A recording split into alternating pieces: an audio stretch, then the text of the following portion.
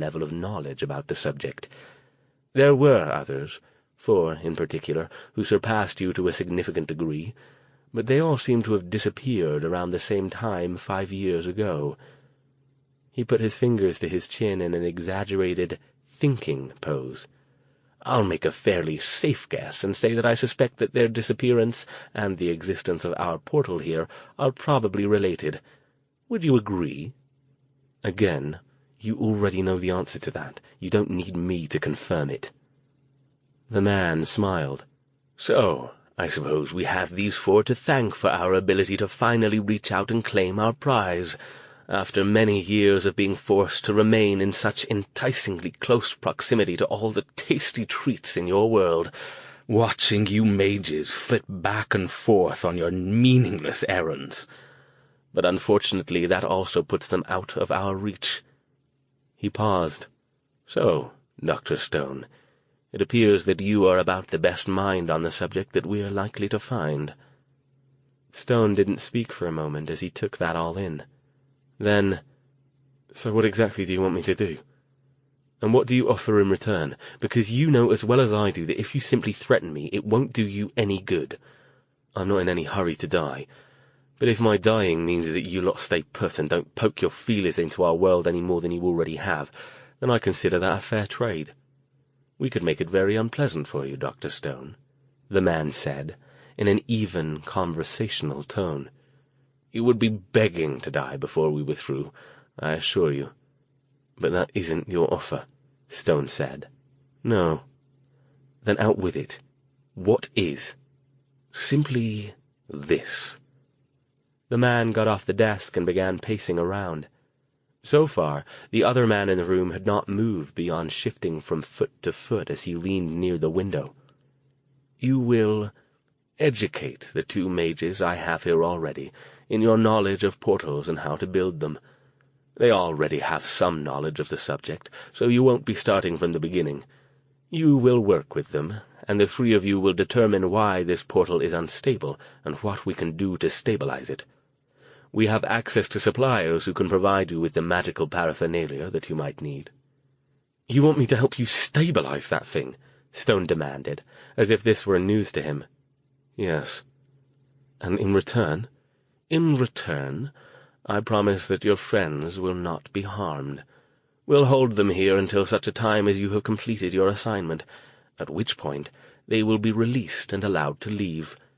Further, I will put out the word to my compatriots that neither of them is to be harmed. They will be free to live their lives outside of our interest. And I'm the Queen of England. You must think I'm a lot thicker than I look if you expect I'll believe that for half a minute. Aloud, he said, And what about me? What becomes of me when I finish helping you out with your portal? You'll just have to wait and see, the man said, with a strange and unwholesome smile. This deal only covers your friends, not yourself. We might decide we have other uses for you at some later date. Stone paused. And if I refuse, you'll kill my friends and then kill me. Is that the way it is? Oh, no, the man said, still with the unwholesome smile. No, not at all. Let me lay it out for you, Dr. Stone, so we'll all be clear on the situation. If you refuse, we will torture your friends, 1 at a time, of course, starting with the girl, for a surprisingly extended amount of time. And of course, you will have a front-row seat for the proceedings. I suspect we could get enough emotion out of you to keep our entire group going for months, not to mention the bonus of the girl's brother watching as she is tortured. Maybe we'll even let them heal up and torture them again. I don't know yet. We'll see, but I assure you, whatever we do won't be at all pleasant, nor anywhere near as quick and easy as simply killing them. He moved over and stood next to Stone again. So, do we have a deal, Dr. Stone? Stone bowed his head. He had no doubt that the evil would do exactly what he claimed he would do. Hell, he'd probably do it anyway, unless Stone could figure out a way out of this. All he could do now was buy time. The little voice deep inside his mind mumbled approval. buy time, and possibly have a chance to do what he'd come here to do in the first place. But he'd have to be very, very careful. "Dr. Stone, I'm waiting." Stone forced himself to conjure up horrific images of the evil torturing Verity and Jason. He hated himself for doing it. He hated the evil all the more for making him have to. But this had to be convincing. He let out a long sigh. "It seems I don't have a choice, doesn't it?" he asked, in a dull, beaten tone. He looked up at the evil and was rewarded by another look of slack pleasure on the man's pasty face. "But listen to me. This isn't negotiable. You'll have to prove to me that Jason and Verity are still alive. I won't lift a finger for you until you let me see them." "I knew you'd see it our way when the proper stimuli were applied," the man said, nodding. "You'll see your friends, and then you'll do as you're told." "When do I start, then?" "Oh, right away. And just be warned. As I told you, the mages you'll be working with do know something about portal construction themselves. We handpicked them for that. If you attempt to lead them astray, they'll know, and it won't go well for you or your friends." "We'll see about that," Stone thought. Chapter 23. At the same time as Stone was making his reluctant deal with the evil in the office, Jason and Verity were coming to uncomfortable consciousness in the single cell of Decker's Gap's tiny police station. Jason woke first. He lay on the cold, concrete floor, splayed out in such a way that he figured they'd just tossed him in without much regard for comfort. He quickly rose to a sitting position, which was probably a mistake. His head felt woozy and out of sorts, like he'd had too much to drink. Clutching it, he looked around to get his bearings. The cell was small, only about 8 by 10 feet. Its sole furnishings consisted of a metal-framed bed bolted to the floor, a tiny sink, and a stainless steel toilet with no lid. Outside in the hall, beyond the bars, the only illumination was provided by a single naked incandescent bulb covered by a wire screen and hanging from the ceiling. Verity lay on the bed, her eyes closed. Stone was nowhere to be seen. The whole place had a dank, unused smell. Jason struggled to his feet and went to check on his sister. As with him, her coat and boots had been removed, and she shivered in the unheated cell. He gently shook her shoulder. "V, you awake?" "Mm-hmm." She rolled over toward him, reaching for the blanket that wasn't there, then snapped awake. "Jason?" "You okay?" She pushed herself up, looking around. "Where are we? Where's Dr. Stone?" "I don't know the answer to either of those. Obviously we're in some kind of jail cell. Somebody ambushed us in the cave and knocked us out. How do you feel?" "Still weird like before, and woozy." "Yeah, I think they had mages, and they were using the same kind of spell we had to hide them." Content that his sister was unharmed, Jason got up and went over to the door to the cell. He peered out through the bars, but all he saw was a bare hallway with a door at the other end. "Hey!" he yelled. "Anybody there?" Nobody answered. He remained there for a few minutes, then came back over and threw himself down on the bed next to Verity. "Well, fuck," he said, sighing. "Jason, we have to get out of here. We have to find Dr. Stone." "If he's even still alive," he said. "It doesn't look like there are any more cells here, so if they're holding him, they've got him somewhere else." She got up and went to the sink, where she splashed water on her face and then dried it with her sleeve. "I don't get it. Why are we here? Why didn't they just kill us? They want us dead, don't they? And it wasn't like we could fight back. They had us." "No clue. Maybe they're just going to stick us in here and starve us to death." "I don't—" She stopped, because at that moment something rattled at the end of the hallway. They looked at each other, then jumped up and hurried over to the cell door. 3 figures came down the hallway. 2 of them Jason and Verity didn't recognize. The third was Stone. He walked between the other 2, his hands behind his back, his head down. "Al!" Jason yelled. "Al, are you okay?" Stone looked up and relief crossed his face. "You are alive," he said softly. "I didn't know whether to believe them." The other 2 stepped away, revealing that both of them held pistols. One was trained on Stone, the other on Verity. "No funny business," said one, a tall, thin man with a gray beard and a red plaid flannel shirt. "We're well aware of what you're capable of, young lady, and I'm warning you. If you try it, you won't succeed, and you will be killed. Do I make myself clear?" Verity nodded quickly, looking scared. "What the hell is going on here?" Jason demanded. "What are you doing with Al?" "Dr. Stone will be helping us out with a little project," the evil said.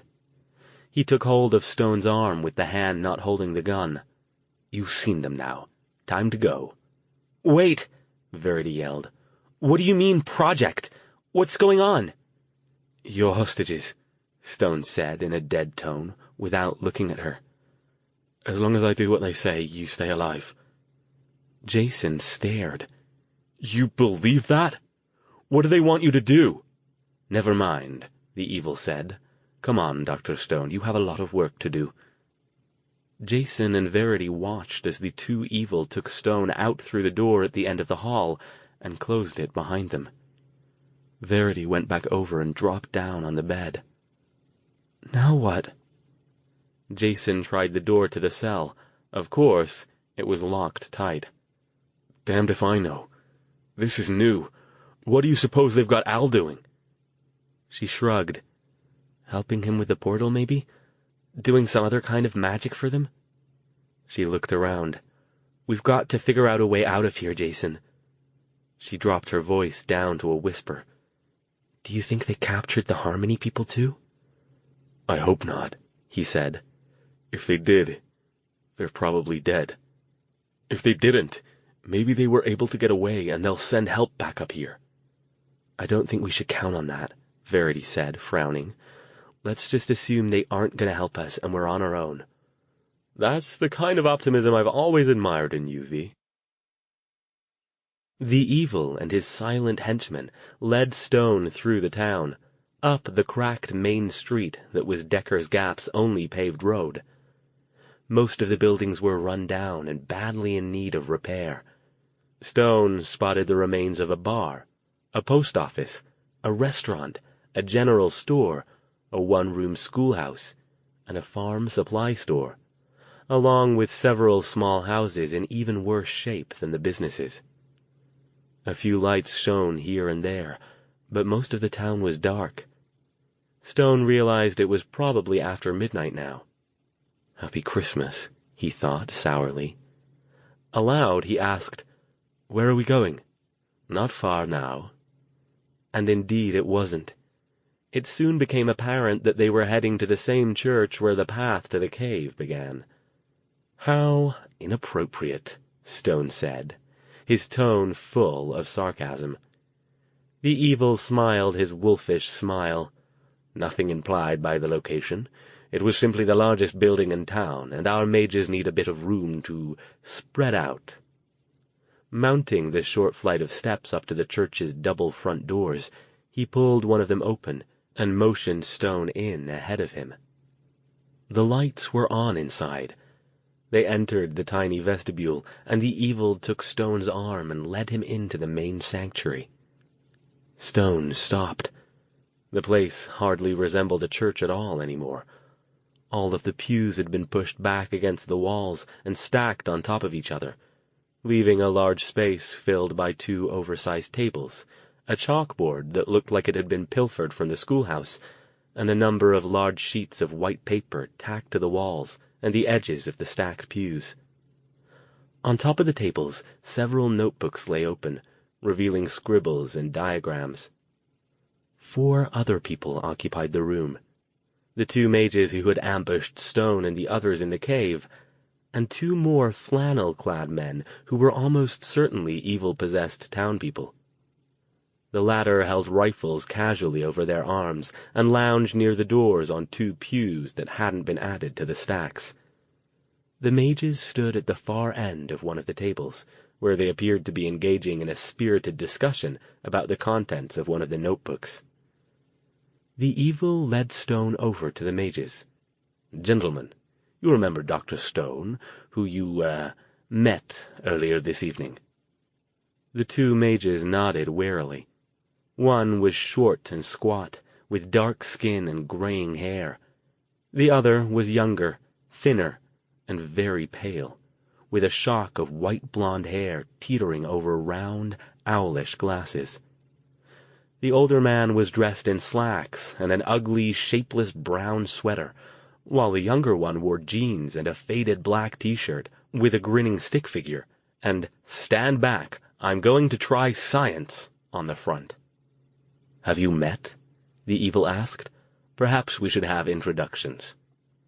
He nodded toward the older man. "I'm Kelby Dobbs," the man said, "from Cleveland." The skinny man said, "Byron Sherman, from Seattle." Stone looked them up and down. He hadn't met either of them, but he had heard of both. Both were on the black side of gray in their leanings, kept mostly to themselves, and were known to be highly curious about furthering the study of the darker aspects of magic. Stone wasn't at all surprised that the evil managed to recruit them. If they had been approached properly and wooed with promises of forbidden knowledge, he could see both of them biting on the bait. Unfortunately for his plan, they were both also quite intelligent and knowledgeable about magical research. Fooling them would be a lot harder than he'd hoped. He took a deep breath. "Right then," he said, forcing his voice to a briskness he didn't feel. "You already know who I am, and you know why I'm here, so let's get started, shall we? Show me what you've got so far." "I'll leave you to it, then," said the bearded evil. "I'll be back in the morning to check on your progress." He moved off, stopping to say something to the two men by the door that Stone couldn't hear. They nodded, and the man left the church. Kelby Dobbs did most of the talking, and after an hour of listening to him lecture in a droning voice using the notebooks, the tacked-up sheets of paper, and the formulas scribbled on the chalkboard as visual aids, Stone struggled to stay awake. Damn, but the man was boring. He wouldn't last 5 minutes in a university classroom. The only thing that kept Stone from nodding off was the knowledge that he'd have to make sense of what Dobbs was saying so he could try to subvert it without him and Sherman catching on. That, and trying not to think about what Jason and Verity were doing and what might be happening to them. He didn't trust the evil not to have killed them as soon as he'd left their presence, but he realized that in the long run it didn't matter. He had to shut down this portal, even if they were dead. Let the evil think he was too frightened to consider possibilities like that. It was easier that way. "So?" Kelby Dobbs was asking. His tone was more than a bit condescending, as if he didn't expect Stone to understand what he'd been talking about. "Do enlighten us, Dr. Stone. Where have we gone astray?" Stone shrugged. "How the hell should I know? Do you honestly think I'll be able to figure it out after an hour of listening to you bang on about it? This stuff is complicated. Let me take a look at your notes and leave me alone for a while. I'll see what I can come up with. Meanwhile, you two can carry on whatever it is that you're doing." Byron Sherman glared at him. "Don't talk to us like we're idiots, Stone. We've been dealing with this for a lot longer than you have, and I'm guessing we know a bit more about it than you do. I don't even know why Richard bothered bringing you in." "No?" Stone stood. "Well, since it appears that the continued well-being of my friends depends on my ability to help you lot with your little portal problem, let's get something straight right now." He strode over to the chalkboard and, using his sleeve, swiped across the formulas written there, obliterating everything on the middle section of the board. Sherman and Dobbs leaped up, yelling protests. On the other side of the room, the two men with the rifles rose warily, prepared to act. Stone snatched a piece of chalk and started writing furiously, thanking whatever gods looking after mages in tight spots that he'd studied Daphne's notebooks as carefully as he had. He continued on for several minutes, thinking inexplicably of Frank the Scribbler and how much he must resemble the old forgotten right now. Hunched over, and alight with a kind of mad energy, his posture all but dared the two other mages to interrupt him. They didn't. When he finally stepped back and moved off so they could see what he'd written, they stared at it with wide eyes and open mouths. "Now then," Stone said, his tone as challenging as his posture had been. "Let's have no more talk of what I know and what I don't, yes?" Dobbs and Sherman moved in, their eyes roving over the lines of complex formulas and the complicated diagrams Stone had drawn on the board. "How?" Dobbs demanded, sparing a quick glance at Stone, but drawn inexorably back to the board. "How did you—" "This is impossible," Sherman said. "How can you know this? I heard you know a bit about portals, but guess you didn't check up on me as much as you should have, did you?" Stone said, arms crossed over his chest. "Didn't get to the part about Daphne Weldon and me being quite the item for a while. No? You remember Daphne, right? One of the 4 researchers who started the project that ended up letting your vile little friends into our world in the first place?" When neither answered, he threw the chalk back down into the holder. "So, are we going to get on with this, or are you going to stand there with your mouths open until something else unpleasant flies into your heads?" Sherman began. Dobbs nodded. Tearing himself away from the board, he turned back to the table and picked up a pen. "How long do you need to look at our notes?"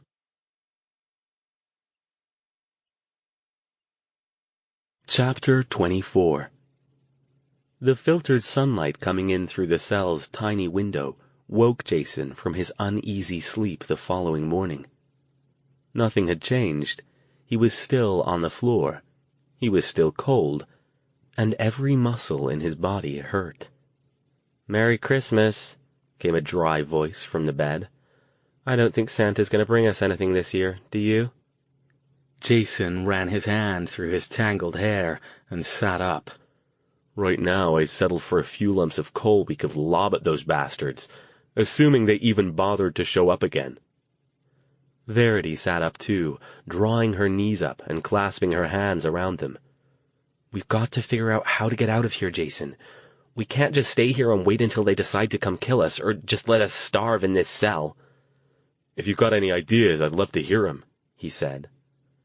After the evil took Stone away the previous night, he had spent a good half-hour looking for weak spots in the cell's bars, but found none. She sighed. "I don't know. I wish I had better control over the eviction thing. Like, I could do it from farther away, or didn't need to feel like the evil was in my face before I could kick it out." "Yeah, that'd be nice. But unless you think you can learn to do it now, I don't think it'll do us much good to worry about it. We need to come up with something we can do, and fast. I don't know how long they're going to be patient with Al before they decide he's not going to be able to help them." Verity got up and splashed her face with water from the sink. "I wish there was something we could do that they don't know about. Something we could surprise them with. Somehow I doubt we'll be able to fool them with the pretend to be sick thing. If they were that stupid, they'd be dead already. Jason?" Jason barely heard her. Instead, he gazed out the tiny window in a passable imitation of Stone's 1,000-yard stare. "Jason?" she said again. "What are you thinking about?" He crossed the room quickly and looked out through the bars to make sure no one lurked in the hallway, then turned toward her, an odd look on his face. Moving in close, he spoke softly, almost whispering. "V, think hard. Do you remember ever doing any magic where an evil could see it?" "Huh?" "Just think. Did you?" She paused, then also answered in a whisper. "Well, I levitated that guy Dr. Stone hit with the stun spell outside the cave. If there were any others around, they might have seen that." "But Al was with us then. It could just as easily have been him that did that, since we were hiding in the trees in the dark. Anything else? Again she thought. I don't think so. I levitated that guy at the storage building, but none of those were evil. And I don't think anybody saw me drop that cheeseburger in your lap. Why? Because, he said slowly, I'm not sure they know you can do magic, and that might be a huge advantage for us. She stared at him. You know, she said after a long pause, you might be right about that. The guy last night said something about being aware of what I'm capable of, but I think he was just talking about the eviction thing. That's scary to them, we know that, but I couldn't do any magic the last time we fought the evil, remember? So, how could they know? I guess they could have found out from the mages they have, but why would they even bother asking? And Dr. Stone said the black and white mages don't talk much normally, so unless they've got some kind of mage newsletter or something, I don't think it's common knowledge that he's got me as his apprentice. Jason nodded. I don't see how they could know that. He still spoke under his breath, keeping an eye on the corridor outside the cell for any signs of visitors. She paused again, then spoke as if she couldn't bring herself to have any hope. But, even if they don't know I'm a mage, what good will it do? I don't know that much magic. I can levitate things for a little while, but I don't have enough control yet to slam things hard into walls, and this hallway isn't high enough to really hurt them if I pick them up and drop them. I can do that confusion thing, but I doubt I could get it off before they got suspicious. It would look an awful lot like I was trying to evict them, and they'd probably shoot you or me or both of us before I could finish. Plus, they always seem to send in two at once. There's no way I could hit them both with either of those two spells. Yeah. Jason sighed. Well, keep thinking. That might be our only way out of here, and you're right. We're gonna have to do it fast. Stone awakened to somebody shaking him hard. Wake up, Sleeping Beauty. Nap time's over. Work to do. He mumbled something incoherent and swiped a hand across his face, trying to remember where he was. It didn't take long for it all to come back to him. He lay on one of the church pews, where he vaguely remembered wandering at some point, announcing that he couldn't do any more calculations until he'd had a chance to get some sleep. He'd shown Dobbs and Sherman a path that looked extremely promising, and only headed in the wrong direction slightly, enough to make the calculations useless, but hopefully not enough for them to notice, and told them to wake him in an hour. Despite the hard wood of the pew and the stressful situation in general, he'd fallen asleep almost instantly. He wasn't at all happy about being awakened already. Blinking a couple of times, he regarded the two mages. Get anywhere, then? Take a look, Sherman said, pointing at a new series of sheets of paper tacked to another wall. Stone dragged himself off the pew, cursing every aching muscle, and shuffled over for a closer look. He turned away from the others so they didn't see his slight smile. Oh, they'd gotten somewhere all right, considerably further along the path he'd set them on.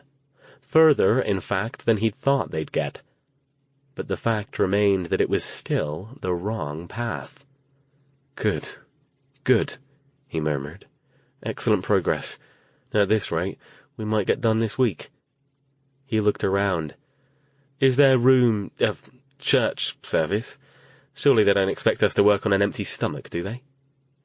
He glanced over at the two guys with rifles, one of whom had nodded off. You with guns? Got any coffee at least? The sleeping guard jerked awake. The other one glared at Stone. Shut up and keep working, he growled. Stone sighed. Fine, but don't blame me if I bugger up an equation due to a lack of proper caffeination. He picked up a pencil and got back to work, wondering if Jason and Verity were still alive, and if the Harmony group had gotten away and assumed all three of them were dead. They'll bring us something in a little while, Sherman said. Let's get going. And a happy Christmas to you too, Stone said sourly. But then I suppose extra-dimensional body snatchers don't celebrate Earth holidays, do they? He stopped and turned back to the two other mages. Do you mind if I ask you two a serious question? Since I suspect they're planning to kill me after I finish helping you anyway, it can't hurt, right?" Dobbs eyed him with suspicion. "What question?" "Well?" "Why?" Stone said. "What do they offer you to make you go along with allowing them a timeshare in your brain? I can't possibly imagine a worse fate than having some alien thing wandering around inside my head like some kind of foul stowaway. And since I'm reasonably sure mages aren't possessible without permission, do feel free to set me straight on that bit if I've got it wrong, by the way. Then obviously they must have offered you something fairly compelling to get you to go along with it. Satisfy my curiosity. What was it? Is that even still you in there?" Sherman and Dobbs exchanged glances, as if trying to determine whether Stone had ulterior motives, and whether they should answer at all. Finally, Dobbs shrugged. "That's more than one question, you know. But I'll answer them anyway. At least for me, yes, it's still me in here. I still have all my thoughts and memories and abilities. It's not really all that different. It doesn't force me to do anything. It's more of a symbiotic relationship. I give it a means for getting around in our world and help it reach its goals, and it gives me knowledge." "What knowledge, though?" Stone asked. "You don't have to be specific if you don't want to. I doubt it's teaching you anything I'd want to be dabbling in anyway. But just in a general sense, what could it possibly share with you that would convince you to allow this?" "You wouldn't understand," Sherman said, more than a touch of contempt in his voice. "You're not willing to do what's necessary to gain real knowledge." "Oh?"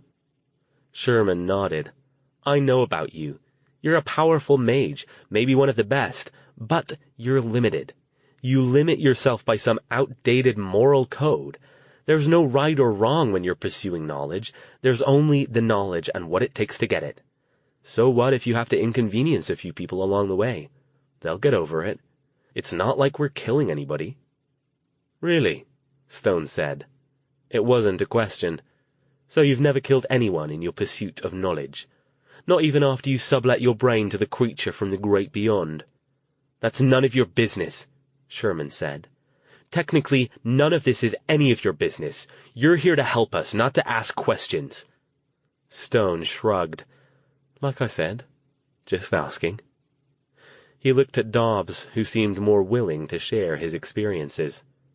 "One more question, if I may, and then I'll see how much I can pummel my non-caffeinated brain into making some sense out of what you've done while I was asleep." Dobbs made a go-on gesture. "What happens after you've helped it achieve its goal? Once the portal is stable and they're able to pour through it to Earth like a bunch of tourists at Disneyland, are they just planning to take over everyone? I assume what they want is emotions, since that's what they feed on. But once it gets what it wants, what then? Can it leave you voluntarily, or are you two and your evil chums stuck together until you die?" For the barest fraction of a second, an odd look passed over Dobbs' face. Then both his and Sherman's expressions hardened. "Enough questions," Dobbs said, and Sherman nodded. "Let's get back to work. That's what you're here for, not to ask questions." Stone shrugged. "Fair enough, then. After you." Verity's stomach rumbled. It was late morning, and no one had showed up yet, let alone brought them anything to eat. Jason sighed. "Oh, I'm starting to wonder if they're even coming back. Yeah, I wonder what Dr. Stone's doing." She sat on the bed, her back against the wall and her hands clasped around her drawn-up knees. Jason paced back and forth like a caged animal. "At least we've got water. That's something, I guess." Jason checked his pockets again for any stray energy bars or other edibles, but found nothing, just like he had the last few times he'd checked. "I sure could use that power of Marily's right now," he said. "Being able to pull useful things out of my pockets would be great right about now." "What I could use is some more spells," Verity said. "Maybe if I'd studied those books he gave me better. Asked him for some other ones." "V, you've been at this for what? Less than a month? I think you're doing pretty well, all things considered. Going from barely being able to lift a pencil to lifting a full-grown man? I'm impressed." And a little jealous, if you want to know the truth." "Jealous? You want to be a mage?" She cocked an eyebrow at him and couldn't suppress a small grin. "You've always been the most down-to-earth person I know, Jason. I wouldn't think you'd want to be levitating stuff and scrambling people's minds and making yourself disappear." They got it at the same instant.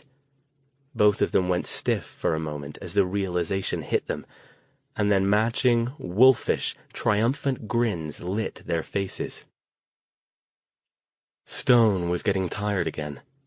The hour's sleep they'd allowed him had done nearly nothing to alleviate his multi-day sleep debt, but he couldn't afford to nod off halfway through a calculation. At least they'd brought him some coffee and an inadequate breakfast of instant oatmeal and water. "How do you lot stand the food up here?" he asked, after he'd finished his scant meal. "You don't get down for supplies very often, do you? I'm amazed you've still got the electricity on." "Why?" Sherman asked. "We've got people who take care of paying the bills. As far as the utility companies go, we're still a normal little town. And when people come up here to investigate why things are so quiet, you have one of your little friends hop into their head and take over, right?" "The leaders instruct a few to remain around the area for that purpose, yes," Dobbs said. "So they can hang about indefinitely, then? They don't simply go up in a puff of smoke when they hit our atmosphere?" Sherman barked a nasty little laugh. "That wouldn't be very efficient, would it? If they did, then we'd have a whole lot of concentration around the portals and very little out any further. You know as well as I do that's not the way it is." "Yes, I've worked that one out on my own," Stone admitted. "I've got this mad vision of the ones on the other side stuffing the travelers into little protective capsules before they shove them out like baby birds to seek their fortunes in the big bad world on the other side." Dobbs glared at him and pointed at the sheet of calculations. "Less talk, more work." Stone shrugged. "It's your show." He picked up a pen and returned to his task. The two men who came into the police station weren't the same ones who had come with Stone before, and they weren't coming to deliver meals to the prisoners. One carried a rifle casually over his arm, while the other held a pistol. The one with the rifle also held a paper bag that might have been full of food, but wasn't. They had been given their orders, and they intended to carry them out quickly and efficiently.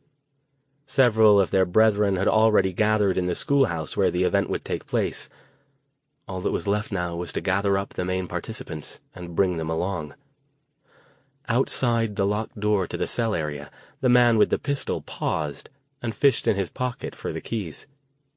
The other man watched silently as he opened the door, then followed him down the short corridor to the single cell's door. "Wake up and go to the back of the cell," ordered the one with the pistol. "We've got your lunch here, you—" He stopped. Behind him, the man with the rifle stopped too. Both of them stared. The cell was empty. "What the—" began the rifleman, dropping the bag. "How—" said the man with the pistol. "How the hell did they—" Frantically, he searched through the keys on the ring for the one that would open the cell. "There's no way they could have gotten out. We'd better find them," said the rifleman. "They aren't going to be happy at the school if we lose the stars of the show." The man with the pistol found the right key and inserted it into the lock with a trembling hand. "I don't understand this," he said, shaking his head as he pushed the door open. "Keep that rifle ready."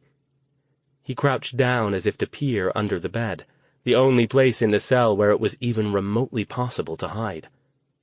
Simultaneously, something jerked the rifle out of the rifleman's hands before he could even get a good grip on it, and something else shoved the man with the pistol so hard in the back that he pitched forward out of his precariously balanced crouch, head first into the mattress.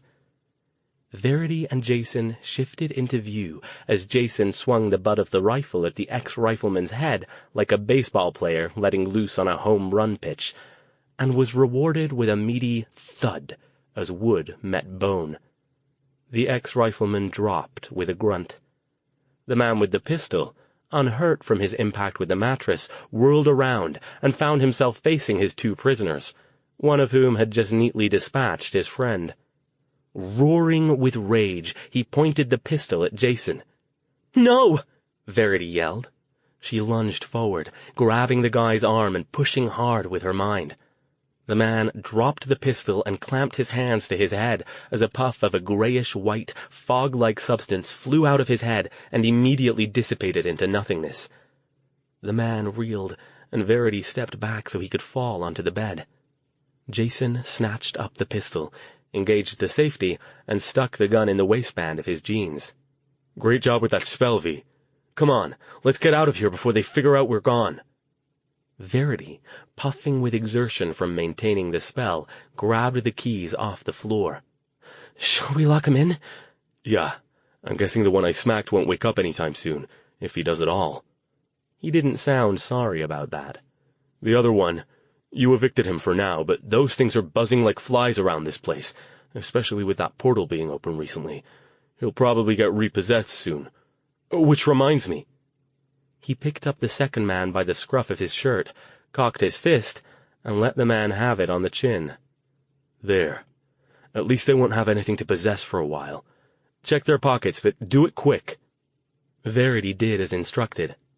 The man on the bed had a spare magazine for the pistol, which she tossed at Jason. The other man had nothing useful. Jason was already outside the cell, keeping a close watch on the door. "Hurry up. I don't like the sound of what that one guy was saying about people waiting at the school. If they came to get us for something going on over there, they'll miss these guys soon." Verity hurried out of the cell, and Jason locked it behind them. They headed down the corridor and out through the end door, which Jason then also locked. "They might miss him, but it's going to take him a while to get to him unless they got another set of keys," he said, satisfied. "Let's go." Stone ran his hand through his hair. He lay on the pew again, watching Dobbs and Sherman across the church from him on 2 more pews, grabbing what was turning into extended catnaps. Apparently, being possessed by the evil didn't make one any more resistant to fatigue than normal, and the 2 men had been up all night, working their brains hard, doing something that Stone was convinced they didn't even understand half as well as they pretended they did. He wasn't surprised that their few minutes of sleep had thus far turned into almost an hour. He didn't mind.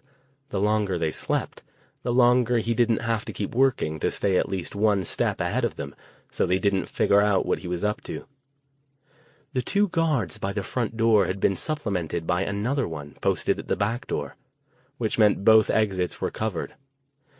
If Stone wanted to make a break for it, he'd have to dive out through one of the windows, and he didn't feel up to that at the moment. Inexplicably, though, now that he had a chance to rest for a while without anyone bothering him, sleep eluded him. He lay back with his eyes closed and listened to the ambient sounds of the area, the breathing of the 2 mages as they dozed, the occasional shifting back and forth of the guards, the click of the rifle as its holder leaned it against something, the subtle creaking of the building, the low, whispered voices as the 2 guards in front carried on brief conversations. Another couple hours had gone by since what had passed for breakfast, and he and the others had made good progress on the calculations. Stone had remembered to ask some worried questions about the state of his friends.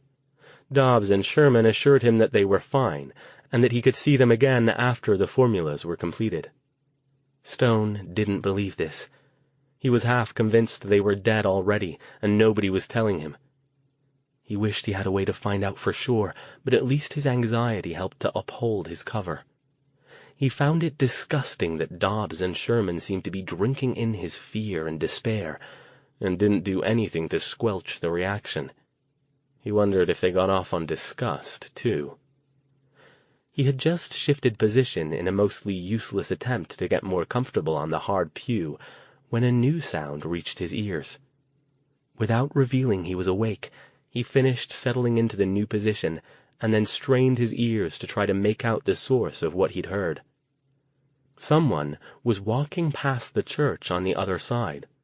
From the sound of it, quite a number of someones. They spoke in low but not hushed voices, and they sounded agitated, or possibly even angry. Stone tried listening harder to make out their words, but he couldn't. He risked cracking his eyes open just a bit for a look, and spotted several shadowy figures moving past the stained glass windows toward the front end of the church. The voices began to die out, but just as he thought they would move on, the double doors at the entrance to the church creaked open. Stone once again risked opening his eyes just a bit. After a moment, 2 new men entered the sanctuary. They hurried up to the 2 guards at the front, and the 4 of them held a hurried conversation. At one point, one of them raised his voice a bit above a whisper, and Stone thought he caught the word, "escaped?" It took all his willpower to force himself to continue appearing asleep, and not to break into a grin. If he'd heard the word correctly, it could only mean one thing. But he dared not let on that he knew. If he'd heard correctly, things had just gotten a lot more interesting.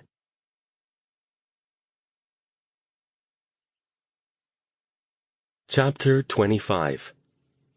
Okay, we need a plan. Jason and Verity watched Decker's Gap from their vantage point atop a tall tree a short distance outside of town.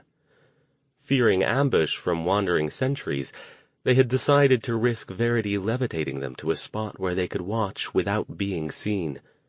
Fortunately for her, their captors hadn't taken her bird amulet, and she'd only had to rest for a few minutes after getting them both settled.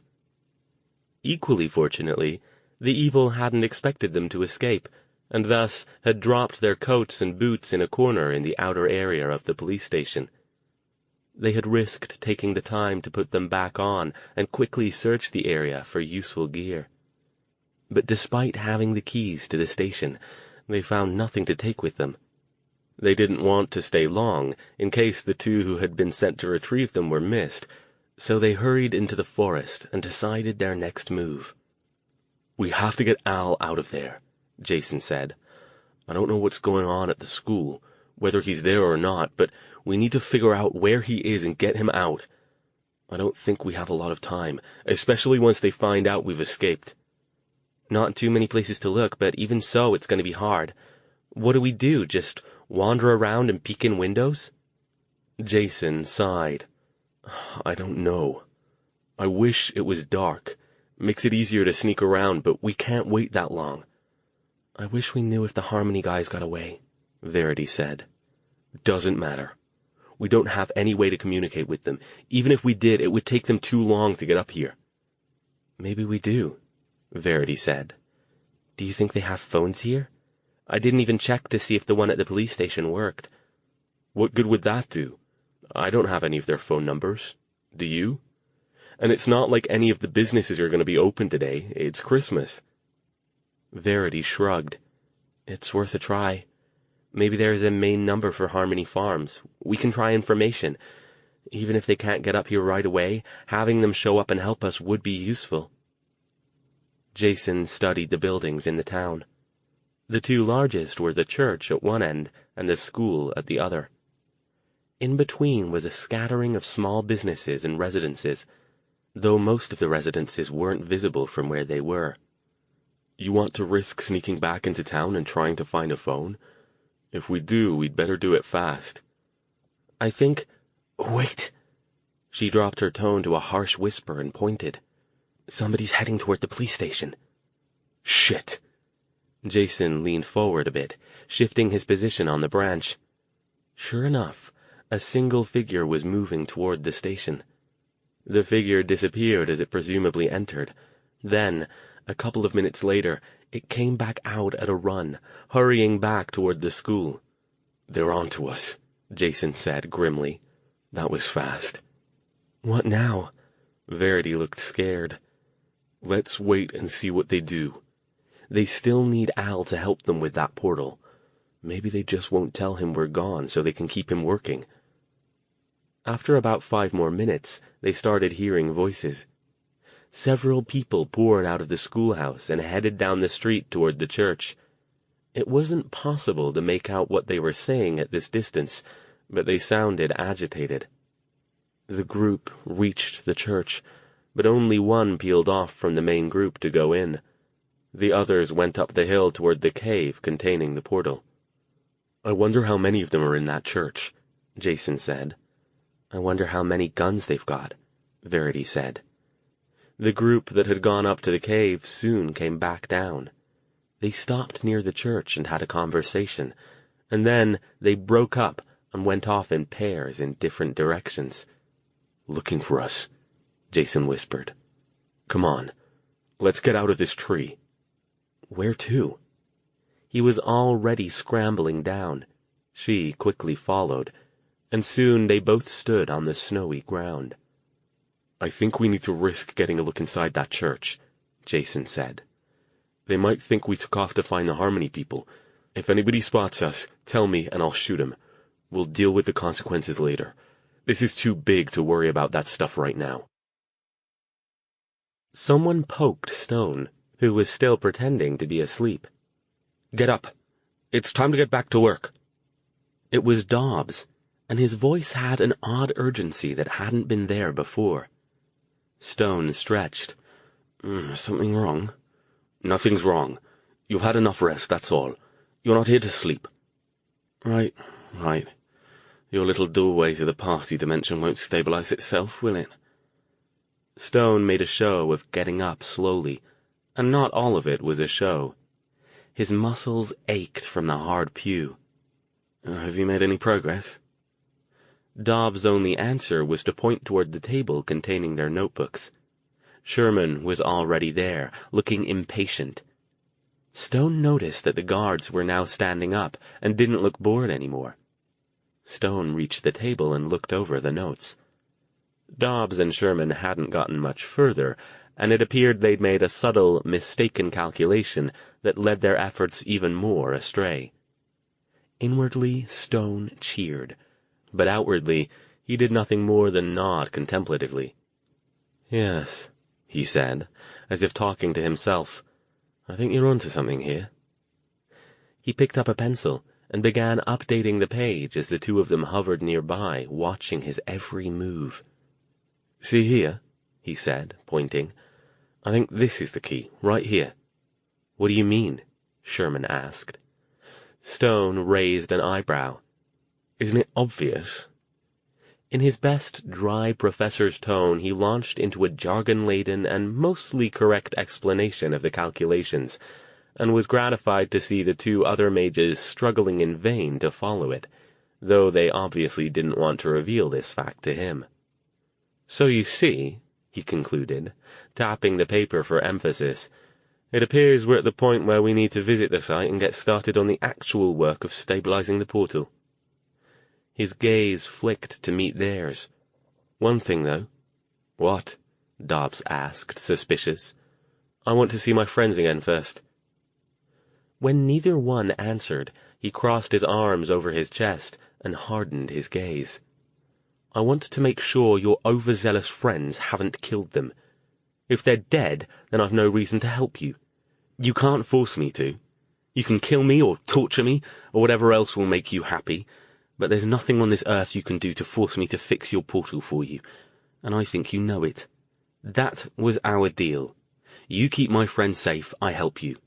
No friends, no help. So let's get to it, shall we? In fact, you know what? I've had another brainwave. You bring them along with us. You can keep them locked up and under guard to your heart's content, but I want them where I can see them while I work." Sherman and Dobbs exchanged glances. If they hadn't been who they were, Stone might have even felt sorry for them as he watched them squirm and tried desperately not to show it. As it was, he simply waited and watched, arms still crossed. After a long, uncomfortable pause, he tilted his head. "Problem? You do still have them alive, right? Your friends haven't made the mistake of killing them after taking me to visit them, in the hope that sorting through your calculations would sufficiently fog my brain that I'd forget about them? Because that would be an unfortunate mistake indeed." "We've got them," Sherman said, glaring at him. "They're locked up in the jail right where you saw them before." "Excellent. Then send one of your lackeys off to fetch them, and we'll all go up to the cave together. Oh," he added, "as I'm sure you've worked out if you've been following along with the lesson, we'll be needing some parts to fix your portal." He snatched up a piece of paper and a pencil, then cocked his gaze over toward the two rifle-toting guards. "Off you go, one of you," he said, making a shoe gesture. "Or if you don't think you can guard me sufficiently with only one gun, ring up someone else and send them off to collect Jason and Verity while I finish this list." Without waiting to see if they complied, he turned his attention back to the paper, dashing off notes in a rapid hand. After a minute or two, he finished, tossing the pencil on the table and the list at Dobbs and Sherman. "There you go. Gather that up, and let's go." Sherman examined the list, squinting a little as he tried to make sense of Stone's handwriting, then handed it to Dobbs. "You said you had supplies. None of that is particularly esoteric," Stone said. In fact, he had deliberately filled the list with things that he expected them to have on hand. At this point, he wanted to get the portal closed as fast as possible. He didn't think he could stretch out the ruse long enough for them to take several days ordering complicated magical paraphernalia. Dobbs and Sherman consulted in hushed tones for a short time, then Sherman turned back to Stone, pointing at a pew near the guards. "You sit there and stay put," he said. He motioned to one of the two guards. "You, go get the two in the jail and bring them up to the cave." The guard started to say something, but Sherman glared at him. "Go! And you," he said, to the remaining guard at the front of the church. "If he makes any kind of funny move, shoot him. Got it?" The other guard nodded, pointing his rifle in Stone's general vicinity. Stone lounged back against the pew where Sherman had indicated for him to sit. "So now we wait," he said. "Anyone else hungry?" Jason and Verity still watched the church, trying to figure out how they could get a look inside without attracting any attention. A couple minutes ago, the front door had opened again, and a tall man with white blonde hair and another man carrying a rifle had exited and hurried off toward the center of town. "Can you do that I'm not here thing again?" Jason asked. "Maybe that can get us close enough." "Yeah, but I won't be able to hold it very long, even with the amulet," she told him. "Even holding it in the cell for less than a minute tired me out. I guess I need to go to the magical gym or something." "Let's risk it," he said. "I doubt they'll be looking for us here anyway, so even if you have to drop it, we should be able to get to cover before anyone spots us. I'm getting tired of just standing around doing nothing. We need to know if Al is in there." She nodded. "Be ready to run," she said. "Like I said, I can't promise more than a minute or so. We really need to find out if that power battery thing of yours works with me too, but until Dr. Stone teaches me, I don't have a clue how to do it." She took Jason's arm lightly and concentrated. The red eyes in her bird amulet glowed briefly. "There," she whispered. "Let's go." They hurried out from cover, half expecting shouts of discovery or even gunshots, but nothing happened. It took them only a few seconds to make it to the outer wall of the church. Fortunately, the windows were normal, non-stained glass, so it was easy to peer through and get a look around. "They've got something stacked against the windows," Jason whispered, trying to focus through the spaces. "Pews, it looks like." Verity was doing the same thing. "Do you see—" "There! In the front!" Jason pointed. Verity followed his finger to the area near the front part of the church. Stone sat on one of the pews, while a dark-skinned man hovered over him. Another man with a rifle stood near the doors, attentive and watchful. "Do you see anybody else?" Jason asked. "I'm not—" "Oh, yeah, in the back. See him there by the back door?" Jason looked and spotted another guard with a rifle, also standing and looking like he was paying close attention to what was going on. He muttered. "Two rifles, and that other guy with Al is probably a mage. Not good odds." "We can't just stand here," she protested. Then she grinned. "Hey, I have an idea. Come on, let's get back to cover and I'll tell you." When they made it back to the trees and hidden themselves carefully, she pointed to the back of the church. "Do you think they've got Dr. Stone in there to help with the portal?" she asked. "Because I do. Did you see all those papers and notebooks and the chalkboard in there?" "Yeah, it makes sense. I can't think of any other reason why they'd hold him instead of just killing him." "Well, if that's true, then they're going to have to go up there at some point, right?" "Yeah, I guess they will, but who knows when." "I think it's gotta be soon. They already know we've escaped, and they aren't going to be able to hide that from him forever. Once he knows we're gone, they can't count on him to help anymore. Plus, if the portal's unstable, it could go poof at any time and they'd be stuck." Who knows if he can even help?" Jason asked, sighing. "He said himself there's a lot he doesn't know about how portals work." "But they don't know that," she pointed out, "and he's the best chance they've got." "So what are you getting at?" "I think we should go up there and wait for them," she said, still grinning. "We know the two mages who hid from us and ambushed us aren't up there now, 'cause one of them is with Dr. Stone and the other one took off in the other direction. So if we can get up there and deal with any guards they've got, maybe we can pull the same trick on them." "So," Stone said to Dobbs, "they are coming back soon with my friends, right? Because I can't imagine that this town is large enough that it would take more than a few minutes to collect them and bring them back here." He was trying not to show his impatience, but it was getting harder. "Be patient," Dobbs told him. "Sherman needs to gather the materials. They might be taking them straight up to the portal, since that's where we'll be working." He glared. "And anyway, it's not your place to ask all these questions. You'll do as you're told." Stone shrugged. "Once you show me that Jason and Verity are still alive and unharmed, then we'll talk. Until then—" The church's front door opened again, and Sherman came in, carrying 2 large stuffed bags. The guard was not with him. "I've got everything on the list, assuming I could make out your crappy handwriting," he said, puffing, and dropped the 2 bags on the floor. They clanked loudly. "Let's get going." Stone looked around. "I don't see my friends," he said, "unless you've turned them invisible or miniaturized them and put them in one of the bags. I told you, I'm not moving until I see them." Dobbs nodded toward one of the guards, who came over and grabbed Stone's arm, roughly hauling him to his feet. "You'll go when we say you go," Sherman said, his expression cold. After a pause, he added, "They're taking your friends up to the cave. You'll see them there." He picked up one of the bags and motioned for Dobbs to grab the other one. Turned away from his captors, Stone rolled his eyes. Did they think him stupid enough to fall for such an obvious lie? Still, for now, he'd go with it if it got him closer to the portal. He picked up 2 of the notebooks and a sheaf of papers from the table, assumed the indicated spot between the 2 remaining riflemen, and followed them to the door. Convinced now that Jason and Verity had indeed escaped, he could only hope that they had either gotten away or they had something planned. If things got out of hand, he could always pull up a shield and make a stand, but for now he thought it best to see how things played out.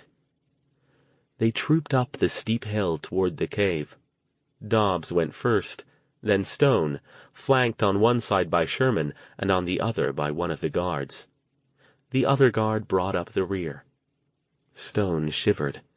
They hadn't given him his coat, and as the day went on, the temperature had dropped. The 2 guards in front of the cave nodded as they approached. "Any problems?" Dobbs asked. One shook his head. "It's been quiet up here all day." "Good, good." Dobbs continued forward, and the others followed. In a few moments, they stood in the doorway of the portal room. Stone frowned.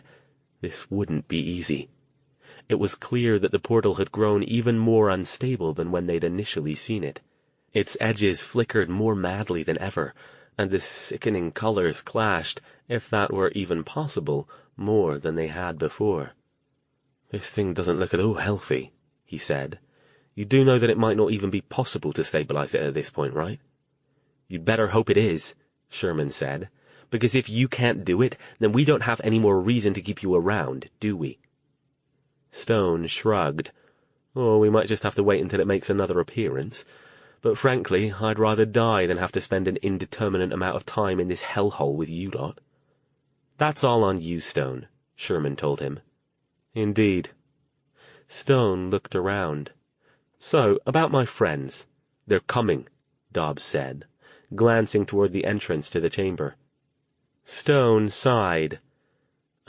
"You know," he said, in a conversational tone, "I'm amazed that you two actually believe I'm bright enough to have a chance at fixing your portal, given how stupid you seem to think I am in every other aspect of life." "What?" Sherman glared at him. "I don't know how else to interpret it. Obviously you don't have my friends, or you'd have produced them by now, which leads me to believe that since you had them locked up in a cell, and I can't imagine how they could have escaped, you must have killed them. I also can't imagine how you would be so stupid as to do something like that before you'd gotten me to do your dirty job for you. But, given the evidence, I can't think of any other explanation." His expression became challenging. "So, what do you say? Are they dead?" He hooked a thumb over his shoulder toward the portal. "Because that thing isn't going to last much longer, and if they are dead, then we have a few things to discuss." "They're not dead," Dobbs said. "Really?" Stone's tone dripped with sarcasm. "Hey," said a voice from nowhere. "Even an idiot like this guy gets one right every once in a while." This was accompanied by one of the rifle-toting guards suddenly pitching forward and dropping to the ground as if he'd just been whacked upside the head. Behind him, Jason and Verity shimmered back into existence. "What?" the other guard started, but got nothing more out before Jason swung his own rifle around and leveled it at him. "Drop it. Now." Stone grinned. "Jason, Verity, how nice of you to join us."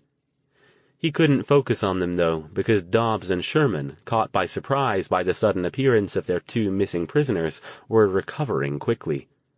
Dobbs took off for the chamber exit, while Sherman spun, lunging for the remaining guard who had dropped his rifle at Jason's order. He clamped his hand on the man's shoulder, and, eyes blazing, aimed a spell at Stone. Stone barely got a shield up in time to deflect it. "Get Dobbs!" he cried, gesturing toward the exit. Verity was already in motion. She levitated the portly mage and floated him back into the room. "Want to chuck him into the portal?" she asked Stone. "No!" Dobbs' scream edged on hysterical. He didn't even try to fire a spell back at Verity. "Please, no!" "Hold him," Stone ordered, diving out of the way of another spell flung by Sherman and readying one of his own. The guard, whom Sherman was using as a power source, had gone ashen gray and swayed wildly on his feet. Jason didn't waste time on kindness. He spun his rifle around and hit the swaying guard on the back of the head, dropping him down next to his friends. As he did, he caught a look at the portal, which Stone currently had his back to. Al?" Stone telekinetically grabbed Sherman and slammed him into a wall. "What?" he demanded, as the skinny mage struggled back to his feet. "The portal." He pointed. Stone backed up, turning sideways so he could keep an eye on Sherman while risking a glance at the portal. He immediately grasped what had caught Jason's attention. The portal was shifting. Before, it had merely flickered, but now it was actually changing shape, almost like a ball of clay being kneaded by some invisible hand. "Bugger," he bit out through gritted teeth. "What's it mean?" Verity demanded, fighting to concentrate on keeping her levitation spell up on Dobbs. "What's it doing?" "It's losing what little structural integrity it had," Stone said. "Whether that means it'll wink out again or go up like the one in San Francisco, I can't say. Either way, it's not good for us. Let's deal with this lot so I can get to work." Jason pointed the rifle at Sherman. "You got 3 choices, and you'd better decide fast. You can let Al knock you out with magic, which probably won't hurt much. You can let me knock you out by smacking you with the butt of this rifle, which probably will, or you can let V toss you through that portal.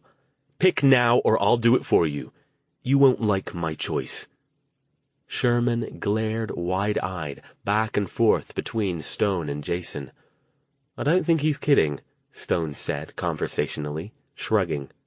Man's got no sense of humour when it comes to people hurting his sister. Or his friends. Better make a choice. Sherman's gaze darted over to the hovering Dobbs, and finally toward the entrance to the chamber, in hopes that the cavalry was arriving to rescue him. When this didn't happen, he sighed, turning back to Stone without a word. Stone aimed a hand at him and cast the spell, a nimbus of blue energy appearing first around his hand and then around Sherman's head.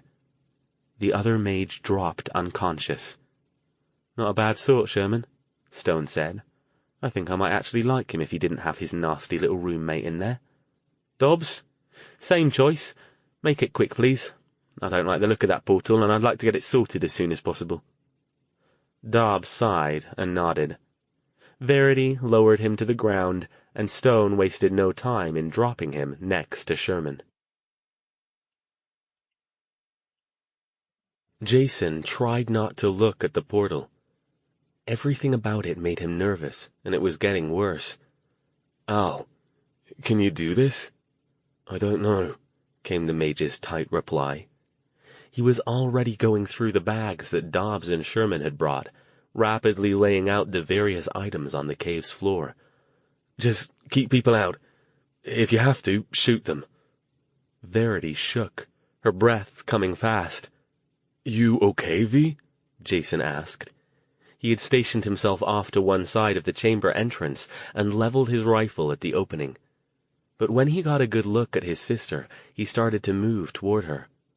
She waved him off. "I'm okay," she said in a trembling voice. "It's that portal. Just being near it is making me feel wrong." She swiped sweat off her forehead.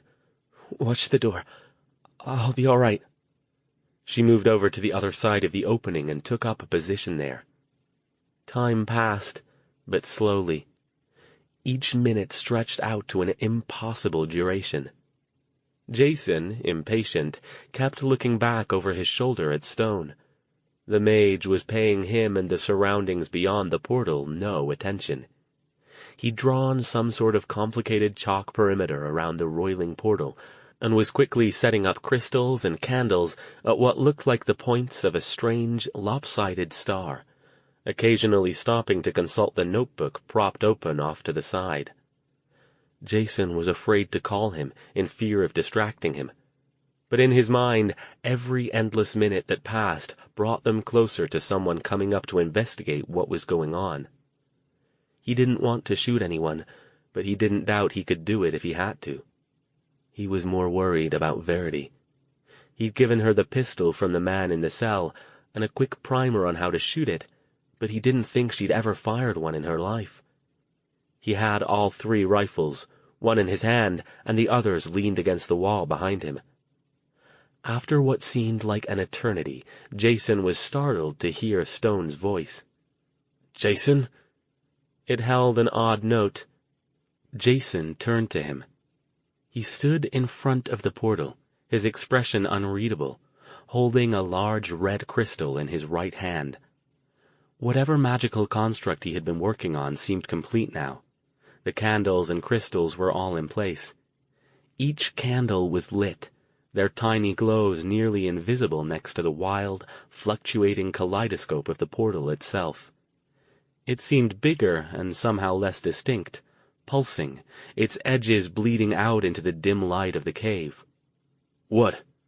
Are you ready to do it?" Stone nodded. "Yes." He still sounded strange. "Is something wrong?" He took a deep breath.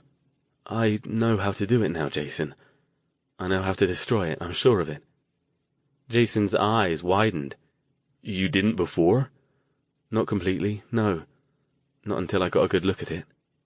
"Al, what are you not telling me?" Verity turned to look at them, but Jason waved her back. "Watch the door, V." Then, to Stone, "So? What do you have to do?" He was afraid of what he would hear. For several seconds, Stone didn't answer. Eyes haunted, he held up the red crystal. "In order to complete this circle, I have to place this final crystal," he said in a monotone. Hooking his left thumb over his shoulder toward the portal, he added, in there.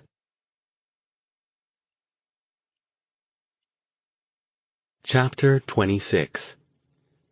Jason stared. You have to go in there? Al, you can't. Verity, forgetting for a moment to watch the entrance, spun around wide-eyed. No! Are you crazy? You can't do that. You'll— Watch the door, Verity, Stone said. There was no conviction in his voice. He sounded exhausted. There's no other way. I have to do it, and I have to do it soon. Just let it wink out, Jason protested. We'll try it again next time. Who says there'll be a next time? Stone asked. They know we're onto them now. They'll guard it much more carefully than before. We'll never get near it again. Behind him, the portal stretched and popped out another shimmering ball of gray fog. It immediately streaked out of the cave, ignoring the occupants. Jason couldn't believe what he was hearing. Well, let me do it then, he insisted, stepping forward and reaching out for the crystal. I can't shut down the other portal. If you get sucked into that thing, we're screwed. I'm expendable. You and V can finish— No, Jason! Verity yelled. Her forehead was dotted with sweat now as the portal's intensity increased. Jason could almost hear it humming now, or perhaps he just felt it somewhere deep in his psyche. It was impossible to tell which. Stone shook his head. Very courageous, but it isn't simply a matter of stepping in and tossing the crystal. It has to be set properly or it won't work. Besides, the creatures in there will tear you to pieces the moment you appear. And they won't do that to you? Every one of Jason's instincts cried out for him to grab Stone and hustle him away before he could finish his insane and suicidal plan. It will only take a few seconds. With your help, I think I can put up a barrier sufficient to hold them off for that long. You think? Stone sighed. We don't have a lot of choice, Jason. It's either do it or everything we've been working toward is all for nothing. Jason! Verity's hushed but urgent voice cut in. Dr. Stone, I think I hear something. Both of them stopped and listened. She was right. They could both hear what sounded like yelling voices, a scuffle, and what was unmistakably a gunshot. It didn't sound close, but if they could hear it inside the cave, it couldn't be far off. Hold them off, you two, Stone ordered. As long as you can. Kill them if you must. He gripped Jason's shoulder. I'm not sure if this will work without keeping in physical contact with you, but now's the time to find out. Just concentrate on feeding me as much power as you can. Jason didn't argue. There was no more time to argue. He closed his eyes briefly and focused with everything he had, commanding his strange ability to channel magical power to Stone. As always, he had no idea how it worked, or even if it was working. He felt nothing. But when he opened his eyes again and looked hopefully at Stone, the mage was encased in a shining shield bubble that blazed brighter than the sickening shifting colors of the portal. Go! Jason yelled. We'll keep him out, and hurry the hell up! Stone immediately turned and ran toward the portal. Jason saw him pause for the barest of seconds, and then disappear into that churning mass of discordant colors. Saw it flare briefly brighter as if in anticipation, and wondered if they would ever see him again. Verity returned to her post, leveling the pistol at the chamber opening. Should we go out there and see what's going on? She asked. Jason shook his head. Sounds like there's a lot of them out there. They'd shoot us before we figure out who's who. She nodded, then glanced at the portal. He said it would only be a few seconds, she said, her voice shaky. It's already been— Shh, he hissed. I'm concentrating. The scuffle, whoever it involved, had entered the cave now. Bobbing lights and shadows shifted on the wall of the passage approaching their location. Another gunshot. Jason. Shh, he said again. He risked a look over his shoulder. The portal had changed colors again. Even in the few seconds he could risk to look, the new hues nauseated him. He'd never seen colors like that on Earth before, and he hoped never to again. The shifting and roiling increased, as did the low-frequency hum. "Al!" he yelled. "Al! If you hear me in there, get the hell out! Get out now!" A figure hurtled into the room. It was the gray-haired, bearded man who had spoken to them in their jail cell, his face stricken with rage and panic. "You fools!" he cried. "No, you can't! Get out!" Verity yelled, glaring hard at the man. He stopped, as if he'd run into a wall. He stared at her, eyes so wide that they almost popped from his head, and his hands went to his temple. "He's fighting me, Jason!" Jason didn't think. He swung the rifle around and smacked the man across the back, pitching him forward in an awkward stutter step toward the portal. Verity focused on him again. "I said out!" she yelled again, grabbing his shoulder. The man screamed as something popped out of his head, still clutching his temples as if trying to hold it in. The thing wasn't gray and formless, but neither was it the red-purple ball that Verity had driven from Gordon Lucas and Stone had captured in his magical cage. Instead, it appeared to be somewhere halfway in between, vaguely round, colored in muted shades of the red and purple of its more powerful counterpart. The man's body collapsed to the ground, leaving the energy ball to dart upward. But then it appeared to change its mind and altered its direction, streaking toward Verity. She raised her hands and fended it off, careful to take her finger off the pistol's trigger so she didn't shoot Jason. Then the ball, flaring with desperation, changed direction again and flew toward Jason. He held up his hands like Verity had, fully expecting it to stop and change its mind. But instead, it settled over his head. Verity screamed, but Jason barely heard it. Suddenly his brain felt strange, wrong, dissociated. His own thoughts were still there, but now they were mixed with other alien thoughts, the strongest of which was that he needed to shoot Verity. "No," his own mind told it. "I don't want to shoot her. She's my sister. She is the enemy.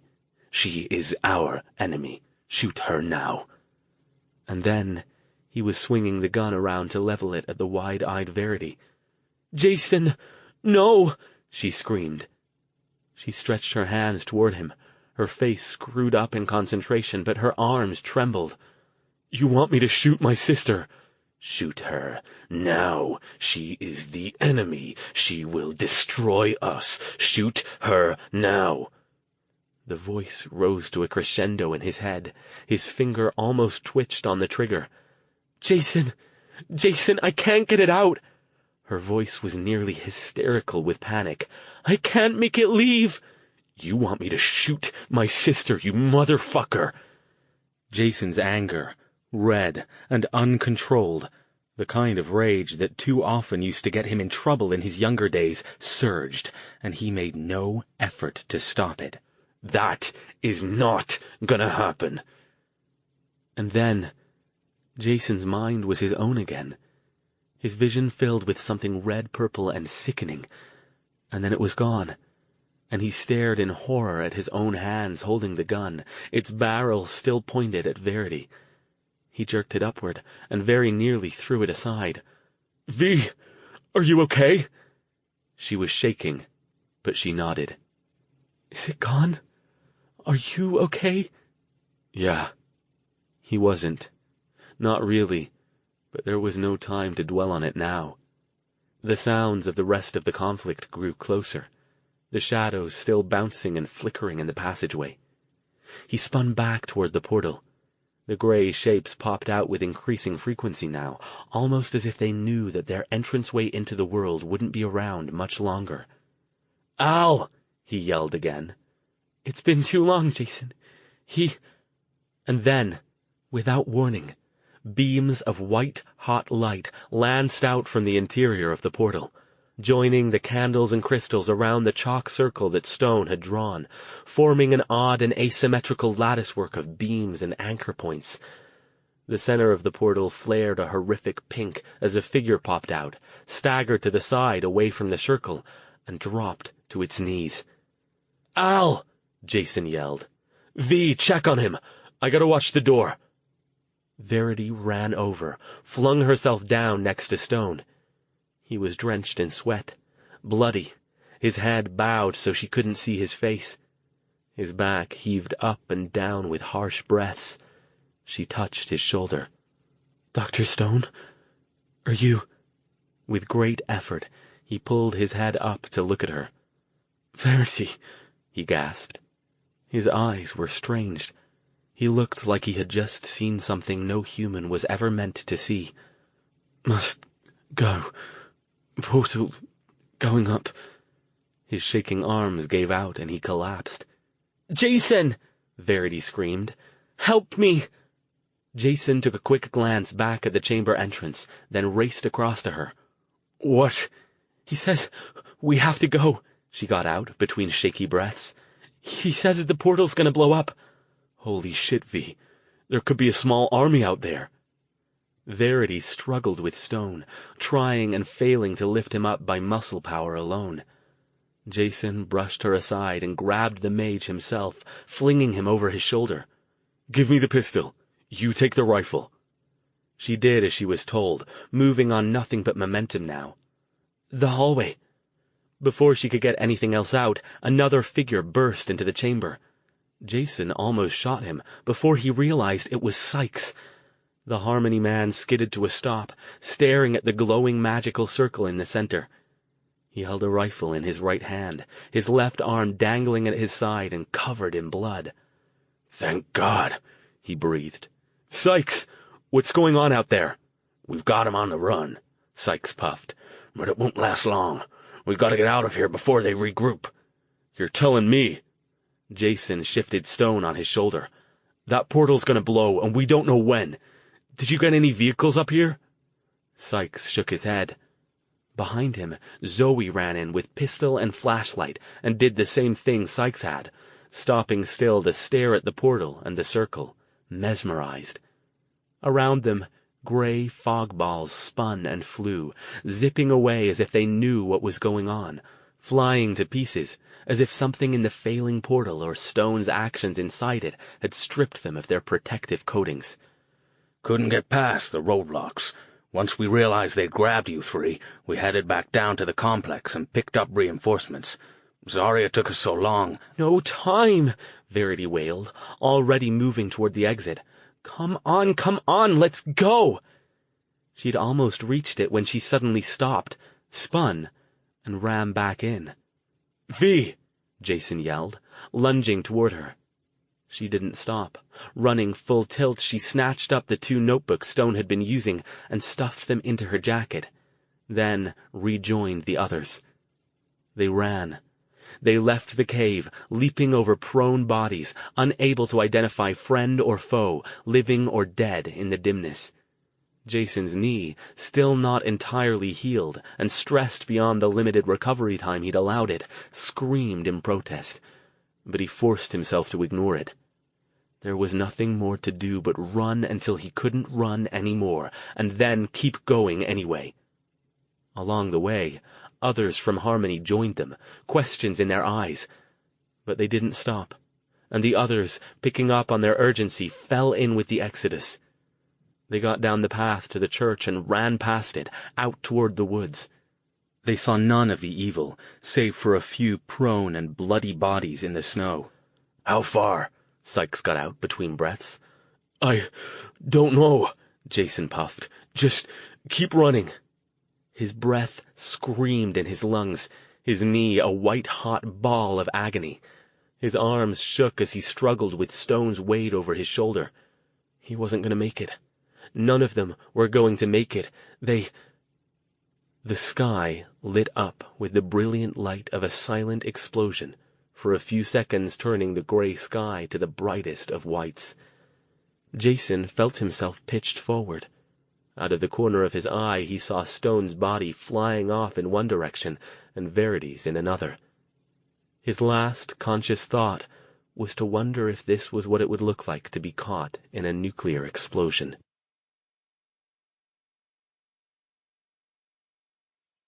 Chapter 27. "Jason?"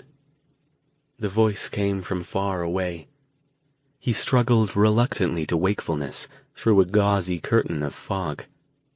He would have preferred to continue floating, pain-free, awareness-free.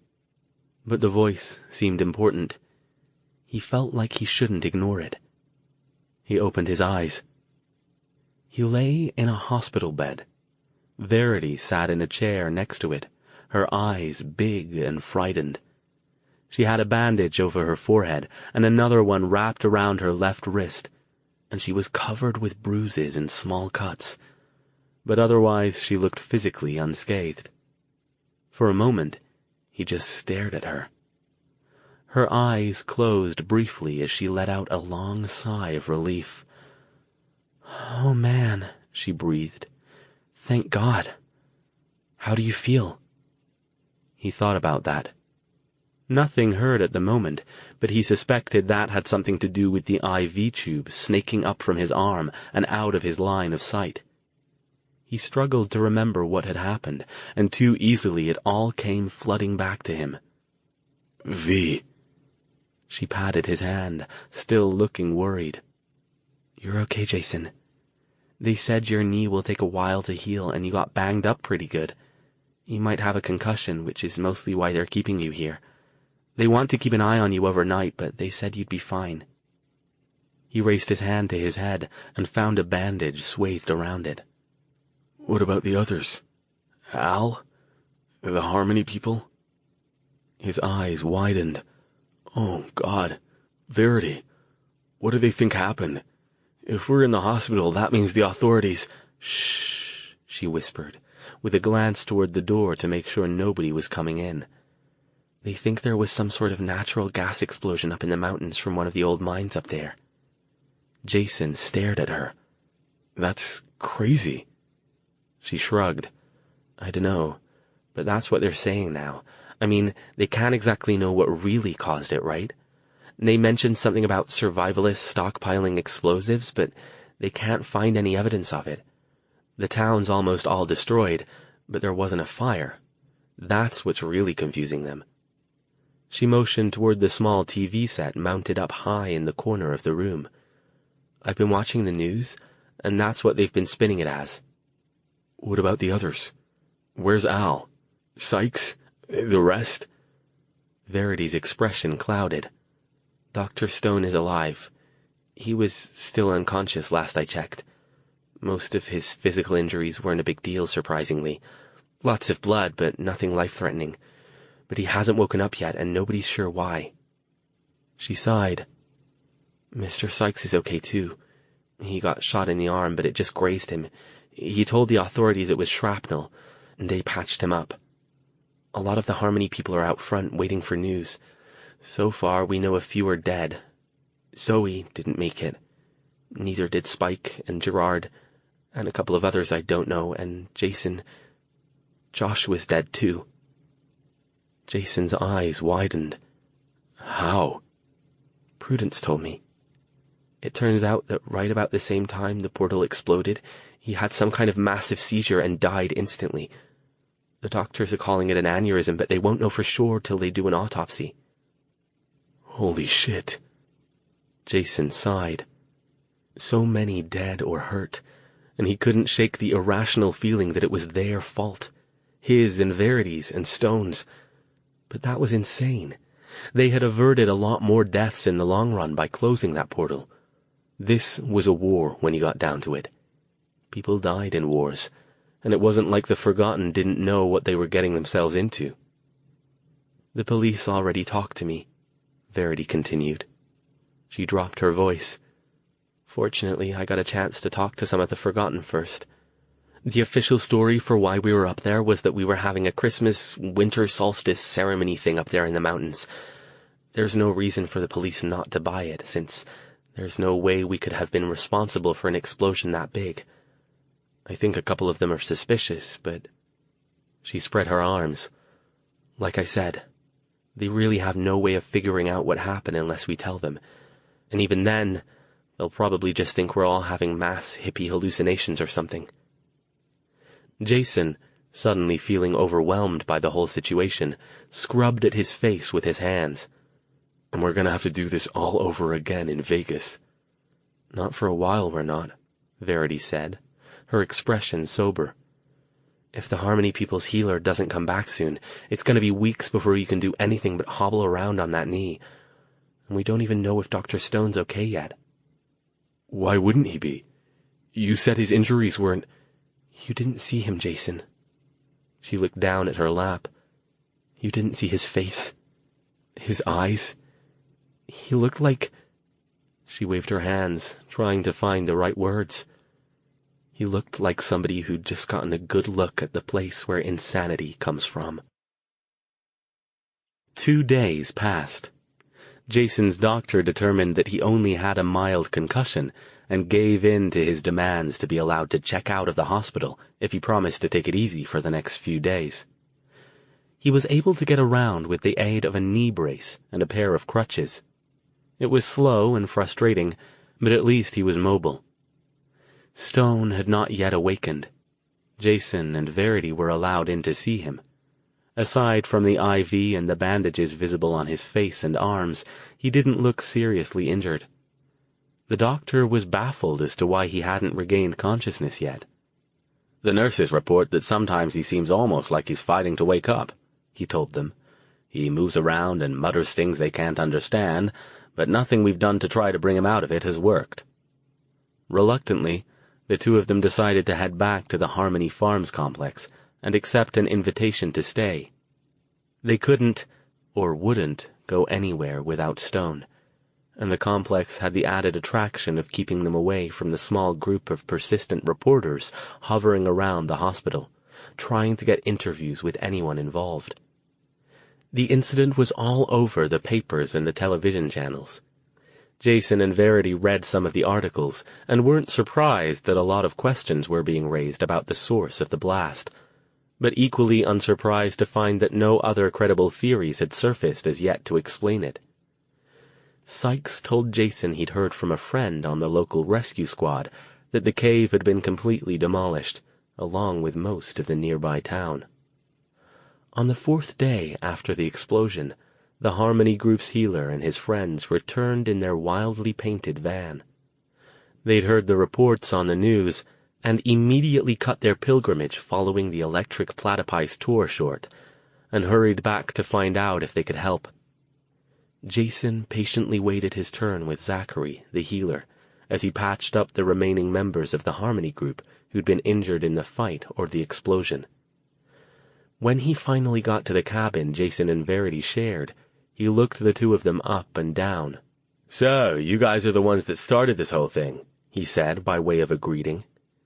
He was a pot-bellied, 30-ish man with an unkempt beard, long hair pulled back in a ponytail, and a tie-dyed electric platypi t-shirt that couldn't have been more of a hippie cliché if he'd done it on purpose.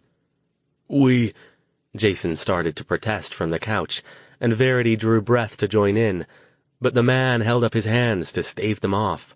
No, don't," he said, waving Verity back inside. His expression grew serious. "You guys did a good thing up there. A damn good thing. It sucks that it cost what it did, but Prudence and Sykes told me about what went down. I didn't even think it was possible to get rid of the darkness. And you guys are doing it. I'm just sorry I wasn't here to help out. Maybe we could have saved some people." The process of fixing Jason's leg was quick and mostly effective. Jason had never been awake when being healed by forgotten abilities before, so he didn't know what to expect. Zachary simply sat on the edge of the couch next to Jason, placed one large hand on his knee, and closed his eyes. Jason felt nothing but a pleasant warmth and a bit of an itch working its way down into the core of his leg. Verity hung back and watched silently. Altogether, it took only a minute or two, and then Zachary sat back. "Give that a try. I might not have got it all, since it works better if I catch injuries before they have time to set, but it should be a lot better." Jason tentatively removed the brace with Verity's help, then swung around and put an experimental bit of weight on his leg. When that didn't hurt, he stood with care. "How is it?" Zachary asked. Jason took a few steps. "This is fucking amazing," he said, eyes wide. It doesn't hurt. It's stiff. I think I'm still going to be limping for a while, but it doesn't hurt anymore, and I can move around mostly like normal. Thanks, man. I owe you big." Zachary shook his head. "You've already paid us back more than we could ask for, friend. I'm just glad I could do a little something to help out." Verity stared at the healer. "Do you think you could go take a look at Dr. Stone?" she asked. "The mage?" "Yeah. He's at the hospital. They can't figure out what's wrong with him. They can't find anything physical, but he isn't waking up." Zachary sighed. "I'm not really that kind of healer," he said. "I do physical stuff. Fix broken bones, stop bleeding, that sort of thing. Mental stuff's not really my bag, but I'll give it a try. Let's go." They arrived at the hospital and inquired, as they usually did at the nurse's desk, as to whether they could visit Stone. She looked apologetic. "He's not here. He checked himself out last night, Mr. Thayer." Jason stared. "What?" "He woke up?" Verity demanded. "Where is he?" Jason leaned over the desk as if getting physically closer to the nurse would help him get answers. She picked up the phone. "Let me call his doctor. You can talk to him." The two of them, Zachary decided to wait for them in the waiting room, were ushered into the doctor's small office. Jason didn't sit down. He had donned the knee brace and was using the crutches so as not to arouse suspicion at the hospital, and he chose to stump back and forth across the small room like a gimpy cat in a cage. Stone had checked himself out of the hospital? It had only been less than a day since they'd seen him last, and there had been no change.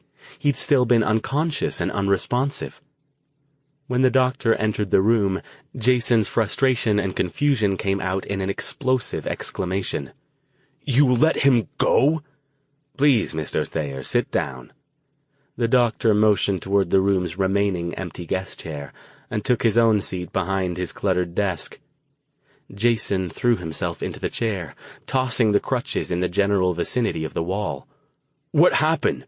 Why did you let him go?" The doctor shrugged. "He's an adult, Mr. Thayer. We can't hold him against his will if he wants to leave." "Was he okay?" Verity asked. "Did you see him?" "I did see him. He awakened last night around 9 o'clock. "Just like that?" "Apparently. The nurse on duty was quite surprised when he called out. She called me immediately. I examined him and found nothing wrong. He was quite insistent about wanting to leave." "Did he say anything about us?" Verity leaned forward. Are you sure he was, mentally okay?" "He knew his name, the date.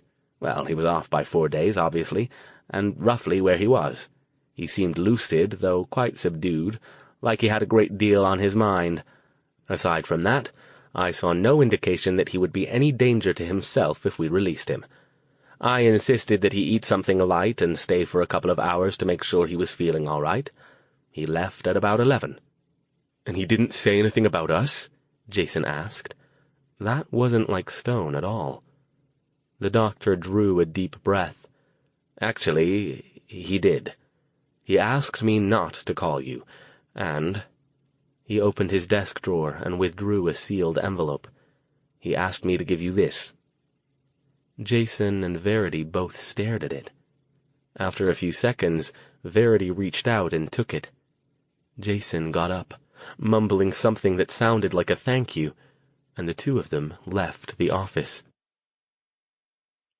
They waited until they were back at their cabin at the Harmony Complex before opening the letter. They spread it out on the table so they could both read it at the same time, afraid of what they might see. It was on a single sheet of hospital stationery, written in Stone's usual bold but somewhat illegible hand. "Jason, Verity, I hope you'll both forgive me for leaving like this. I know you'll have questions, and I'll give you what answers I can when we speak again. For now, I had to get away. I don't want to talk about any of this for a while. I'm not sure I'll ever want to talk about some of it. I've asked the doctor to give you this, and I've arranged a flight for both of you back to the Bay Area. See below. You'll have to work the exact details out with the airline, but the tickets are already paid for. Please be sure to bring my notebooks with you and don't put them in checked baggage. I don't want to say more here. I don't know how long I'll be away, but I'll call you when I return. Things should be calm for a while, if I'm any judge. Just try to get back to your lives for now and forget any of this has happened. That's what I'll be doing. If you absolutely must contact me, leave a message with Madam H. Please thank the Harmony Group for me and relay my apologies for my abrupt departure. I understand some were lost. I'll send my own condolences directly. Be well, you two. I wish I could say the worst was over, but we all know that isn't true. Best regards, A.S. P.S. Verity, I do expect you to keep up your studies while I'm away. At the bottom of the note was a phone number, followed by an airline confirmation number.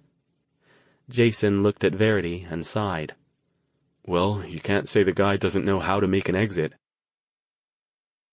Jason and Verity didn't stay long with the Harmony Farms Forgotten after that. That night they met with them in the main hall and said their goodbyes, passing along Stone's thanks along with their own. There was a small and heartfelt memorial service for the dead, attended not only by the Harmony Group, but by many of the surrounding townspeople. Jason wondered if Prudence and the others would be annoyed with Stone for leaving without attending, but they seemed to understand. The next morning they packed up their gear, including the notebooks which Verity carefully stowed in her personal bag, and got a ride with Sykes into Morgantown, where they were able to catch a commuter flight to Dulles. It wasn't until they were settled on a plane bound for San Francisco and well into the flight's duration that Jason remembered something. V? Verity put aside the trashy paperback she bought at the airport. Yeah? You remember what happened in the cave, right? She looked at him oddly. What? Jason shrugged. Everything. It all happened so fast I forgot about it, but... He shuddered a little, glancing over at their dozing aisle seat mate and dropping his voice to a near whisper. That thing, the evil that came out of the guy with the beard, it possessed me. She nodded, looking down into her lap. I know. Jason was surprised to find himself shaking. How could I forget about that until now? It was inside me. It was in my brain. Fucking strangest feeling ever. Like it was trying to make me do things and I almost couldn't resist it. She didn't look up. It wanted you to shoot me, didn't it? Long pause. Yeah. The look in your eyes. She did raise her head then, meeting his gaze. She looked very young. You looked crazy, Jason. I thought you were going to do it. I did too for a second or two, he admitted. He shook his head violently. What it was saying, it seemed to almost make sense. I couldn't get it out. I tried. I'm not sure if it was because I was so scared or because it was you or... I got it out. He cut her off. He paused a moment, thinking over the implications of that. It wanted me to shoot you, and all of a sudden I just felt myself getting mad. Not just mad, fucking enraged, like, how dare this thing try to make me shoot my own sister? And that drove it out? Her eyes were big. I think so. For a second, it's like it was hovering over me, and then it was gone, and I was myself again. So, she began, you were wrong, kinda. They can possess you, but it seems like maybe you can kick them out on your own. He mulled that over for a few seconds. I don't think just any of them can, he said, almost as if he were talking to himself. That one, the one with the beard, I think he was different, stronger. Maybe only the stronger ones even have a chance. We can ask Dr. Stone. She trailed off, looking suddenly sad. When we see him again, whenever that is. Jason nodded. Until then, I guess we just do what he suggested. Go back home and get on with life for a while. I know I could do with a little time to return to the land of relatively normal before we hit Vegas, and there's no way in hell we can do it without Al. They both remained silent for several minutes, Jason looking out the window and Verity staring down at her paperback. Then, "Jason?" "Yeah?" "Do you think we'll be able to do it again? They know we're coming now. They'll be ready for us. Do you think the three of us will be able to do it?" He didn't answer for a long time. "I dunno, V. I hope so. Maybe this'll finally have to be the time when we get some more help." "We had the Forgotten. We couldn't have gotten out of there without them. Maybe we'll find some more in Vegas." "Maybe so. Probably." She sighed. "I just can't shake the feeling that this next one's going to be a lot harder."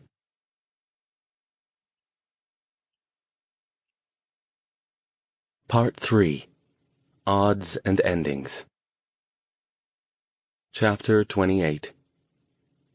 The new year arrived without any sign of Stone.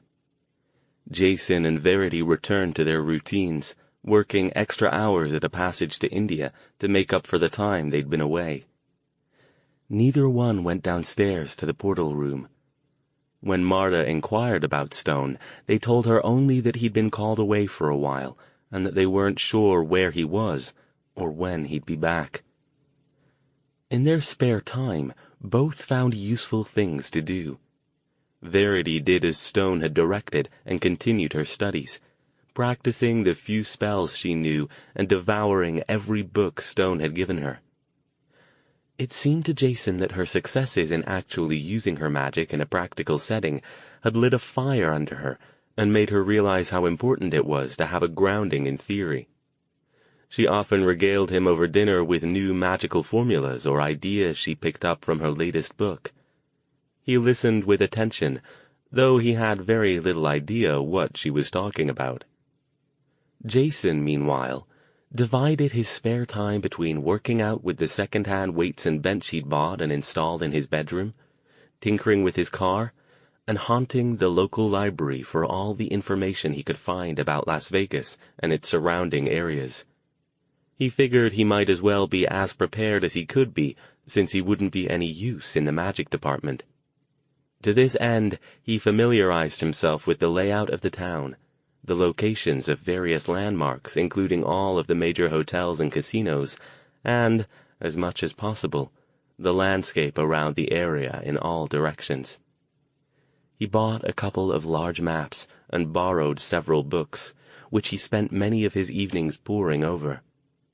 At the library, he read through issues of the Las Vegas paper, looking for any suspicious-looking incidents. There were many.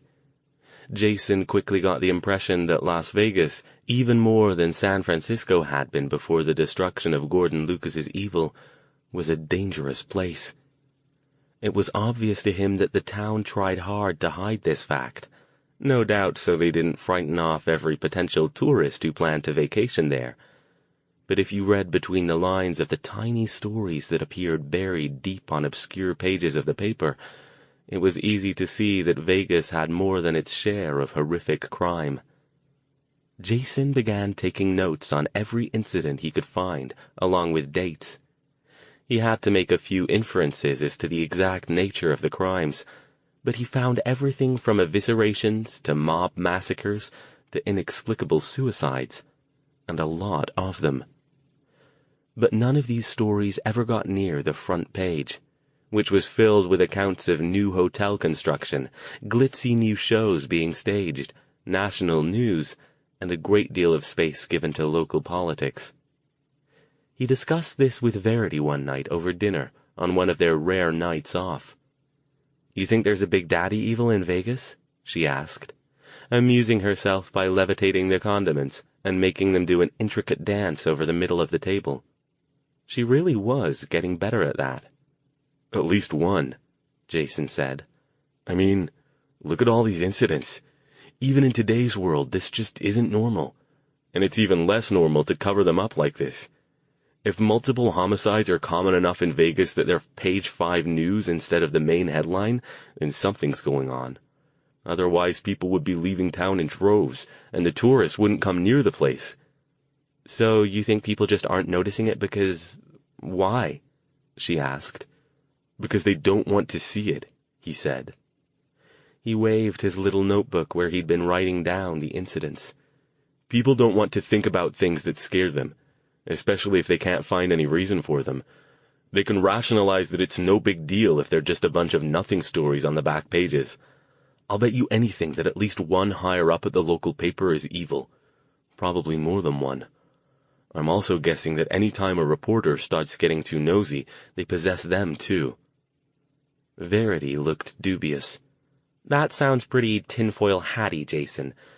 But knowing what we do about what's going on, I can't say it's not possible. She sighed. I wish Dr. Stone would come back. All this sitting around waiting for something to happen is getting to me. I hope he's okay, wherever he is. Yeah. His knee had healed about as well as it was going to, especially with the workouts he'd been doing to strengthen it. Physically, he was back to normal and ready to get going. Mentally, he wasn't so sure. Sometimes, when he lay in bed late at night, unable to get to sleep, he'd think about how much his life had changed in the last few months. How strange it was, when he looked back over recent events, that he was rolling with all this magic and extra-dimensional horror and insanity, as if dealing with it was what he'd been doing all his life. And he hadn't even had the weirdest of it, despite his brief brush with possession. He wondered what Stone had seen inside that portal that had disturbed him so much that his mind had apparently shut down for several days rather than cope with it. He also wondered if the mage would even be able to close the second portal. Assuming they could even find it. It sounded like Vegas was practically crawling with evil, and the three of them planned to march right in, set up camp, and start nosing around looking for potential portal locations. He wasn't sure this was the best idea, but he didn't have an alternative. All he could do was arm himself with as much knowledge as he could cram into his head, and that didn't feel like nearly enough. After a few more days, and still no word from Stone, Jason and Verity decided to take one of their days off to track down their forgotten friends, since it had been quite some time since they'd seen them. Verity, who had by this time become as adept at cooking as she was getting to be with magic, whipped up a large pot of beef stew, and they set off with it the next morning in search of the forgotten. It didn't take long to find the group. It was cold in mid-January, so they started by searching in their usual indoor squats, finding them in the same abandoned building in Mountain View they'd used at least once before. "Look who's here!" Marilee cried happily when she saw them. They got almost all the way inside without being seen, since Hector, usually outside having a smoke, was still not with them. "We wondered where you've been." They didn't talk much until they'd all settled in a rough circle, and everyone had complimented Verity on her stew. In addition to Lamar, Marilee, Benny, and Frank the Scribbler, Susanna had rejoined the group at some point since Jason and Verity had last seen them. "Still no Dr. Stone, I see," Lamar said, shaking his head. "I hope he doesn't still feel guilty about what happened. Please tell him we'd like to see him." "We will, when we talk to him," Verity told him, then changed the subject. "How have you been? Have things been quiet around here?" "Fairly so," Marilee said, offering her black kitten a piece of meat from her bowl. "We've even started going back to the library during the day. I don't think the librarian is too pleased about it, but she hasn't called the police, and we do our best not to make any trouble." "What about you?" Lamar asked, with a raised eyebrow that told Verity that he hadn't missed her abrupt attempt at a subject change. "What have you been doing these last few weeks?" Verity started to say something, but Jason spoke first. We've been away," he said. "We had to do something." "Something?" Marilee frowned. "What sort of something?" "We can't say," Verity said. She sighed. "Not yet. Hopefully we'll be able to tell you sometime soon." "Something around here?" Benny asked. "No, back east." That earned them odd looks from everyone. "By yourselves?" Marilee asked. "Or with Dr. Stone?" "He was with us," But now he isn't." The old lady's shrewd, watery blue eyes scanned their faces. "Did something go wrong with this something that you had to do?" "No. Well, mostly no. We did what we went there to do." Jason looked uncomfortable under her scrutiny. "Did this have something to do with the evil?" Lamar asked. Jason paused, but figured there was no harm in admitting that. "Yeah. I see." His tone was impossible to gauge. "Can we ask you a question?" Verity spoke up into the uneasy silence. Jason looked at her sideways as if to say, "What are you planning?" But she ignored him. "Of course," Marilee said. She considered her words. "While we were away, back east, we ran into some Forgotten, but they were different." "Different?" Lamar leaned forward. "Yeah, they were—" She shrugged. "I'd say evil, but I guess I can't just toss that word around anymore, can I? They were bad, mean, dangerous. They kind of surprised us because we'd never seen any Forgotten like that before. Have you?" Marilee and Lamar looked at each other. Then both of them exchanged glances with Susanna. Lamar nodded. "We've seen them, yes." "What's the deal with them?" Jason asked. Lamar shrugged. "They're Forgotten, and there are actually quite a few of them out there. In their way, they can sometimes be more frightening than the evil." "So they're all over just like you guys are? Why didn't you tell us about them?" "We've been so focused on dealing with the evil it just didn't come up," Marilee said. "The other Forgotten, they have the same sorts of abilities we have. They can't do things we can't, as far as I can tell. In many ways they're just like us, but they're—" She thought about it for a moment. "Really, I feel sorry for them. Like most of our kind, most of them have issues and personal demons that they're dealing with. The only difference is that their issues are more violent in nature, and many of them deal with what they don't understand by self-medicating," Lamar finished. "A lot of them are alcoholics and drug addicts. That's not to say that many of our kind aren't as well." He sounded sad. Next to him, Frank the scribbler grew more agitated, digging the tip of his pencil into his pad with ferocious force. Jason sighed. "Great. So now not only do we have to deal with the evil, but we also have to deal with these dark Forgotten?" "Not necessarily," Marilee said. "Remember, they are Forgotten, which means the evil hates them as much as it hates us. More, possibly, because it would love to have them but can't, since it can't possess them. They're dangerous, for sure. Avoid them whenever you can, which shouldn't be hard if you don't go looking for them or don't do foolish things like going to questionable places at night alone." She looked at him, her expression kind, but a little stern. "I don't know why you would expect all Forgotten to be like us. We're all people just like anyone else. We have our good ones and our bad ones and everything in between." "You almost sound like you're defending them," Jason said, surprised. "A group of them tried to attack us back east. Surprised the hell out of us. We thought they were evil at first. They were going to jump us for our wallets." "Yeah, and they had some great plans for me," Verity added. "Real nice guys." Lamar nodded. "Still, in a way I do feel sorry for them. There but for the grace of God go I, and such. It's not as hard as you might think for one of us to go over to the other side, given the right circumstances." Verity's eyes widened. "Hector did that, didn't he? That's why he didn't come back." None of the Forgotten answered. "Oh, fuck." Jason looked down at his hands in his lap. "That was because of me, wasn't it? Because of us?" Lamar shook his head. "No, Jason." He sighed. "I think Hector had been teetering on the brink for a long time." Jason caught an odd tone in Lamar's voice. He glanced up quickly to see sadness cross the old man's face. There's something you're not saying, isn't there? Lamar didn't answer.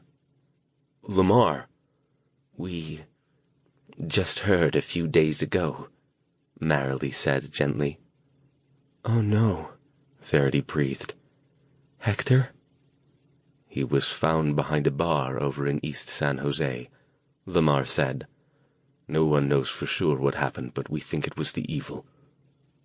Jason's stomach clenched. Oh God, he said. If I hadn't... Verity squeezed his hand. It wasn't your fault, Lamar said firmly. Look at me, Jason. Jason looked up. This wasn't your doing. Hector had his issues, but he had to make his own decisions. He knew we were here for him. He sighed. It wasn't you. I think we all knew it would happen sooner or later. The revelation about Hector settled over the little gathering like a dark cloud. Everyone finished their food in silence, except for the harsh sound of Frank's pencil on his pad and occasional mutterings from Benny, who, thus far, hadn't said a word beyond his initial question. Neither had Susanna. In fact, it seemed like she was actively ignoring Jason and Verity, focusing instead on her bowl. The two of them, feeling suddenly out of place, said their goodbyes and took their leave as soon as they could. They drove for a while without saying anything. They had almost reached Palo Alto when Verity, her face propped against her hand as she stared out the window at the freeway, suddenly broke the silence. "I want to go see Madame Juan." "Huh?" Jason glanced over at her, startled. Whatever he'd expected her to say, that wasn't it. "You heard me. Dr. Stone's been gone too long. If she knows where he is, I want to talk to her." "He said we should only contact her if it was an emergency," he said. "You haven't even met her. I'm not even sure she'd talk to us." "I want to know he's okay," she said, stubborn. "She doesn't have to rat him out if he doesn't want to be found, but I want to make sure she really does know where he is and that he's okay." A pause, and then, "I want to know if he really is planning to come back." Jason thought about it, then sighed. "Okay. I guess I want to know that too. Even if it's only that I want to do anything that'll help get this whole situation over with as soon as possible." Jason opened the shop door at the bottom of the unmarked staircase and waved Verity in ahead of him. She edged inside just far enough to allow him to come in behind her and shut the door, then stopped and stared. "You didn't tell me it was a big old junk shop," she whispered. "I was expecting something a bit more, I don't know, magical?" Jason scanned the shop, taking in the familiar shelves full of haphazard, dusty items, noting that there were a few new ones since he'd been here last. It wasn't that he'd paid that close attention to what had been here before, but he was fairly certain that he'd have noticed a full-sized Egyptian sarcophagus and a large apparatus that resembled a model of a solar system, but not their own. And those were just the things near the door. "I think the magic stuff is in the back," he muttered, gently shoving Verity to get her moving again. "I never got to see that part." They headed down the main aisle, which was only slightly wider than the other two, getting brushed from both sides by items both familiar and odd, all covered in a thick layer of dust. Once, Verity nearly tripped over an ancient vacuum cleaner, and a little further on, Jason had to stop to extricate his leather jacket from the grip of a collection of metal rods with hooks on the end. He began to wonder if this had been a good idea. Something moved off to their right. Verity did a quick little jump back, but then grinned and squatted down to stroke a slender, ghost-like gray cat that wound itself around her legs as if it had known her all its life. Jason let his breath out. He wasn't cut out for this creepy magical stuff. Verity seemed to eat it up, but now he wished they'd just called Madame Juan and asked her to meet them for lunch at the restaurant or something. Hello?" he called, surprised and annoyed that his voice came out sounding tentative.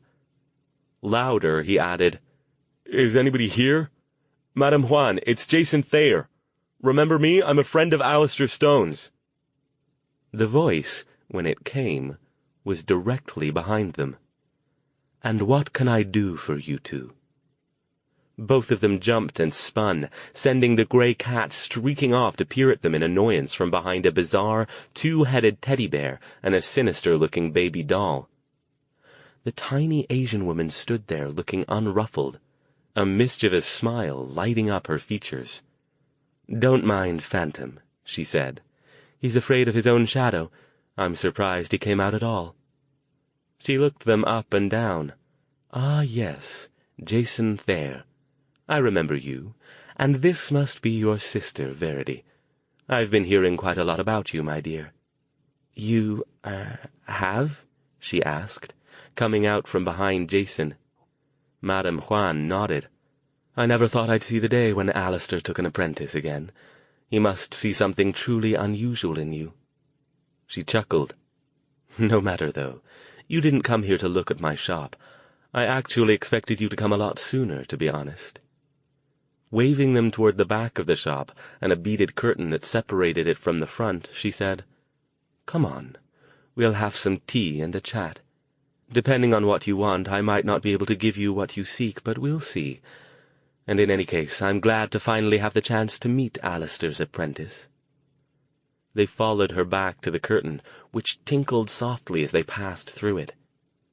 Jason's eyes widened as he descended 3 steps and realized the view he'd seen from the junk shop side of the curtain was not the same as what presented itself once he'd passed completely through the doorway. Instead of a dusty storeroom, he found himself in a pleasantly cluttered sitting room, its floor covered with a richly woven oriental rug in shades of red and gold. In the center of the room was a small table surrounded by 4 antique, upholstered chairs. The walls were hung with tasteful Chinese art tapestries, interspersed with vases and small sculptures on shelves. The room had no windows, but did not feel stuffy or claustrophobic despite its small size. Another closed door led to a second exit on the far side. "Please, sit down," Madame Juan said, indicating the table. "If you'll excuse me for a few minutes, I'll get us some tea and cookies and we can talk." Jason and Verity took seats as instructed, looking around. "This is more like it," Verity said, dropping her voice. "Still not exactly magical, but getting closer." Madame Juan returned in 5 minutes, carrying a tray containing a teapot, 3 delicate china cups and saucers, and a plate of sugar cookies. She poured them each a cup, put the plate and the teapot in the center of the table, and settled herself down across from them. "So," she said, "tell me what I can do for you, as if I didn't know." When Jason didn't say anything, Verity spoke up. "You know where Dr. Stone is, right?" She nodded once, her dark eyes unreadable. She took a deep breath. "We just want to know he's okay. We're not asking you to tell us where he is or anything, but he kinda disappeared abruptly." "He left us a note," Jason added, "but it didn't really tell us anything. We're kind of in a holding pattern until he comes back." Madame Juan took a sip of her tea. When she spoke, her voice was soft. "You 3, you are involved in something of some importance, yes?" The 2 of them exchanged glances, and then Verity nodded. "Yes, but I know." Her interruption was soft and kind. "You aren't allowed to tell me anything about it. But I can make my guesses, based on the items Alastair requested I send to him in West Virginia. Your efforts have something to do with the teleportation portals." Jason's eyes widened. "Did he tell you?" "No. He's told me nothing, and I respect his right to keep his secrets to himself, but I'm sure he wouldn't be surprised to know that I've made my inferences, as I'm also sure he would not mind us talking now. Otherwise he has other sources from which he could easily have procured some of his supplies." Verity nodded. "It did have to do with the portals, but that's really all we can say about it." Madame Juan took another sip of tea, moving with measured slowness. She appeared to be considering something. "He has discovered something about the portals," she said at last. "Something new." Neither Jason nor Verity answered. They weren't sure how, without giving away more than they should. Instead, Verity asked, "Have you seen him? Or just talked to him?" "I have seen him." "When?" "A couple of weeks ago, just after the New Year."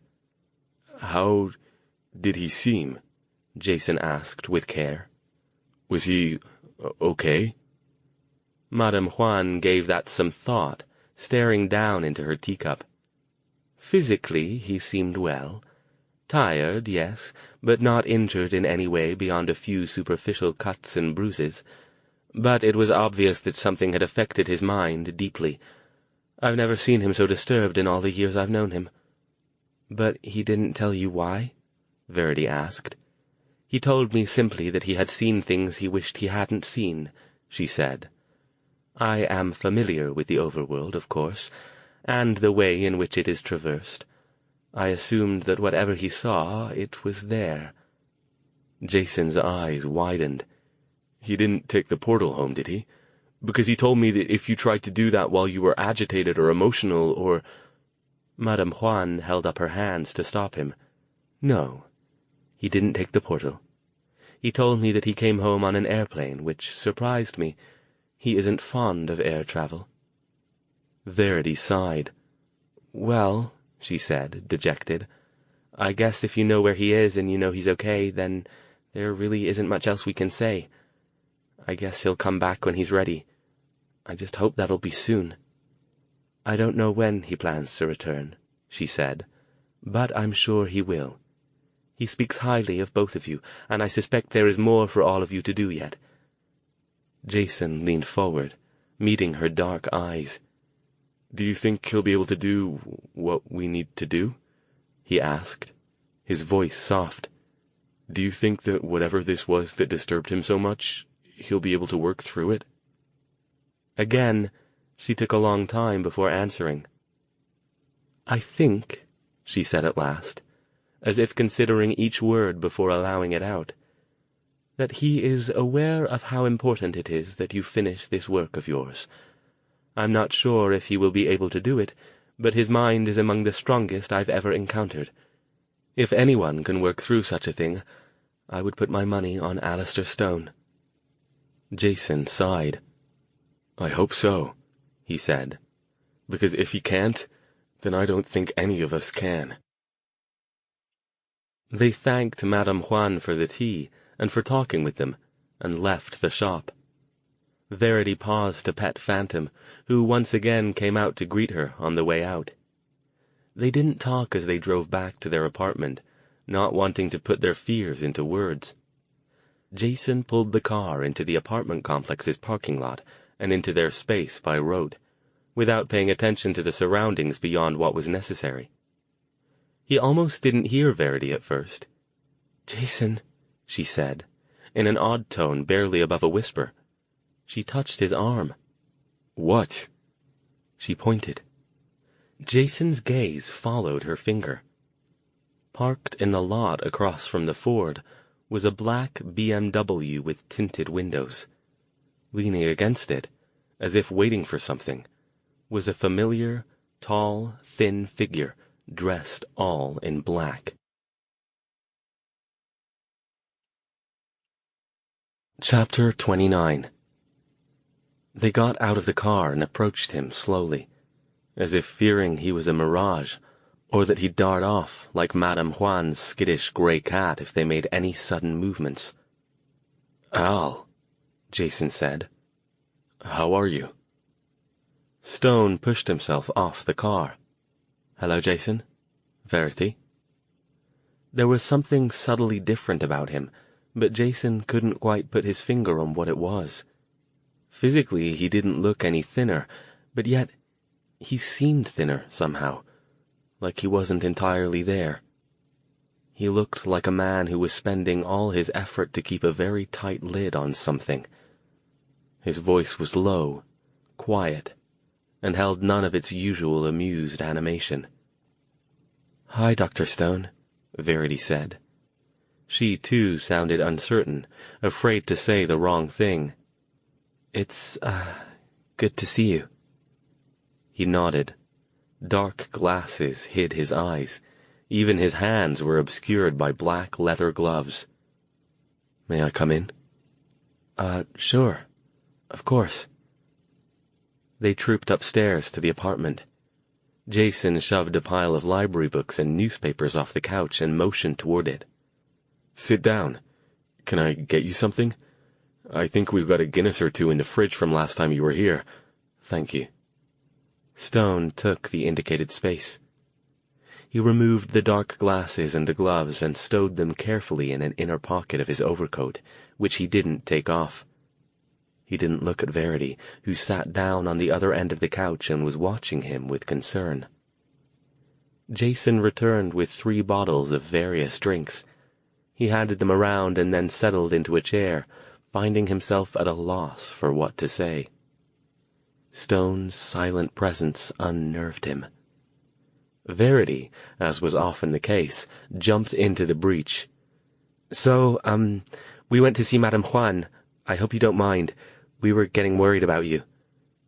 Stone shrugged minimally, nodded. "She called me." "She did?" Jason asked. "Just today, you mean?" Again he nodded. "She told me you'd come to see her." "And you showed up after that? You mean if we'd contacted her sooner, you might have come back earlier?" Verity asked, indignant. "No, likely not." Stone sighed, staring down into his glass. "I was already thinking about coming back soon. This was just the catalyst." "Now that you're back," Jason said, "can you tell us where you were? Did you go home to England?" "For a while, yes." "And the rest of the time?" "Around. Various places. I didn't feel like settling anywhere for long." "And then you ended up back here, obviously, if you got here this fast after Madame Juan called you." "She—" Verity spoke slowly, as if not sure she could bring it up. "She said you weren't using the portals." A slight shiver, almost too subtle to see, ran through Stone's body. "No," he said, too quickly. "I haven't used the portals. Not since." He trailed off, still inspecting the contents of his glass as if they held some great secret. Thus far, he had not met either Jason's or Verity's eyes. Noticing one of Verity's magical textbooks on the table next to the couch, he picked it up and leafed idly through it. "Keeping up with your studies then, are you?" "Yeah," she said. "I've got the stuff you taught me already down pretty good now, but I'm not very good at learning new spells from the books yet. I'm glad you're back so you can show me some more." She paused. You are still planning on teaching me, right?" At that point, he did finally look up. Verity stifled a gasp when she got a good look at his eyes. They were strange, distant and haunted, clearly disturbed by something. Deep, dark circles beneath them gave him the look of regarding the world from the bottom of a deep pit. But when he spoke, his voice was a little stronger, with more conviction behind it. "Of course I am. Why would you think otherwise? I've made a commitment to you. I don't take such things lightly." She looked down. "I wouldn't want you to—" "Don't worry, Verity," he cut her off. "I'll be all right. This is just a bit of a rough patch for me. Occupational hazard, really. These things take time to sort out." "How do you know that?" Jason kept his voice even, not wanting to upset Stone further. "Al, has anybody else in the world done what you did? Whatever you saw in there, do you think anybody else has ever seen it? Ever?" Verity glared at him. "Jason, that's not—" "No, it's all right," Stone said. He set the half-full glass down on the table next to Verity's book. "He's right. And the real answer is, I don't know. I doubt anybody else has ever seen what I saw, so I hardly think I'm in any position to offer opinions about how long it will take for me to sort myself out. His gaze met first Jason's, then Verity's. I think that's why I've come back, and why I knew I had to. Why? Jason asked, unsure of his meaning. He took a deep breath, weighing his words. Because you two are the only ones who understand. You're the only ones I can discuss this with. Madame Juan, she's a dear friend, and she knows about the overworld, of course, but she has no idea about the evil. The Forgotten, Lamar perhaps, or Marilee, they're quite familiar with the evil, but know nothing of the overworld. Aside from myself, as far as I'm aware, you two are the only people on Earth other than the evil themselves who know of the existence of both. He sighed. After all, it's not exactly as if I can go to a counsellor about it, can I? That would go over well. They'd have me done up in a padded room and fitted with a tasteful straitjacket and an entertaining assortment of pharmaceuticals before I could get through half my story. "What did you see, Dr. Stone?" Verity asked, her tone gentle. Jason looked like he was going to say something, but changed his mind and remained silent, watching Stone and wondering if he would answer. For a long time it seemed that he wouldn't. He picked up his glass again and took a drink, staring out over Jason's shoulder at some point far away. Jason and Verity continued to wait. When he did finally speak, it was in a near monotone. "I saw where they came from." Jason frowned. "Where they came from? You mean the overworld?" Stone shook his head. "No." "They don't come from there?" Jason was confused, and a quick glance at Verity told him that she was, too. "No, they don't. That's what I thought as well. Of course I did. What other data did I have? But it seems that the overworld is simply—" He paused, struggling for a way to express it. "Simply a place for them to hang about and wait for people to come through. I suppose it explains why you don't see that many of them there, and why we haven't had more incidents of traveler attacks over the years than we have." "So you're saying," Verity said, eyes wide, "that the portal we shut down opened up directly to their— what? Home dimension?" Stone nodded. He was still staring at a point off in space somewhere. "And you went there?" He inclined his head. Jason and Verity exchanged horrified glances.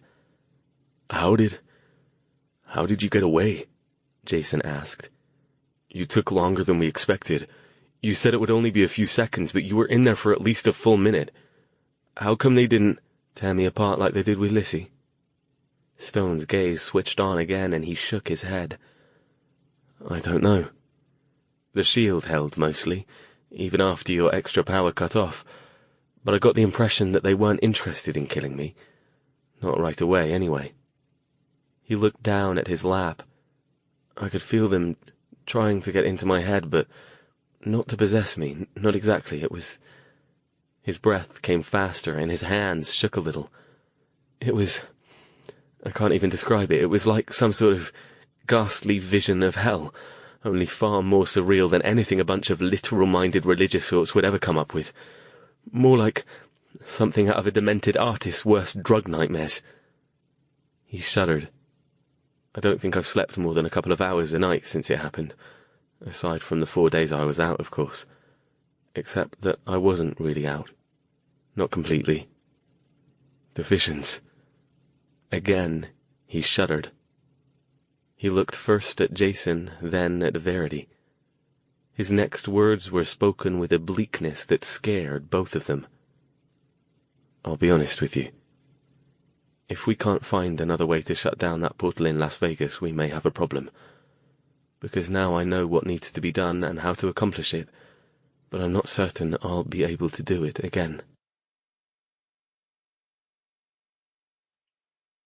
Chapter 30.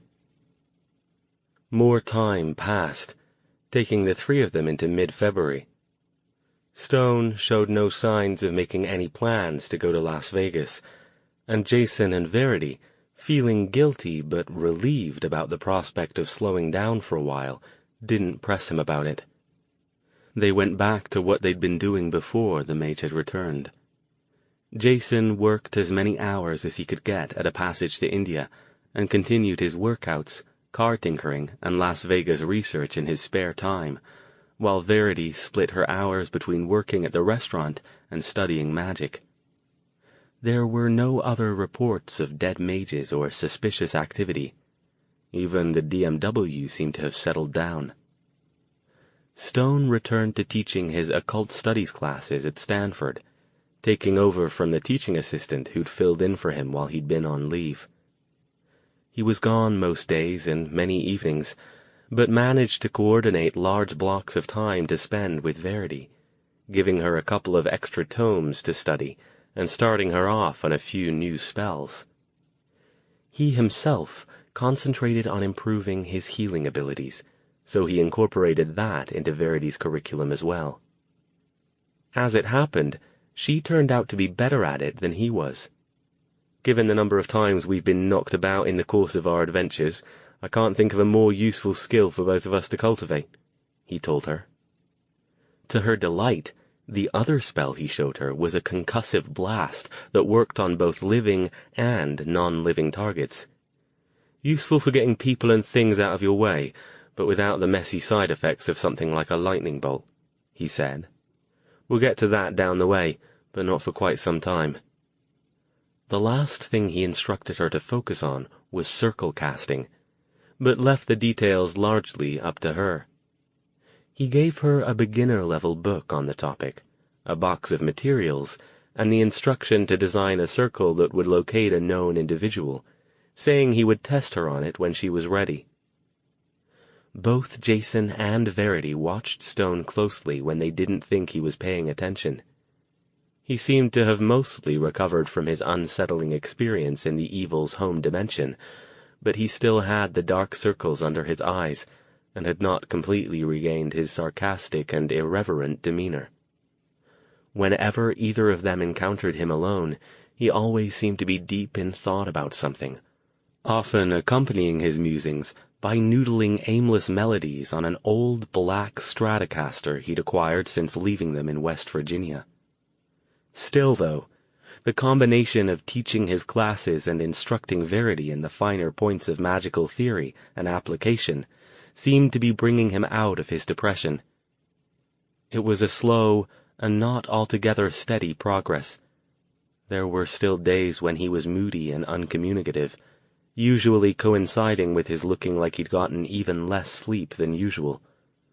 But it soon became obvious to both Jason and Verity that Stone's first love in life, aside from magic itself, was teaching the subject to enthusiastic students. Even if the subject was the watered-down version that he taught at the university, it didn't matter. As long as he was imparting knowledge to eager minds, he was happy. On a whim, the two of them sneaked into one of his occult studies classes one day when they had time off, and both were amazed at the level of animation he displayed. He prowled the classroom, moving up and down the aisles, engaging the students in discussion and punctuating his points with brief but intense demonstrations. When he paused to write something on the whiteboard at the front of the room, he didn't so much write as attack, dashing off information with a fervor that would have done Frank the Scribbler proud. When he finally looked up and spotted them in the back row, he favored them with the first genuine smile they'd seen from him in a long time, a brilliant grin that told them what they needed to know. This was therapy for him, and it was working. Even so, though, after another couple of weeks passed without any mention of Las Vegas and the portal, Jason grew more nervous. Things had been quiet. As the old cliché went, too quiet. Going about the everyday business of living, he could almost make himself believe that there was no such thing as malevolent extra-dimensional evil trying to breach their world by means of a sole remaining magical portal. Almost. The fact was, though, that he was convinced something would happen soon. He discussed it with Verity in the break room of A Passage to India one night, and found she'd been thinking along similar lines for a while, but didn't want to say anything. "I can't believe they're just giving up," he said, picking at his plate of tandoori chicken. "I mean, they've got to know that we're responsible for shutting the portal down, right?" "Do they?" she asked. "If Dr. Stone is right, they can't communicate with each other telepathically or anything once they're stuck in bodies, and as far as we know, all the evil involved with that situation in West Virginia died in the explosion. So unless they contacted other evil during the time when we were there—" "Who says they didn't? And remember, the ones on the other side still have to be able to interact with our world somehow, or they wouldn't be able to tell the ones coming through where they need to go. If they did see what was going on, you can bet your ass they've passed the word to any little foot soldiers they were planning to send through the Vegas portal." "That's assuming it's even open between now and then," she pointed out. "We don't know what kinds of schedules they open up on. Remember what Joshua said. One time it was a month, one time 2, and one time 6. So the fact that the evil hasn't sent hit squads after us and Dr. Stone yet might mean that they don't know what's going on." Jason hadn't thought of that. "You have a point," he admitted, "and I hope you're right. But we still can't wait forever to take care of that other one. If you're right and they don't know yet, then we have the advantage. Once it opens and they get the word out, though, I wouldn't be surprised if they throw everything they have at trying to get rid of us, or at least of Al, since now that those other 2 mages are dead, they're back to square one on mages who know their way around portals. Even if there are others, they'll have to track them down and convince them to be possessed, which I doubt will be easy. And it means they might start killing mages again. Anyway, the last thing they're going to want is a guy running around who can take out their one last portal before they can find somebody who can fix it for them." "So what do we do?" she asked. "I know you've been reading up on Vegas, and I think Dr. Stone knows it too, but he hasn't said anything about going. One time I brought it up in kind of a roundabout way, and he changed the subject fast. I don't think he even wants to discuss it." Jason took a deep breath. He'd never seen this side of Stone before. The mage had never been the type to wade into a battle with both fists, literal or metaphorical, swinging. But he also wasn't the type to avoid a fight when it was inevitable. Whatever he saw in there must have spooked the fuck out of him. I can't really blame him for not wanting to go back in there. Hell, it took everything he had to convince me to go back into the regular portal after that first trip we took to England. I get being scared, but—" He spread his hands. "I don't know what else we can do. There isn't anybody else out there who can do it. If there was somebody else who could, if we could find them and tell them—" "I think we should talk to him," Verity said.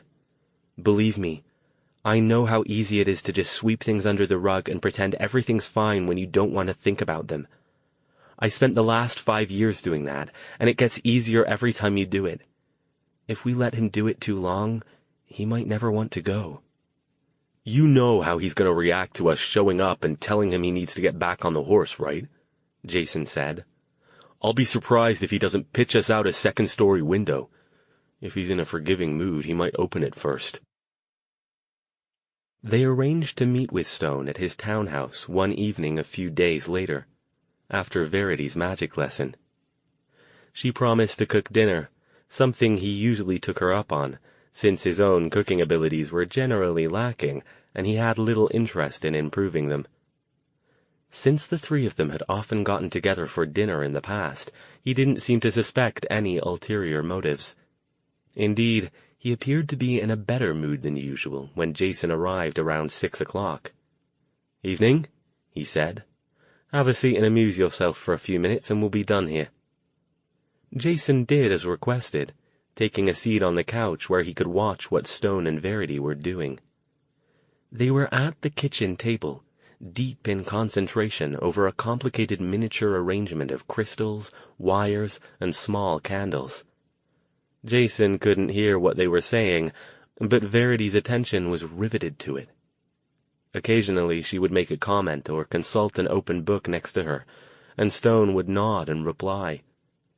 Jason couldn't help but feel a small stab of jealousy watching them.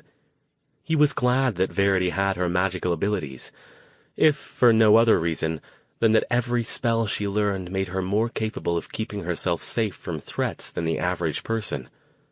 But he often wished the hereditary line that had bestowed the abilities on her might have thrown a bone or two his way as well. According to Stone, that didn't happen.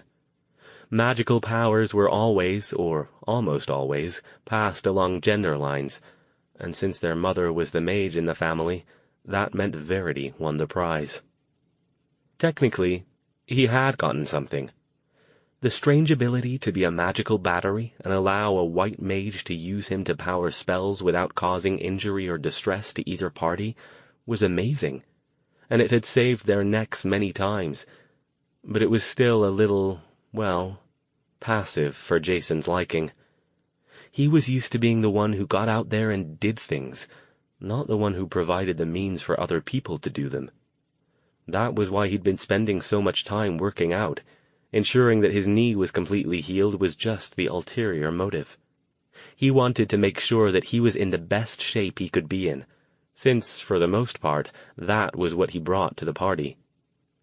He planned to take his pistol to a local gun range and get in some practice when time permitted as well. "Jason?" Verity's voice cut through his thoughts, and he realized he hadn't been paying attention to the two of them for the last several minutes. He looked up, startled. They were clearing the apparatus off the table, gathering up the books and putting everything away on a shelf nearby. "If you could set the table," she continued, "I'll check on dinner, and we should be ready to eat soon." She gave him an odd, sidelong look, but didn't say anything else. None of them said much until they were all seated around the table and helping themselves to Verity's latest dish. Because of her work at the restaurant, she'd grown tired of fixing Indian food in her spare time, so she'd gone for a nice, easy vegetarian lasagna dish that she hadn't had to keep too close an eye on while she worked with Stone. They kept the conversation light while they ate. Jason told funny stories about some of the restaurant's customers. Verity talked about her magical studies, and Stone, for the most part, just kept quiet and listened, aside from complimenting Verity on another excellent meal. After they'd finished, Jason took a deep breath. He didn't want to do this, but he knew there was no avoiding it. When the plates had been gathered in the sink and they lingered over dessert and coffee, he spoke up. "So, Al." Stone's gaze flicked up. "Yes?" "Tomorrow's the 1st of March. "Yes, Jason, I'm well aware of the passing of time." Stone's tone was laced with both sarcasm and amusement. "Yeah, but why is this so hard? It's been 2 months since we got back." "I'm aware of that as well." Stone's expression was unreadable. Verity, clearly growing tired of Jason's dancing around the issue, spoke up. "Dr. Stone, we need to go to Las Vegas. We can't wait any more." He shrugged. "I can't go yet. I'm finishing up a unit in my occult symbology course. We'll go when—" "Al," Jason said, "have you even done anything to prepare? You know we have to do it, right?" "Of course I know that," he snapped, without looking at Jason. "So why are we waiting? Every day we wait means more of a chance the Vegas portal will open up again if it hasn't already. And if it does—" "We were talking about that," Verity cut in.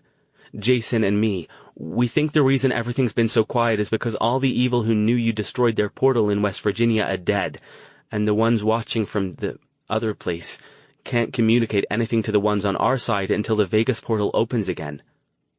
She paused. "We think that hasn't happened yet, because if it had, they'd be sending evil hit squads after you to take you out before you can destroy their one last portal."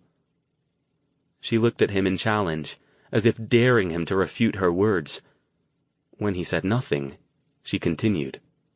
"We have to go soon, because if that happens, I don't think you'll be able to fight them all off, even with Jason and me helping. I don't think they'll quit until you're dead." She took a deep breath. "And you know they won't just stop at trying to kill you. They'll take out entire crowds of people if they think it'll help them get to you. You know I'm right, don't you? I mean, can you come up with any other reason why everything's been so quiet?" Again, Stone didn't answer. He was now staring into his coffee cup. His entire posture radiated stress. "Al?" Jason pressed. "Don't you think I bloody well know all of this?" he snarled, without looking up. "Do you think I didn't arrive at the same conclusion you did, and likely quite a while before you two worked it out?" He dropped his head into his hands, scrubbing at his face and pushing his hair up into dark spikes. Jason and Verity were silent for several seconds, at a loss about what to say. Finally, Verity ventured, "Dr. Stone, is there any other way to shut it down?" he asked. His voice sounded odd, strangled. "How should I know? It's taken me this long to get to where I am now. It would take months of additional study for me to even have a chance of making sense of all Daphne's notes. And even then, there's no guarantee I'll come up with anything better." He sighed, looking up at them. "The bottom line is that the only way I know that's foolproof is to do just what I did before. To go back into—" His eyes blazed with sudden fire. "Damn it! I'm not a bloody action hero. I've never had any great ambition to sacrifice myself to save the world. If I go back into that portal, assuming the evil even lets us get within 5 miles of it after what's happened, that's what it'll have to come to, isn't it?" Jason took a deep breath. "Al." Stone glared at him. "Don't, Jason. It won't work. You don't know what I saw in there. You don't know what that place is like. There's no way I can explain to you what it felt like to have those things in my head, rummaging around in my brain. I told you before they weren't trying to possess me. Possession might have even been preferable, honestly. And at least with that, I'd still be in there somewhere." He sighed, dropping his gaze again, shaking his head. "Don't you think I know I have to do it? That there's no other alternative? Well, there is, really. We can just walk away. Leave things as they are." He got up, nearly tossing the chair away in his haste to rise, and began pacing the kitchen. Funny how these things set themselves up, isn't it? If I hadn't been driving by that night, looking for Charles, if I hadn't encountered you in that parking lot, Jason, then we wouldn't be here now. Chance coincidence that we met, and yet look what it set into motion. And now here we are, the three of us, charged with this task that we can't even tell anyone about for fear of being locked away." Again, he sighed, leaning over the kitchen counter and staring out the window into the night. "If you hadn't found me in the parking lot, I'd be dead now," Jason said evenly. "I'd never have found V, so she'd still be stuck in that halfway house, or more likely, since she's 18 now, they'd have tossed her out on the street and she'd be dead too." Stone barked a short laugh. "There's me saving the world again, one lost soul at a time." Before Jason could reply, he added, "I know, Jason. I'm glad it worked out the way it did, that I was able to help you.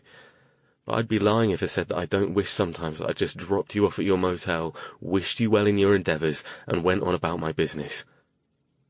Verity got up and went over to him, putting a tentative hand on his shoulder. "It's not just Jason, you know. If you hadn't helped me figure out what I was and how to deal with the crazy, even if I wasn't dead, I'd be wandering around the streets like the forgotten. Only, at least the ones we know have it together enough to function. Jason can tell you, I didn't." "Wonderful," Stone said, with a sort of mad cheeriness. "Really, it is brilliant. Glad to be of service. That kind of help is the sort that can make one feel all warm and useful. Teaching you magic." He pushed away again, resuming his pacing. "Teaching you has been a joy, frankly. I never thought I'd want another apprentice. After Ethan died, most of the prospects I've encountered haven't been worth a damn. Lazy, entitled.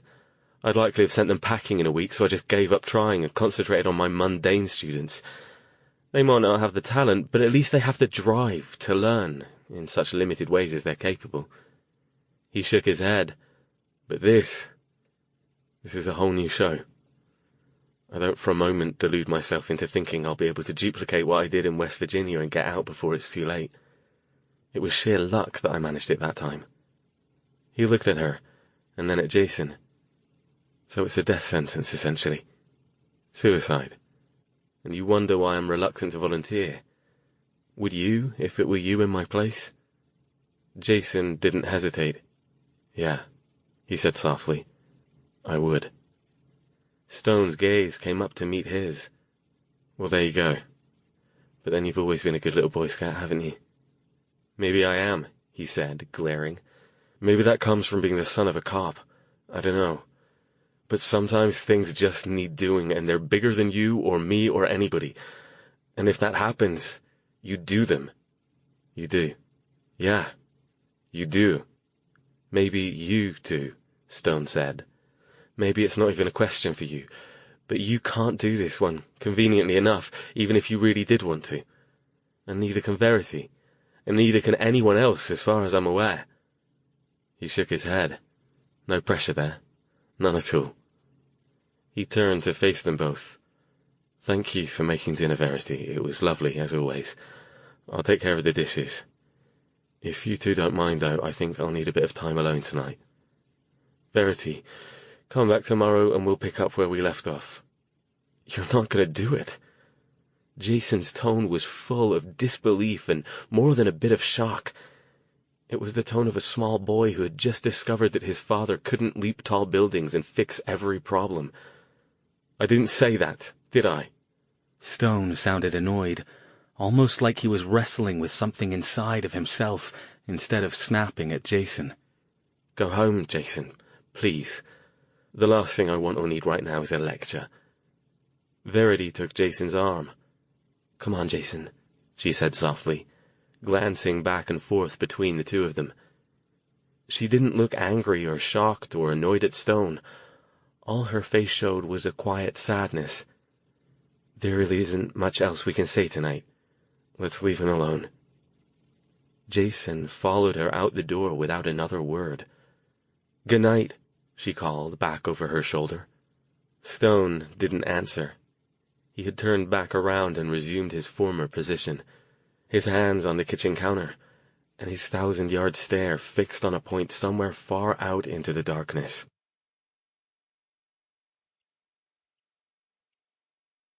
Chapter 31. Verity wasn't sure this was the best idea she'd ever had, but she didn't intend to let that stop her. Jason wouldn't do it, and if she told him about it, he'd probably try to dissuade her from doing it too. He might even tell Stone, which would defeat the whole purpose. Somebody had to do something, and since neither of them showed any signs of it, it was down to her. After all, she rationalized, she was involved in this business every bit as much as they were. The first problem was that she didn't know how to drive. She kept meaning to ask Jason to teach her so she could get her license, but since she spent so much of her time either at Stone's or at the restaurant, it hadn't seemed like a big deal until now. Fortunately, with all the extra hours she'd been working, she'd started to build a small stash of her own money, and it wasn't far, after all. Waiting until Jason was at the restaurant and Stone was at Stanford for the afternoon, she called a taxi. The ride over kept her on edge the whole time, watching the cab driver with a level of vigilance that made the man fidget. "You okay, kid?" he asked, looking back over his shoulder. "You act like you think I'm gonna bite you or something." "I'm fine. Just drive, okay?" How could she tell him that she was on high alert for any signs of evil? "Yeah, sorry about that, but I need to make sure you're not possessed by a disembodied killer from another dimension. Nothing personal." The cabbie shrugged. "You got it. Shutting up and driving." The trip only took a few minutes. Her destination was only a few miles away. When she opened the unmarked door and entered the dusty shop, the gray cat, Phantom, immediately came out from hiding and twined himself around her legs. She bent down to stroke his head, wondering again if she was doing the right thing. Too late to back out now. "Madame Juan? Are you there? It's me, Verity." She glanced around to make sure nobody else was in the store, and then added, "Dr. Stone's apprentice." This time, Madame Juan didn't make an entrance by appearing behind her, but instead just came out through the beaded curtain. She smiled. "Verity, of course I remember you." Her brow furrowed as she looked past Verity. "You didn't come with your brother this time?" She shook her head. "No, he's working, and so is Dr. Stone. I wanted to talk to you alone, if that's okay." Again, she felt a twinge. Should I be doing this? It's not like if I do, I can change my mind later. "Of course. Come in the back and I'll get us some tea." She glanced at the door to the outside world, and Verity heard a faint click as the lock engaged. There. Now nobody will bother us. Verity had a brief moment of panic as her hyper-vigilant mind spun frightening scenarios. What if they've possessed Madame Juan? Now I'm here and we're locked in and nobody knows where I am. But she brushed them aside, annoyed. At some point, she'd have to trust somebody other than Jason and Stone, and the Forgotten, of course, but that was different. When they were settled at the little table over a pot of tea and a small plate of cookies, chocolate this time, but it didn't matter since Verity was about as far from hungry as it was possible to be, Madame Juan smiled encouragingly. "So, what's so important that it's brought you to me by yourself? Something about Alastair, I'm guessing." Verity couldn't decide if she liked it or hated it that Madame Juan was so perceptive. In a way, it made things easier, but it also made it harder to stall. She nodded. Her mouth felt suddenly dry. She took a sip of tea. It's about him, yes, but more than that, too."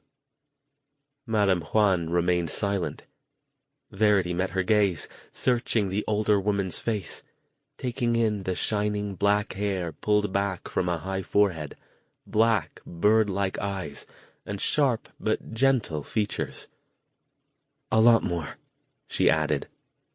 "Just start at the beginning, dear," Madame Juan said, "and please don't feel obligated to tell me anything you don't think you should.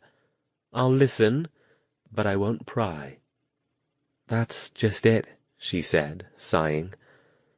"I'm not sure I should be telling you any of this, but I don't think I have a choice anymore." She rattled her fists on the table, making the delicate teacups shake. "Why is this so hard?" "Are you sure this is what you want to do, Verity?" Madame Juan's voice was soft. "It's not too late for you to change your mind. I won't tell Alastair you were here if you would prefer I didn't." "No, that's the whole point of why I'm here," she said. "You have to talk to him. He won't listen to Jason and me. I think you're the only one he might listen to." She paused. "Did he ever mention anything to you about the evil?" "The what?" Madame Juan leaned forward. Verity took a deep breath, and suddenly, almost as if some consciousness other than her own had taken control of her mouth, the words began flooding out, tumbling over each other in their haste to escape. It was as if speaking the words "the evil" to someone other than Stone or Jason or the Forgotten had taken the seal off a doorway, and now that it was broken, there was no stopping what clamor to get out. She told Madame Juan about her 5-year struggle with mental illness, about Jason and how he and Stone had found her, about the Forgotten, about the evil, and about what Stone had discovered about the connection between the evil and the portals. She finished up with the story of what had happened in West Virginia, and about what was happening somewhere in Las Vegas. It took her nearly 15 minutes to pour everything out, and as she did, she felt like she had lanced a deep infection within her and allowed some vile substance to drain from her mind. When she was finished, she just sat there, panting, tears streaming down her face, terrified at what she had just done, but also relieved beyond all possible measure that she had done it. Madame Juan, for her part, listened in complete silence, her expression gentle and welcoming, but otherwise neutral. When Verity finished, she waited several seconds to make sure that nothing more was coming.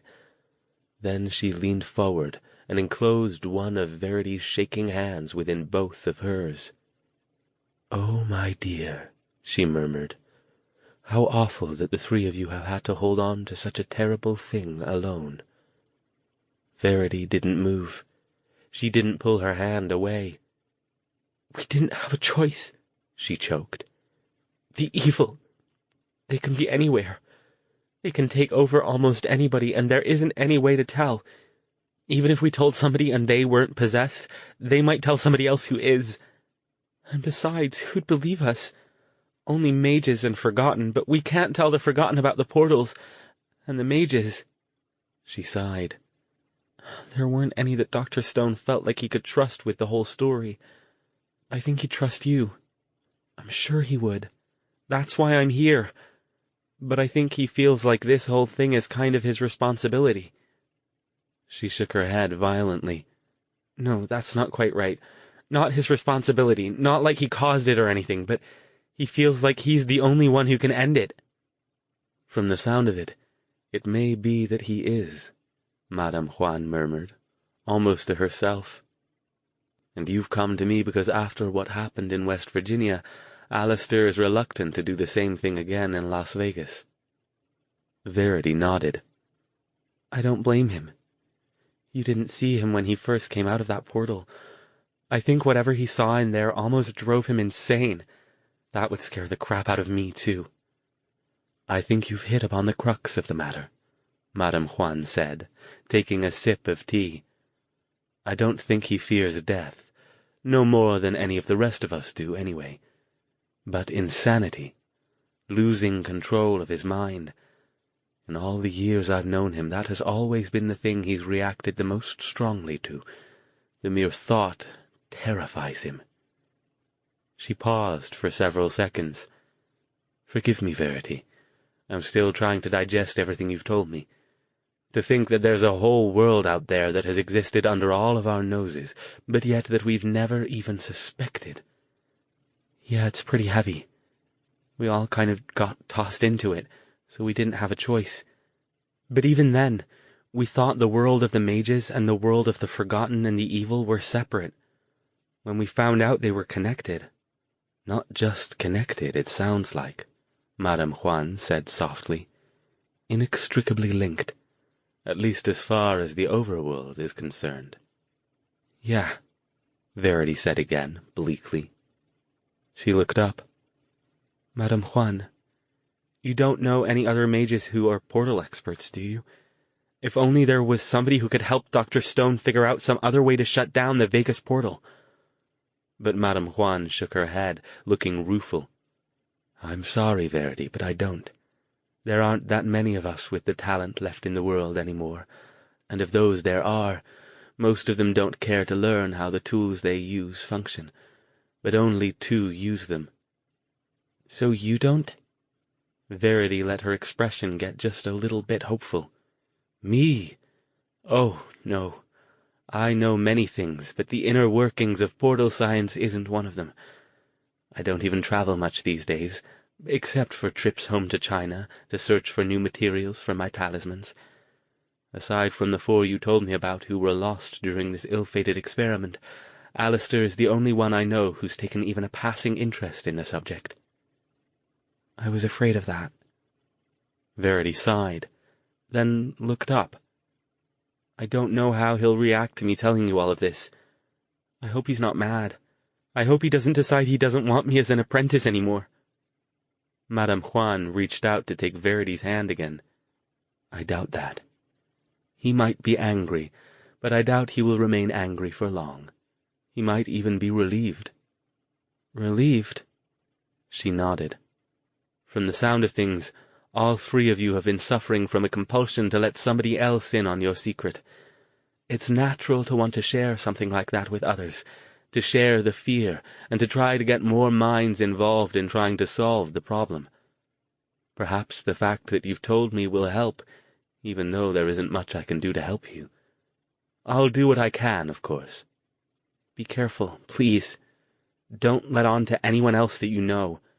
It could be really dangerous for you if the wrong people found out." Madame Juan smiled. "Don't you worry about me. I may look old and frail, but I'm pretty good at taking care of myself. And besides, now that you bring it up, I suspect that they already know about me, and that they've already made their unsuccessful attempts to possess me." Verity's eyes widened. "They have?" "I think so.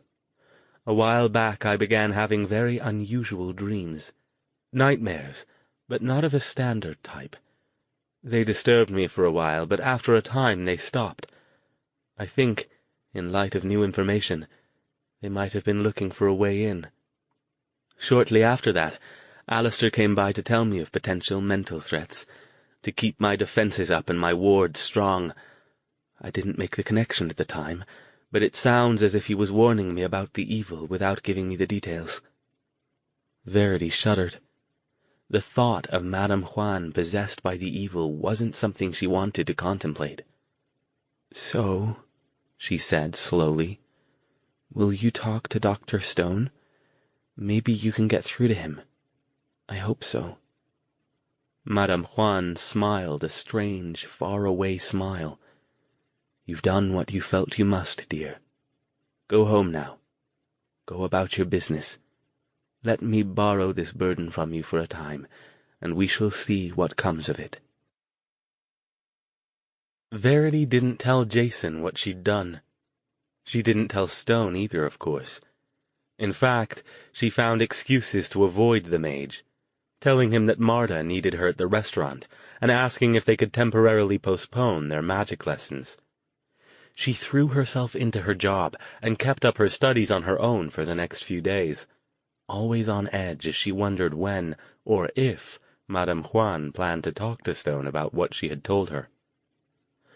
About halfway through their shift a few more days later, while Jason and Verity were taking their break in the back room, Marta appeared in the doorway.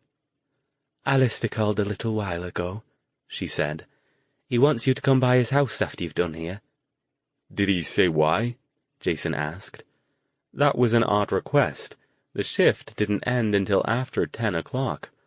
"No, but he seemed pretty insistent about it."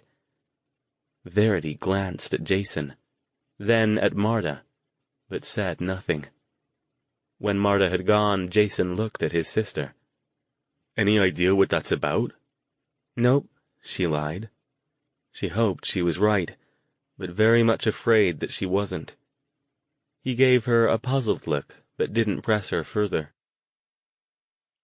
Stone answered the door at their first knock. "Good," he said. "You got my message." He waved them inside. "What's this about, Al?" Jason demanded. "What's so important it couldn't wait until tomorrow?" He didn't answer, but instead led them into the living room and indicated the couch. So far, his expression remained unreadable. It showed no signs of anger or annoyance, but no sign of anything else either. After they were seated, his gaze flicked over Jason and settled on Verity. "So," he said, "does anyone have anything they'd like to share with the class?" "Huh?" Jason asked. Following Stone's line of sight, he, too, focused his attention on Verity. "V?" Verity remained silent for a moment. Then, with sudden defiant energy, she blurted, "Okay, so I did it." "Did what?" Jason felt suddenly as if he'd stepped into the middle of a play where he had no idea what had come before. Stone, still impassive, said, "Verity here has unilaterally decided to invite another member into our little secret society." Jason's gaze shifted between them. "Al? What the hell are you—" "I told Madame Juan," Verity said. Jason stared at her in shock. "Told her?" "Everything, apparently," Stone said. "In significant detail, so I'm informed." Jason didn't even know what to say. He felt like he had just taken a hard shot to the gut. "You told her? When?" "A few days ago." Her eyes flashed. Somebody had to do something. You know it too, Jason. I thought Madame Juan would be somebody Dr. Stone would trust. Somebody older that he might listen to. She glared at Stone. You know we have to go to Vegas, and, well, I was getting worried about you. It was like you'd given up, so I told her. She looked at him as if daring him to refute her words. Jason still hadn't gotten past her revelation. You told her? You actually went over there and told her everything? Everything, she said. I told her about the evil, and the Forgotten, and the portals, and what happened in West Virginia, and what we need to do in Vegas. And I'm not sorry I did it. Jason, tell me that you wouldn't have told somebody if you thought you could trust them. Tell me the truth. He looked down at his lap. He couldn't deny her words. For a long time he'd felt like a very lonely member of a very small club, and it was wearing hard on him. He looked at Stone, who had remained silent, his blue gaze locked on Verity. Al, don't be too hard on her. She's barely more than a kid. This is a lot of stress for her, especially after everything that's happened. We can— Madame Juan called me the night after Verity came by, Stone said, as if he heard nothing of the previous exchange. We had a long talk. He took a deep breath. I've been doing a lot of thinking over the past few days. I see now why you've been avoiding me, Verity, and I'll admit that your absence was probably for the best. It took me a day or two to work through everything. Verity regarded him, wide-eyed, fearful. You're not going to cut me off as your apprentice, are you? I mean, I know I went behind your back, and I probably shouldn't have, but— For several seconds, the mage just looked at her, to the point where she began to squirm under the intensity of his scrutiny. But then he let his breath out and broke the gaze. Verity, I won't lie to you. When Madame Juan first called me, I was angry. Not so much that you told her about everything. What we've been through is every bit as much your story as it is mine, and you have the right to tell anyone you like if you want to. No, I was angry because— Another pause. Because as you might have worked out, I'm a very private sort of person, especially when it comes to my own problems. I'm not fond of other people knowing that I'm struggling with something. I'm not proud of that. It's probably not one of my more psychologically healthy character traits, but there you are. So having Madame Juan call me out of the blue one night, tell me my wayward apprentice had dropped quite a load of troubling information on her, and ask me about my sudden reluctance to deal with the situation, I wasn't in the most charitable of moods. Verity started to say something, but Stone cut her off. But, as usual, Madame Juan was able to cut through my various bits of bullshit and get right to the crux of the matter. As I said, we talked for a long time. Eventually I just gave up and went over to see her, and we talked longer. He looked at Verity. You were right.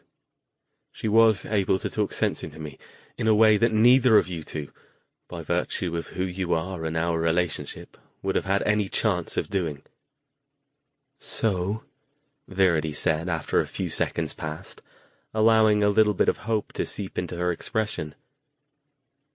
Does that mean— What that means, he said, is that first of all, you went behind my back, and I'm not fond of my apprentices doing that, so there will be repercussions. However, he added, when Jason started to protest, those repercussions will be cancelled out by the fact that you took the sort of initiative I didn't really expect from you at this stage in your training. I like that. Initiative is one of the things I value highly in an apprentice. So, therefore— He paused for a moment. Therefore, I expect you two to be ready to go first thing in the morning. Go? Jason asked, still confused. To Las Vegas, he said, as if that were obvious. I'll pick you up at your place. I've already arranged our lodging and informed Martha that you'll be taking some indefinite time off. I'd like to arrive by tomorrow night. We've got a lot of work to do, and we might as well get on with it. The sooner this is all over, assuming we survive the experience, the happier I'll be. And since I've had quite enough of both airplanes and portals, we'll be driving. 7 o'clock then. Don't keep me waiting.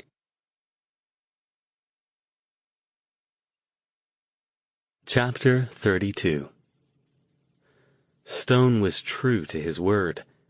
The black BMW idled out in front of Jason and Verity's apartment building promptly at 7 the following morning. He didn't get out to help them as they stowed their bags in the trunk and climbed in. Jason noticed that a good portion of the trunk was already full of what looked like bags of magical paraphernalia. As soon as they were settled, Stone guided the car smoothly out of the parking lot and set off without a word. He was silent until they'd gotten out of town and onto the freeway. "You've been studying up on Las Vegas then, have you?" he said at last, with a sideways glance at Jason. Yeah. Quite a bit, actually. I brought along the books and the maps and stuff, and I've been reading through some old newspapers at the library." "And?" Jason shrugged. "The place is a hellhole evil-wise, if I'm reading things right. They're doing their best to cover it up, but not a week goes by that they don't have a multiple murder, or a mob hit, or a suspicious suicide, or something else just as nasty. We don't hear about them because they're sweeping them under the rug so it won't hurt the tourist trade, but they're easy enough to find if you look for patterns." Stone nodded. "As I suspected. I doubt it'll get any better now that they're down to their last remaining portal. I haven't been doing much with those notebooks you brought back. Verity, thank you for keeping them safe, by the way. But I do want to make some more time when we get through all of this, if we do, of course, to investigate what I found a bit more. I think it's highly interesting that the evil doesn't actually originate in the overworld at all, which makes me wonder exactly where they do come from, and how they came to find the overworld." They drove straight through to Las Vegas, stopping only for meals and gas fill-ups. Stone had no qualms about opening up the BMW once they hit Interstate 5, and since it was a weekday and there wasn't a lot of traffic, they made good time. By the time they reached Barstow, Jason managed to convince Stone to let him drive the rest of the way. The mage spent the remainder of the trip going over Jason's notes and maps. "Have you ever been to Vegas, Al?" Jason asked. Stone shook his head. "Never really appealed to me. I'm not much of a gambler, and the whole place just seemed rather crass and excessive to me." "Some friends and I went for my 21st birthday. Jason grinned. "We saved up for months, then headed over there on a bus and spent the weekend getting drunk, chasing crass and excessive women, and losing all our money at the tables." "Sounds like tons of fun," Verity said from the back seat. "Hey, it was fun. Not something I'd repeat, but you only turn 21 once, right?" "I'll remember that when I do." Jason gave her a quick, amused look over his shoulder. "I'm not sure your kind of chasing women would be quite the same, V." "All right, you two," Stone said, looking up from Jason's map. "Let's keep the debauchery to a minimum, shall we? You'll have plenty of time for that after we've dealt with the portal." It was after 9 o'clock when they rolled into town, past the famous Fabulous Las Vegas sign, a little the worse for wear, with several of its neon lights out and a spray of graffiti, including a large forgotten Bad Place symbol across its lower half. "Let's check out the Strip," Jason said. "It's something to see at night if you've only seen it in pictures. Where are we staying, Al?" Stone gave him an address and approximate directions, and a few minutes later they joined the stream of traffic filtering slowly through the electric neon wonderland of the Las Vegas Strip. "Wow," Verity said, eyes wide. "I've seen pictures, of course, but they don't do this place justice. I didn't think there was this much neon or that many light bulbs in the world. I'd sure hate to have their electric bill." They crept along, surrounded by taxis sporting ads for strip clubs, double-decker tour buses, limousines, and oblivious tourist pedestrians everywhere. The lights of the massive hotel casinos blazed so bright that it seemed like a strange sort of daylight even though the sky was dark. They passed them one by one, with Verity craning her head from side to side to get a good look. Luxor's Black Pyramid, the more old-style dunes and Flamingo, the medieval-themed Excalibur, Obsidian's featureless Black Tower, the sprawling complexes of Caesar's Palace and the Mirage, each one vying with the others for how impressive a display they could make to lure in the herds of tourists. In front of each, out closer to the street, enormous marquees proclaimed the headliner acts appearing in the hotel's showrooms. Everything from old-school crooners to the latest in high-tech magic acts and cutting-edge stage shows. Stone, after a few glances at the hotels, wasn't watching them any longer. Instead, he leaned against the window and studied the crowds. "Interesting," he murmured at one point. "What?" Jason asked, his eyes on the road to avoid darting tourists and suddenly stopping taxis. Stone pointed. "Quite a number of what looked like homeless people among the tourists. More than I would have expected here." Jason couldn't look, but Verity did. "Yeah," she agreed. "There's a guy with a cart, and another guy there on the corner with a sign. But is that weird? I'd think this would be a pretty good place to beg with all the people winning money." Jason made a noise halfway between a chuckle and a snort. "They don't win money, V. Hardly anybody does. Those big jackpots you hear about, the hotels play them up to get people in, but when you think about how many people gamble in these places and how much they drop, the jackpots are nothing." Stone nodded. "These places don't get this big and impressive without taking in equally impressive amounts of money." "I'd expect to see more homeless people downtown," Jason said. "The casinos are a lot closer together and not nearly as fancy as here. You think the Strip is tacky, Al? Wait till you see the stuff down there. Not just casinos, but all kinds of places selling tourist crap. They've tried to glitz it up, but it's still kind of a dump. Sort of like putting a silk dress on a pig." "I wonder how many Forgotten are here," Verity said. "That's probably one of our first priorities," Stone replied. "Locating the Forgotten community, if there is one, and getting acquainted with them. They'll likely be able to give us information we wouldn't be able to get anywhere else." "They wouldn't know where the portal is, would they?" Jason asked. "Probably not, but they might be able to give us some idea about where the highest concentrations of evil are. Remember, like they were able to tell us about the club in San Francisco, the area where the Forgotten didn't go." "Yeah, true. Do you want to go look at downtown now, or wait until tomorrow?" "It's been a long drive. Let's get ourselves settled in, and then decide if we want to do anything else tonight. It's true that we need to hurry a bit, but I doubt one night will matter. And it might be best to familiarize ourselves with the town during daylight, before we start trying to wander around at night. Even in a town that never sleeps, I suspect it gets a lot more dangerous after dark." "Yeah," Jason said. "But I'm betting that the people we need to talk to are only going to be out after dark." Stone had arranged for a 3-bedroom suite at one of the local medium-term residence inns about a mile off the Strip. They checked in, stowed their gear, including the 2 boxes of magical paraphernalia from the trunk, in their rooms, and met in the common room a short while later. "Way too early for bedtime," Jason said. "And not much point getting up early. That's one thing I do remember from my trip here. The town's pretty much dead till sometime after noon. We might as well just get used to staying up late and sleeping most of the day." Stone shrugged. "I suppose we could go out to one of the casinos, have a drink, and take a look around. I was just planning to spend some more time going over my notebooks, but frankly I doubt they'll be of much help this time around. Good a time as any to start mucking about with our sleep cycles." "We'll have to be careful," Jason said. "V's under 21.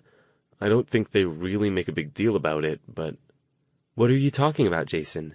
she asked with a grin, pulling her wallet out of her bag. "You didn't think I got rid of that sweet fake ID I got to get into that club in SF, did you?" Jason snorted, half amused, half annoyed. "You know, things were a lot easier when I could tell you what to do." "Easier for you, maybe." Ahem, Stone interrupted with a raised eyebrow. Shall we, then? They got in the car and headed back toward the Strip. Let's go to the Mirage, Verity said. Any particular reason? Stone asked from the driver's seat.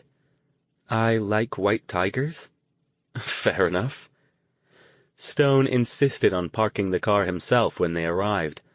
Normally I'd just hand it off to the valet, he told Jason and Verity, but who knows what's riding around in his head.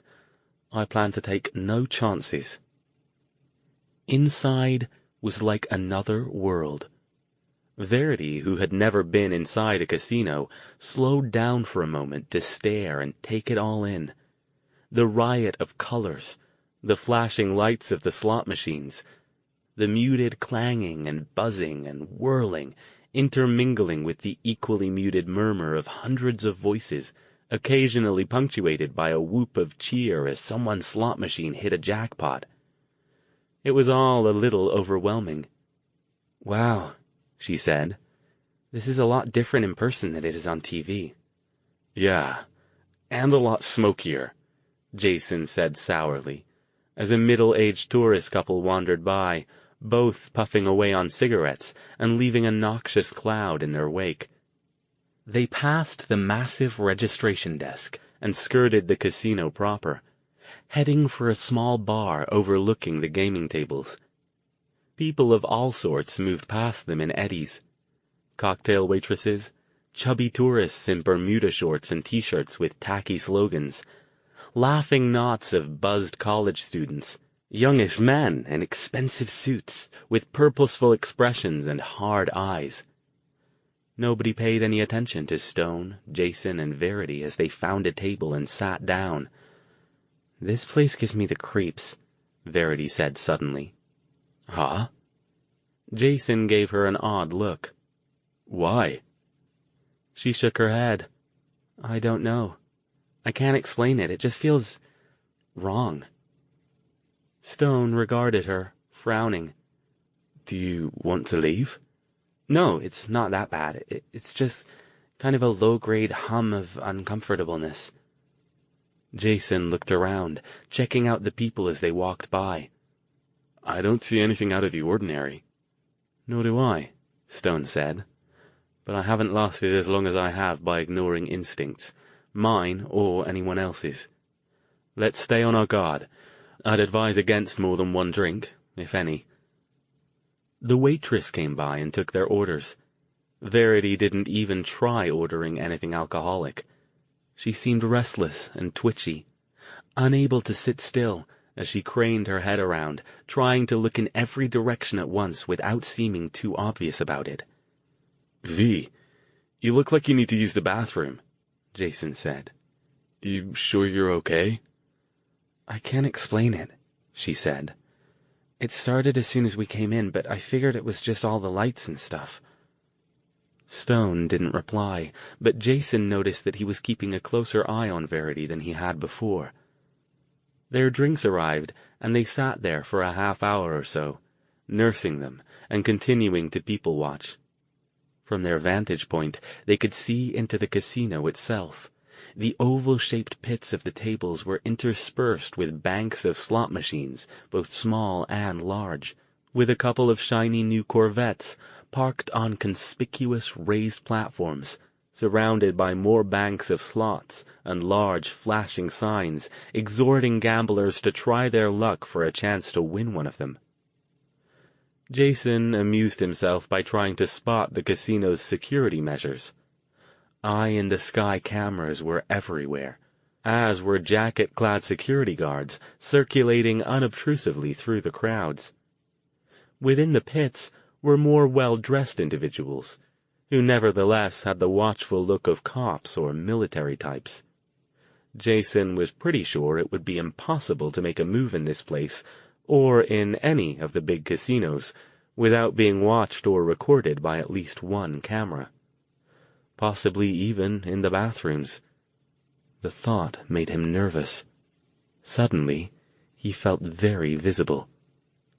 Let's walk, Stone said. Seems like neither of you wants to be here any longer. We'll find Verity's white tigers, and then we can take a stroll outside and play tourist while we get the lay of the land." "You know what?" Verity said. "I can see the tigers later. I think I just want to get outside." They left the Mirage through the front where they'd entered, and headed off down the strip in the direction from which they'd come.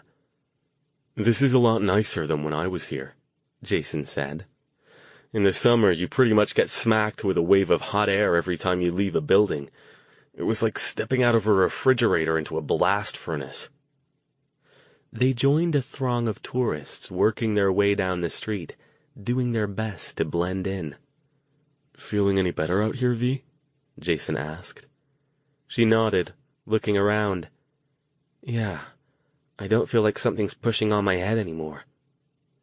They passed the Mirage and a large upscale shopping area connected to Caesar's palace, then strolled past Caesar's itself, with its fountains and massive statuary.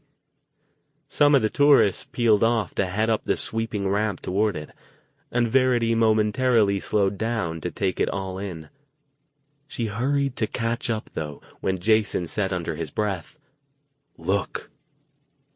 Verity and Stone turned to look in the direction he was indicating. Caesar's palace was on the corner of the Strip and Flamingo Road, and the light was red for crossing, so a crowd formed at the intersection. Something seemed to be going on up there. Stone motioned for them to step out of the flow and pretend to be looking at the dunes across the street ahead of them as they tried to figure out what was happening. A man stood there, holding a sign in one hand and a book in the other, and yelling something they couldn't quite hear over the rumble of the crowd and the traffic noise. They edged closer. He was tall, about 40, dressed in a shabby overcoat and dirty red baseball cap, with greasy, corkscrewing hair poking out from beneath it. He had the wild-eyed look of someone who was either insane or high, or possibly both. As they approached him, his words became clearer. "Repent, sinners!" he boomed to the crowd, who laughed and jeered at him as they waited for the light to change. "Repent your sinful ways! Cease your gambling and fornication and your affronts against God! The end is near. The demons are soon upon us.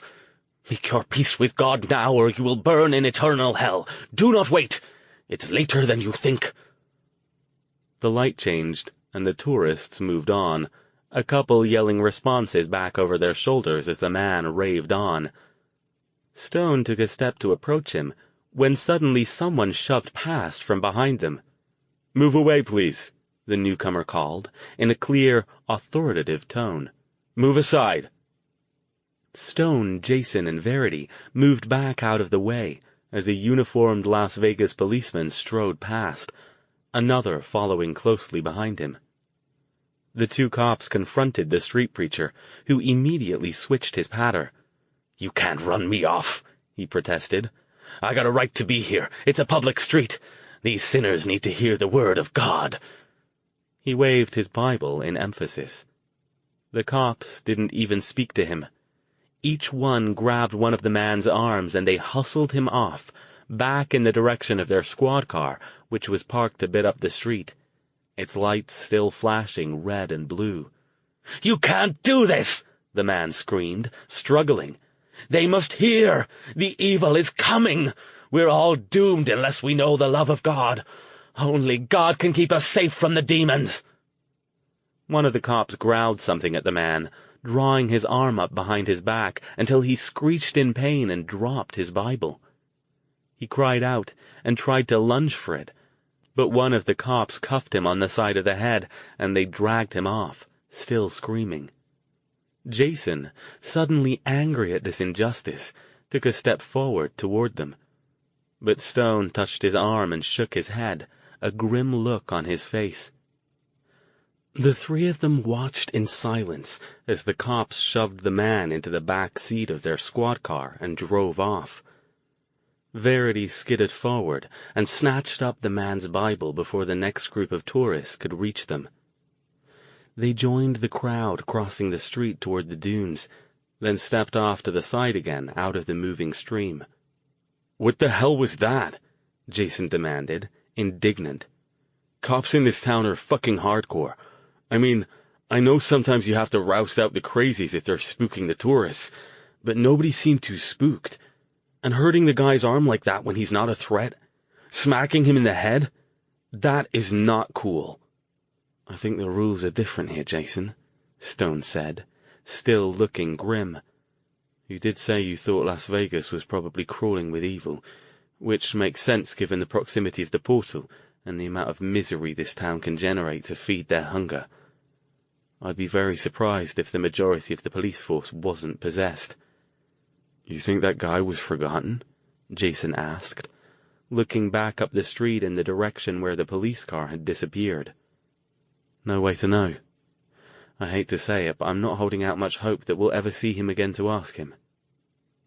Verity riffled through the street preacher's Bible. "I think he might be," she said. "Look at this." They gathered around, huddling under a streetlight to get a better view. She paged through it, showing them a few random sections. Every page's margins were scribbled with notes so dense and illegible that some of the pages looked as if they were enclosed in elaborate black frames. He had underlined a few passages with a heavy hand, and in a few places without notes in the margins, they were full of hauntingly familiar symbols. "Forgotten code," Jason said. "It has to be. Al, do you recognize any of these?" Stone nodded.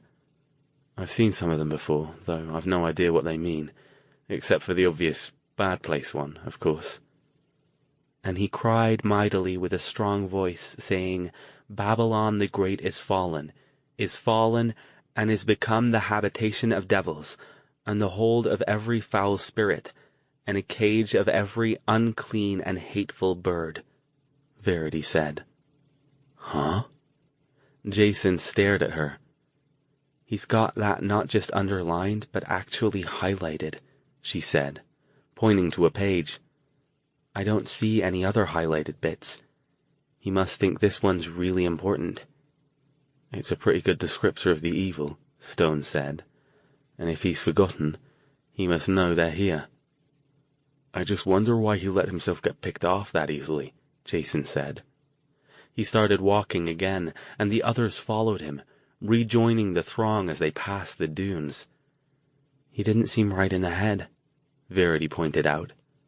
"Sometimes they're even too far gone to hook up with the rest of the forgotten." She sighed, stowing the Bible carefully in her bag. "Sad, really. I hope they don't kill him and dump his body somewhere. I'd like to give this back to him if we can." They continued down the strip, passing the dunes, letting themselves be carried along by the flow of pedestrian traffic. Crossing Harmon Avenue, they passed the vast complex of the MGM Grand on the other side of the strip. On their own side, the massive black tower of the Obsidian rose up into the sky until it seemed to become one with the darkness. "That place looks creepy," Verity commented. "Looks like the evil's secret clubhouse." "No kidding," Jason agreed.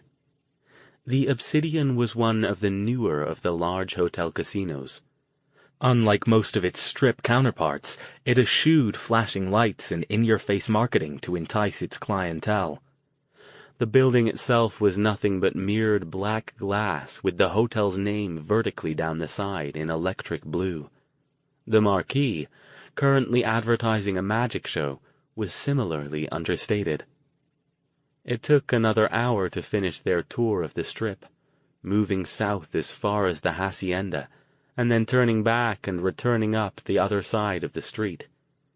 They didn't stop at any other casinos, but kept their eyes open for anyone else who might be forgotten, or for forgotten symbols scrawled in unobtrusive places. They didn't see any signs of either. By the time they arrived back at the Mirage and picked up the car from the lot, it was after midnight. "We'll go downtown tomorrow evening," Stone said. "Perhaps we'll have better luck there." The next day, they all made an effort to sleep in, and Jason and Verity weren't even out of their beds before noon. They found Stone in the common room, hanging up the phone. "I called Madame Juan," he told them. "Gave her the number here so she can reach us if she turns up anything. I doubt she will, but she's got a wider network of contacts through her business than I do, so anything's possible." Since Stone didn't think they'd turn up much useful downtown before dark, they spent the rest of the afternoon devouring a big breakfast at one of the smaller casinos, where Verity inexplicably didn't feel uncomfortable, and then playing tourist, going back to the Mirage so Verity could see the tigers, dropping a few dollars in the slot machines. Jason won a $200 jackpot, watching the outdoor show at Treasure Island, and wandering through the upscale shopping center next to Caesar's Palace. Jason remained constantly vigilant, watching for any signs of suspicious-looking people or anyone appearing to be too interested in their activities. He suspected Stone was doing the same, but it was hard to tell with the mage. He didn't seem to be engaging with what they were doing, but instead followed along behind Jason and Verity, hands in the pockets of his overcoat, with an expression suggesting that his mind was once again far away. At 5:30, when it was at last getting dark, they set off for the downtown area of Fremont Street. The so-called Glitter Gulch was aptly named. Stone raised an eyebrow as they drove past casino after neon-soaked casino, along what looked like an electrified canyon. "The pictures most certainly don't do this justice." "Pretty wild, huh?" Verity asked. "Pretty tacky, actually," Stone said. "The subtitle of this place should be Taste Takes a Holiday." Jason chuckled. "From what I understand, the locals hang out here more than up at the Strip. Everything's closer together so you can walk it, and it's more focused on the casinos than the hotels. Also, the limits are lower." Stone found a secure-looking lot down near the far end of the Fremont Street Casino row. They parked the car and started off on foot back in the direction they'd come from. Unlike on the Strip, downtown's casinos weren't set back from the street in opulent pleasure complexes. Instead, they butted right up against the sidewalks, their entrances yawning open like glittering mouths, their clanging and clattering banks of slots and bouncing neon practically reaching out to grab hapless passers-by and entice them inside. And if that wasn't enough, nearly all of them had at least a couple of scantily dressed women lurking in their entranceways, calling out invitations. As they passed a threadbare establishment called the Coin Palace, a dead-eyed woman, in a short skirt, standing next to a large, luridly colored wheel of fortune, reached out and plucked at Stone's sleeve. "Spin the wheel," she exhorted in a near monotone, her left eye tracking somewhere over Stone's left shoulder, while the right one fixed on his forehead.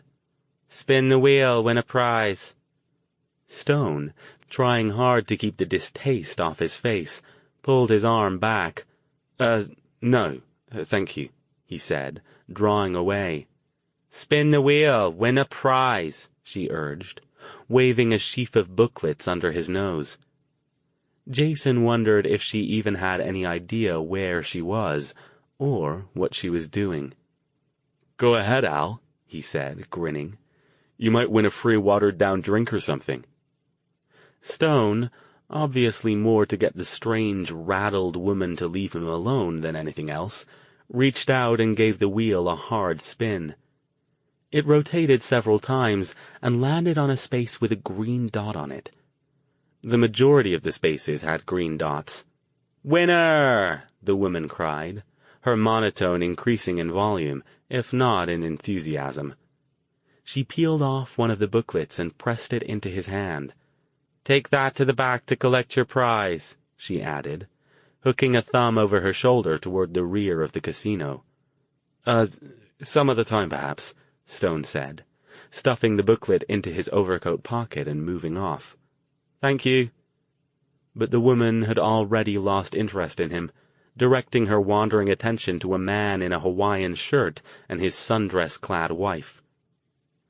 Verity stared back over her shoulder at the scene for a moment, then caught up with Stone and Jason. That was really creepy. Jason nodded. Kinda sad, really. I wonder what she was on. I don't care, Stone said, shuddering. He pulled the booklet from his pocket and tossed it in a nearby trash receptacle, where it joined several others. They kept going, managing to avoid being accosted by the shills for several other establishments by walking closer to the curb and away from the entrances. The crowds were large, larger than the ones they'd seen on the Strip, and seemed to be drifting from one casino to the next, where some would leave the group to enter one, while others would exit and join the current of humanity. One thing the three of them all noticed right away. The down and out were a lot more represented here than they were up in the land of the mega-complexes. From the lost souls working to entice gullible rubes into their dazzling caves with promises of prizes, to the street performers with their donation cans, to the silent, huddled figures in ragged clothes who sat against any available wall space. It seemed the police didn't consider sweeping them under the rug and out of sight of the tourists to be as high a priority as it was on the Strip. Jason indicated a one-legged man sitting against the wall of the Four Queens. Do you want to start talking to anyone? You do it, Stone said. You'll be less conspicuous. He motioned for Verity to follow him, and they moved a few feet away. He pulled a map from his pocket and pretended to consult it. Jason moved over to the man. Hey, he said, noncommittally. The man nodded. He looked to be in his 60s, sitting on a scrap of old carpeting, with a sign next to him reading, "Veteran, please help." His unkempt gray beard was stained with the runoff from many years of chewing tobacco. How's it going? Jason asked. It's going, the man said, shrugging. Spare a little change, man? Jason fished in his pocket and pulled out a handful of coins, which he dropped in the man's cup. Thanks, friend. Hey, can you answer a question for me? When the man didn't say anything, Jason pulled his little notebook from his pocket, opened it to the page where he'd drawn the Forgotten's good place symbol, and held it out. Guy back home told me this was a lucky sign, so I've kind of been looking around trying to spot it. You seen anything that looked like this anywhere? The old veteran studied the page with squinty, watering eyes. Sorry, man. Ain't never seen nothing like that. Looks kind of Chinese or something. Jason sighed. That's okay. Thanks anyway. Take it easy, buddy. He moved back over to where Stone and Verity were studying their map like a couple of tourists, and shook his head. They folded up the map and moved on. Over the next hour they talked to a dozen more people who they suspected might have a connection to the Forgotten. Vagrants, beggars, hustlers, a pair of aging prostitutes who looked like they'd rather be anywhere but where they were, parking attendants in tiny out-of-the-way lots, a couple of the casino shills, but had no luck. In each case, the individuals in question glanced at Jason's sketch of the Forgotten symbol and shook their heads, told him to fuck off, or, in the case of the prostitutes, hopefully propositioned him and Stone to accompany them to the alley behind the Golden Nugget, where they'd show them a good time for $10 each. Jason actually went with them to check for Forgotten symbols on the alley walls, but declined their rather explicit offer, leaving them with $5 and a suggestion that they be more careful in the future who they approached. This just seems really weird, Verity said, as they sat in a small coffee shop a short while later. It seems like there ought to be a lot of Forgotten around here, but we haven't found any? Did they all leave town to escape the evil? Hardly seems likely, Stone said. Aside from Vegas and the surrounding communities, we're out in the middle of the great bugger-all out here. Unless the Forgotten around here are better off financially than our friends back in California, I'm guessing that if they were here at all, they're still here. Okay, but where? Jason asked. Maybe they're in hiding, Verity pointed out. If this town is really as full of evil as we think it is, they're probably keeping a pretty low profile. I mean, Look what happened to that street preacher guy. So far, he's the only one we've found who seems to have any connection to the Forgotten at all." "True," Stone said. "I wish we could have had a chance to talk to him before they took him away. He might have proven informative." Jason had allowed his attention to wander while Verity and Stone were talking, doing his usual sweep of the surroundings for anything that looked suspicious. He didn't expect to see anything, so he was surprised to notice a man in a tacky Las Vegas t-shirt and a floppy hat standing near the coffee shop's front window, looking in, directly at them.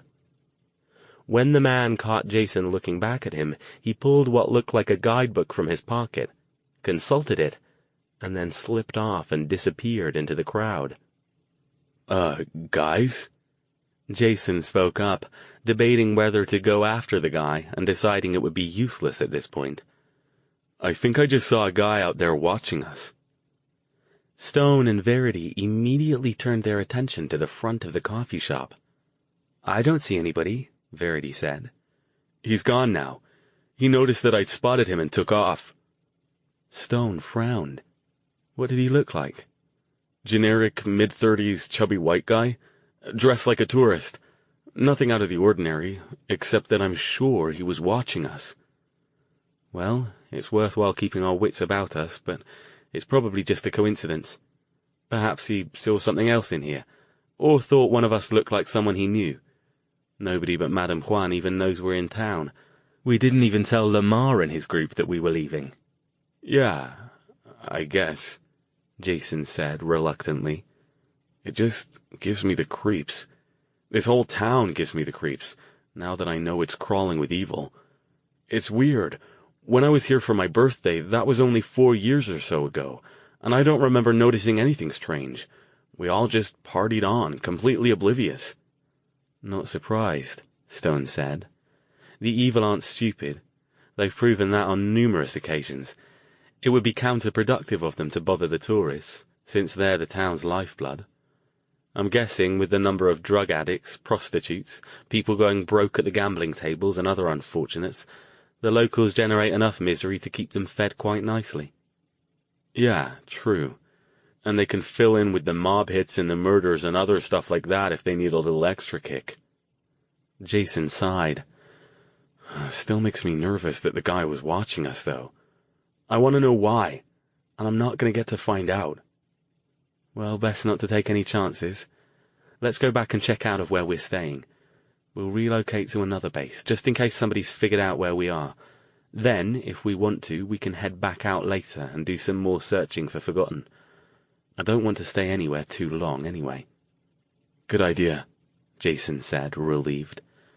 "I know it's probably paranoia, but you know the old cliché. It's not paranoia if they really are out to get you." "I sure hope that guy wasn't watching us," Verity spoke up. "Because if he was and he's evil, you know what that means, right?" Stone started to look at her in question, but then his expression hardened as he realized what she meant. "Indeed," he said, looking grim.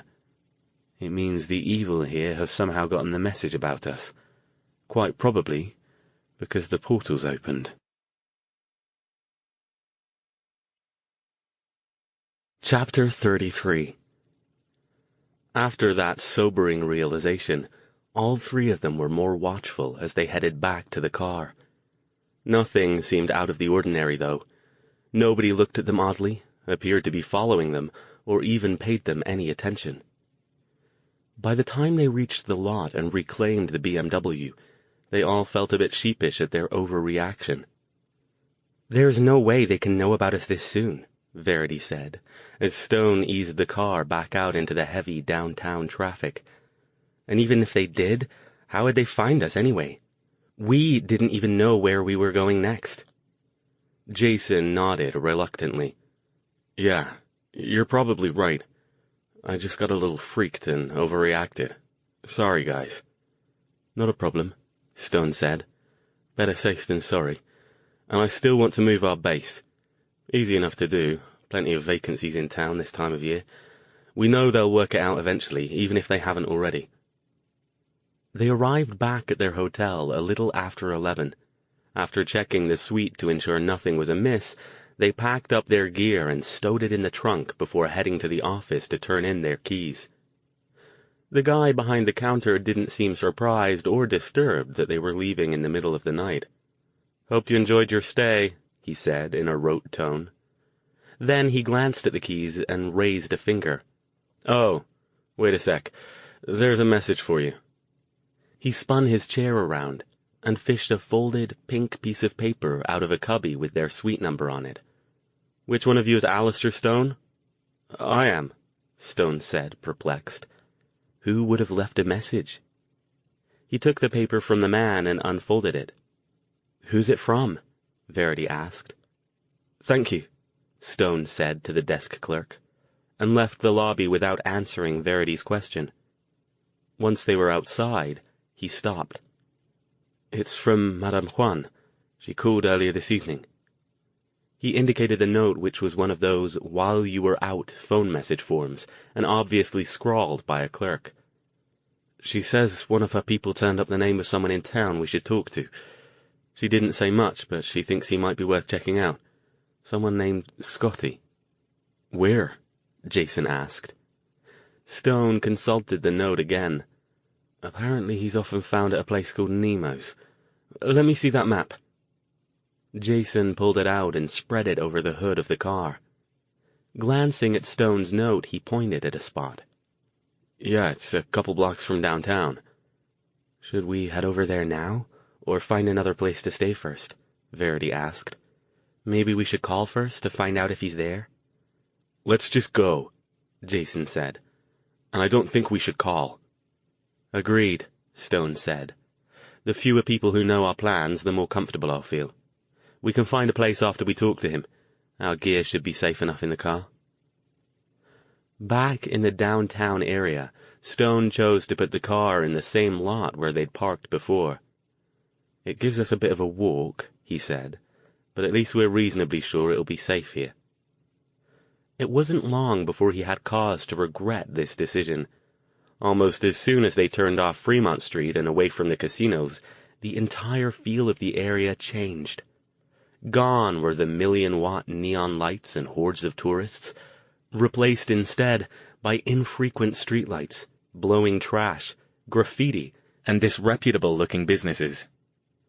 They spotted several bars, a couple of adult novelty shops, tacky souvenir stores, a bail bond business, and a myriad of massage parlors and strip clubs, some of which had women lounging in their doorways trying to entice Stone and Jason, and sometimes Verity, inside. All of these businesses were currently open, but had few customers. Every one of them had at least one slot machine, and sported garish lighting, though nothing that could compete with the excess of downtown. Jason turned to look back over his shoulder, and was struck by how strange it looked to see the glow of the casinos receding behind them, lighting up this marginal neighborhood like some kind of far-off, post-nuclear glow. "It's just one block from this one, right?" Stone asked, glancing around. He didn't look nervous, but he did look more watchful than usual. "Yeah." Jason didn't want to pull out the map again right now. Looking that much like a lost tourist in a neighborhood like this was a bad idea. "One block up and then a right. You aren't concealing us, are you?" "Not yet." Other than the amorous strip club shills, no one else accosted them or impeded their progress as they worked their way up the block and turned right, though several young men slouching in doorways regarded them with bored indifference when they passed, and once they had to quicken their pace as they spotted an obvious drug deal going down at the far end of an alleyway. This street was even more sparsely populated than the one they'd just left. It was clearly a commercial district, but a good half of the businesses along the block were closed and shuttered. Their destination, Nemo's, proved to be a ramshackle bar with a glowing neon crab on its sign, about halfway up the block. On either side of it were another strip club and a pawn shop, featuring an impressive array of artillery locked up behind its barred display window. "I don't like the look of this place," Jason said, glancing around. "Come on, it'll be fine," Verity said. "Let's just find the guy and talk to him and get out of here." The moment they opened the door and stepped inside, they were hit by the intermingled odors of beer, cigarette smoke, and the faintest, far-off hint of a bathroom in bad need of cleaning. Off to the left of the narrow hallway leading inside the bar proper was a bank of ancient slot machines, and on the right side, a sour-eyed man slouched on a stool next to an out-of-order cigarette machine, his hat pulled down over his eyes. Stone went in first, followed by Verity, with Jason taking his usual watchful position at the rear where he could keep an eye on the two of them. They passed some small tables in the corner. One was occupied by a youngish couple, their eyes glazed, groping each other with insistent obliviousness. Another had a frowsy woman in too much makeup and too little clothing, who was obviously much older than she wanted people to think she was. She nursed a large drink and examined first Stone, then Jason, with an appraising gimlet gaze. A couple of tables over from the woman, two young men in heavy metal band t-shirts and jeans puffed away on cigarettes. They looked Verity up and down, which earned them a glare from Jason. It seemed as if everyone in the place was watching the newcomers. A stereo pumped out a pounding hard rock beat from unseen speakers. Stone headed immediately to the bar, with Jason and Verity right behind him. The bartender, a squat man with a graying crew cut, narrowed his eyes. "Yeah?" Stone raised an eyebrow. "We're looking for someone we were told might be here. Name is Scotty." The guy gave Stone a contemptuous sideways glance. Clearly he wasn't used to well-dressed British tourists wandering into his bar at close to midnight. He considered for a few seconds, then nodded. "Yeah, Scotty's around. Who wants to know?" His gravelly voice held no hint of welcome. "A friend," the mage said, with a look that suggested he wouldn't be providing any other information. He slid a $10 bill across the stained counter. "Just point him out, or tell him we're here, and we'd like to speak with him, will you?" The 10 spot disappeared. "Yeah," the man said again. "Wait here and I'll go get him. I think he's next door at the titty bar." He motioned for the only visible waitress to come over and relieve him, then headed off toward the front door. The waitress gave them a gap-toothed grin. "Get you something while you wait?" She wore a low-cut t-shirt that emphasized her ample bosom, one side of which was tattooed with a large and amateurishly drawn butterfly. The way she was leaning forward, it looked like the butterfly was attempting to crawl into her cleavage. "Nah," Jason said. "We'll just wait." When she'd wandered off, he said, "I'll be back. Gotta hit the head. You guys gonna be okay out here?" Verity rolled her eyes. "Of course not. Without you to watch over us, we're gonna get eaten by bears." Jason was still reluctant to leave, but he didn't have a choice. "Okay, just be careful. I'll just be a minute." He hurried to the back of the bar, where he assumed the restrooms were, and found a battered door marked Men right where he expected it to be. The restroom was appalling. It looked like it hadn't been cleaned in at least a month, and the stench was nearly unbearable. Jason finished as fast as he could, zipped up, and decided it would be more sanitary to wash his hands with a glass of water and some bar napkins than to touch the sink. He turned to head back out, and froze. The inside of the restroom's exit door featured a prominent and unmistakable forgotten bad place symbol, emblazoned across the upper half with what looked like spray paint. Below it was a line of smaller symbols Jason didn't recognize, interspersed with crude drawings of male anatomy and hookers' phone numbers. The meaning of that big symbol was clear, though.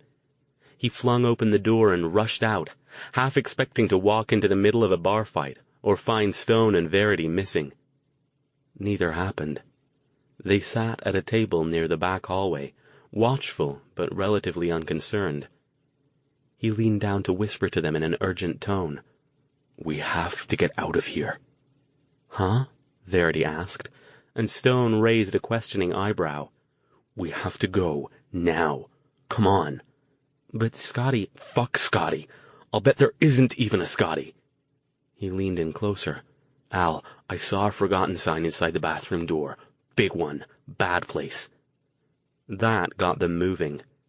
As Stone and Verity rose from their seats, Jason glanced toward the front door and stiffened when he spotted several shadowy figures coming in.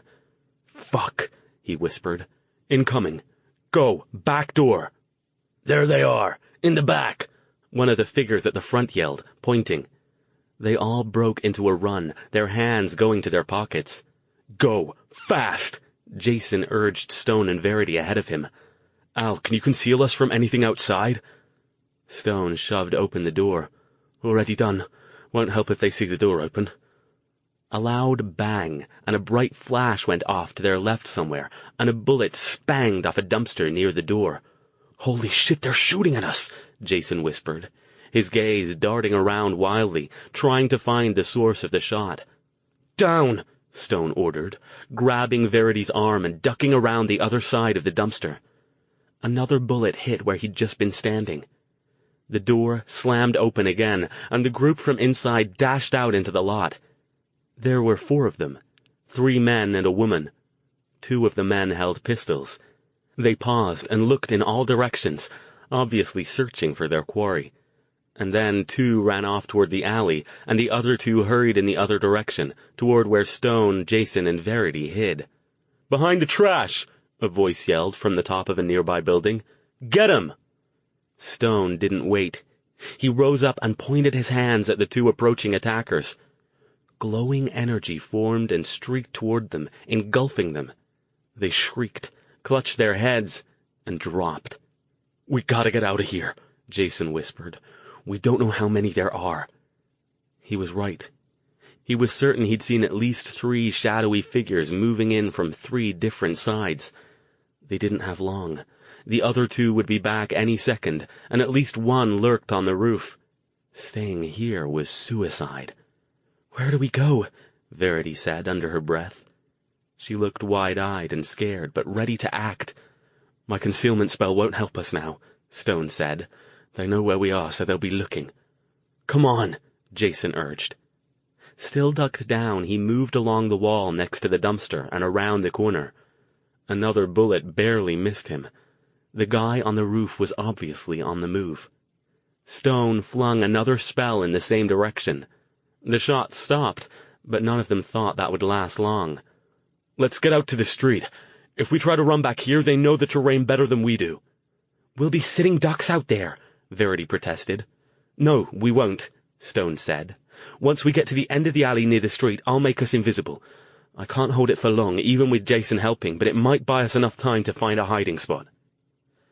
They hurried down the dark alley, stumbling over old, splintered pallets, boxes, and other debris littering it. Jason held Verity's arm tight and moved fast. He knew if they got boxed in on both ends of the alley, they'd be in trouble. They'd almost made it to the street, when another bullet hit the wall near them, knocking pieces out of the brickwork. One shard hit Verity in the cheek, and she yelped in pain. "That's from up above," Jason snapped. Looking up, he pointed at a shadowed figure leaning over the edge of the roof 3 stories up. Stone flung a spell at it, and it shrank back out of sight. "Should we try to get back to the car?" Verity asked, her hand covering her bleeding cheek. They ran out of the alley and dropped down behind the parked car. "We'll have to play it by ear," Jason said, looking around. He wished he had a gun of his own, but his pistol was packed along with the rest of his gear in the BMW's trunk, and he hadn't had time to grab the one from the guy Stone had dropped behind the bar. "Al, how long can you hold the spell?" Stone was looking for more snipers. "Not long. A minute, maybe 2. Figure 1 is a safe bet if we're running. Harder to concentrate. And be careful," he warned. "Don't run in front of traffic once we're invisible." "This way," Jason urged, pointing. He glanced over his shoulder, The two remaining figures from the initial attack had caught the trail again and were getting closer. "Do it, Al! Stay close and keep hold of me." Jason and Verity moved close to Stone, gripping the sleeves of his overcoat so they could all stay together.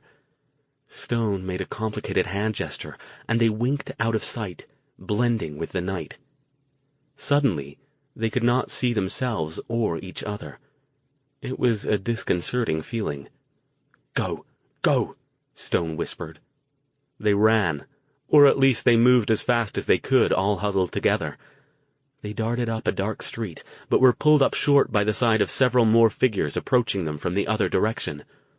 "How many of these guys have they got?" Jason muttered towards Stone. "This way." He yanked Stone's arm and veered up a smaller street off to their right. Stone and Verity quickly moved to keep pace with him. A car's lights blazed, dazzling them and forcing them to keep to the shadows. "Can they see us?" Verity whispered. "No, but keep still until they pass us." Stone's voice already sounded strained. Once the car was by them, he tugged them along. "Come on. Can't hold this much longer." Jason looked around for a street sign, but none were visible. "I'm all turned around. Not sure which way we need to go. Just keep moving and stay in the shadows." They ran again, Jason leading the way. Another group of figures stepped out of an alley on the other side of the street, then fanned out and headed in both directions.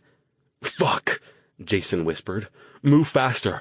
I don't want to be here when that spell goes down." They hurried up the street away from the direction they'd come from. They could see a glow up ahead, but it didn't look bright enough to be the massive light show of downtown.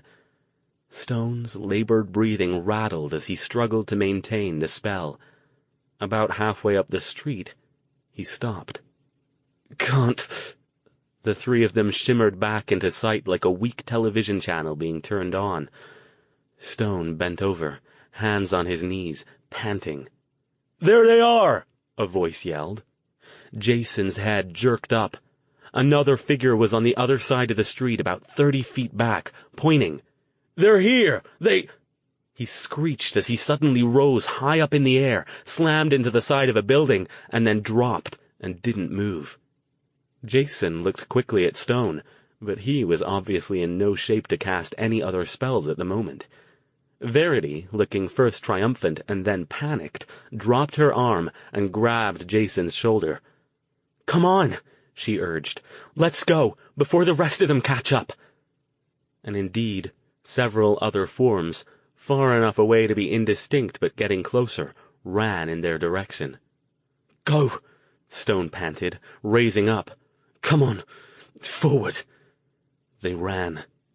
It was hard to tell if the figures had noticed them, but they were definitely headed the same way. Verity, running ahead of the two men, turned for a second to make sure they were still following. "V, look out!" Jason yelled, but it was too late. She tripped over a low railing and tumbled out of sight, shrieking.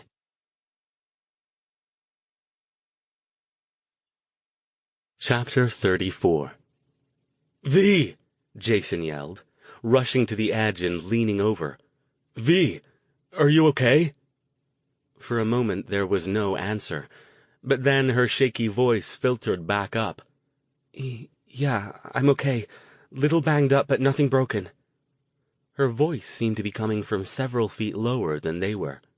Her dark figure moved around, illuminated by the area's single functioning streetlight several yards away. Stone looked back over his shoulder. The others were getting closer, drawn by her screams. He leaned over to the low railing next to Jason.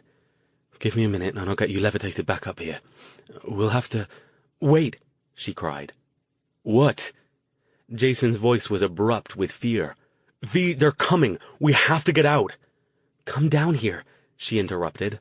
"Look at this! Quick!" The voices and pounding footsteps were close behind them now. Jason and Stone exchanged glances.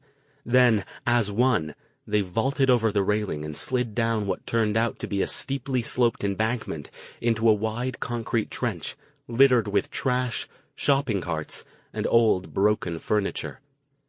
V, This is a drainage ditch, Jason protested. Why did you— Look! She grabbed his arm and pointed. They looked. Crudely spray-painted onto one of the concrete walls near what looked like a yawning tunnel disappearing into blackness was a white, forgotten, good place symbol, nearly 2 feet high. No way, Jason breathed. Here's another one. Stone had moved into the mouth of the tunnel, which was about 8 feet high and twice as wide, and was pointing out a smaller version of the symbol. Jason and Verity hurried to join him, Verity fumbling in her bag for a flashlight. "Let's get inside," Jason said in a low voice. 2 dark heads poked over the railing up above, and another bullet ricocheted off the concrete trench wall. More of the figures called to each other, approaching closer. "Inside!" Jason urged. "Hurry!" They headed into the tunnel. It was pitch dark. Verity's small flashlight barely made a dent in the overwhelming blackness. She kept it in front of her and shone it toward the ground so they could see where they were walking. Behind them, the voices receded, but they couldn't tell if the evil were trying to climb down into the ditch. They kept moving, staying close to the right side wall. After about 50 feet, the tunnel veered right and kept going. They risked stopping for a brief conference. "Al, do you have enough juice left to do the 'we're not here' thing?" Jason asked, "just in case they're still following." Stone nodded. "Back against the wall," he ordered, pointing at the tunnel wall closest to where the evil were coming from.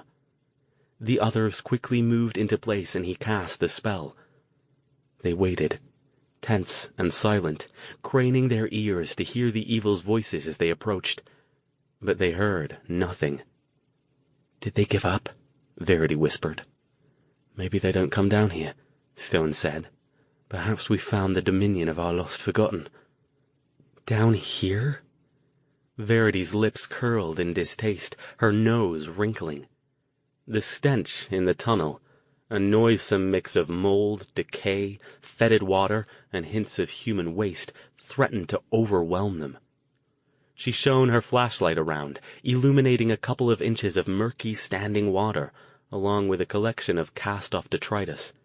Styrofoam cups, old blankets, cigarette cartons, empty liquor bottles, broken glass, used needles. A few cockroaches, startled by the light, skittered into hiding beneath a soggy, shredded mattress, and a fat black spider watched them from a web spun high above. Who'd live down here? "I've heard of this place," Jason said, looking around. "I forgot about it until now, but I ran across a mention of it in one of the library books I looked at. It's the flood control system.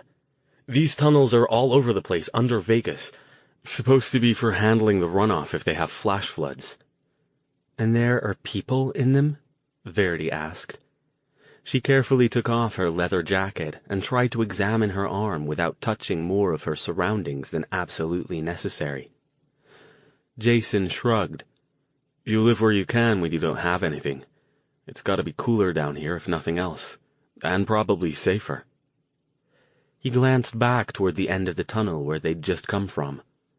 "I don't think we should go back yet. I'm betting they're waiting for us up there. They probably know where these tunnels let out, even if they don't come down here." Stone gave him a hard look.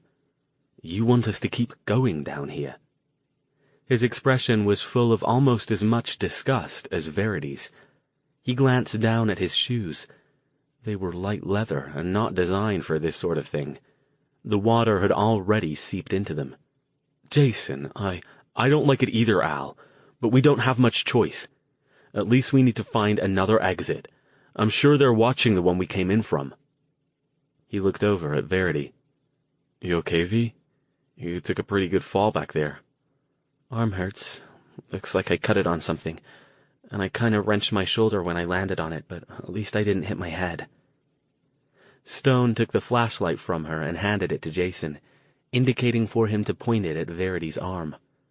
"I think I can fix that," he said. "Just hold still."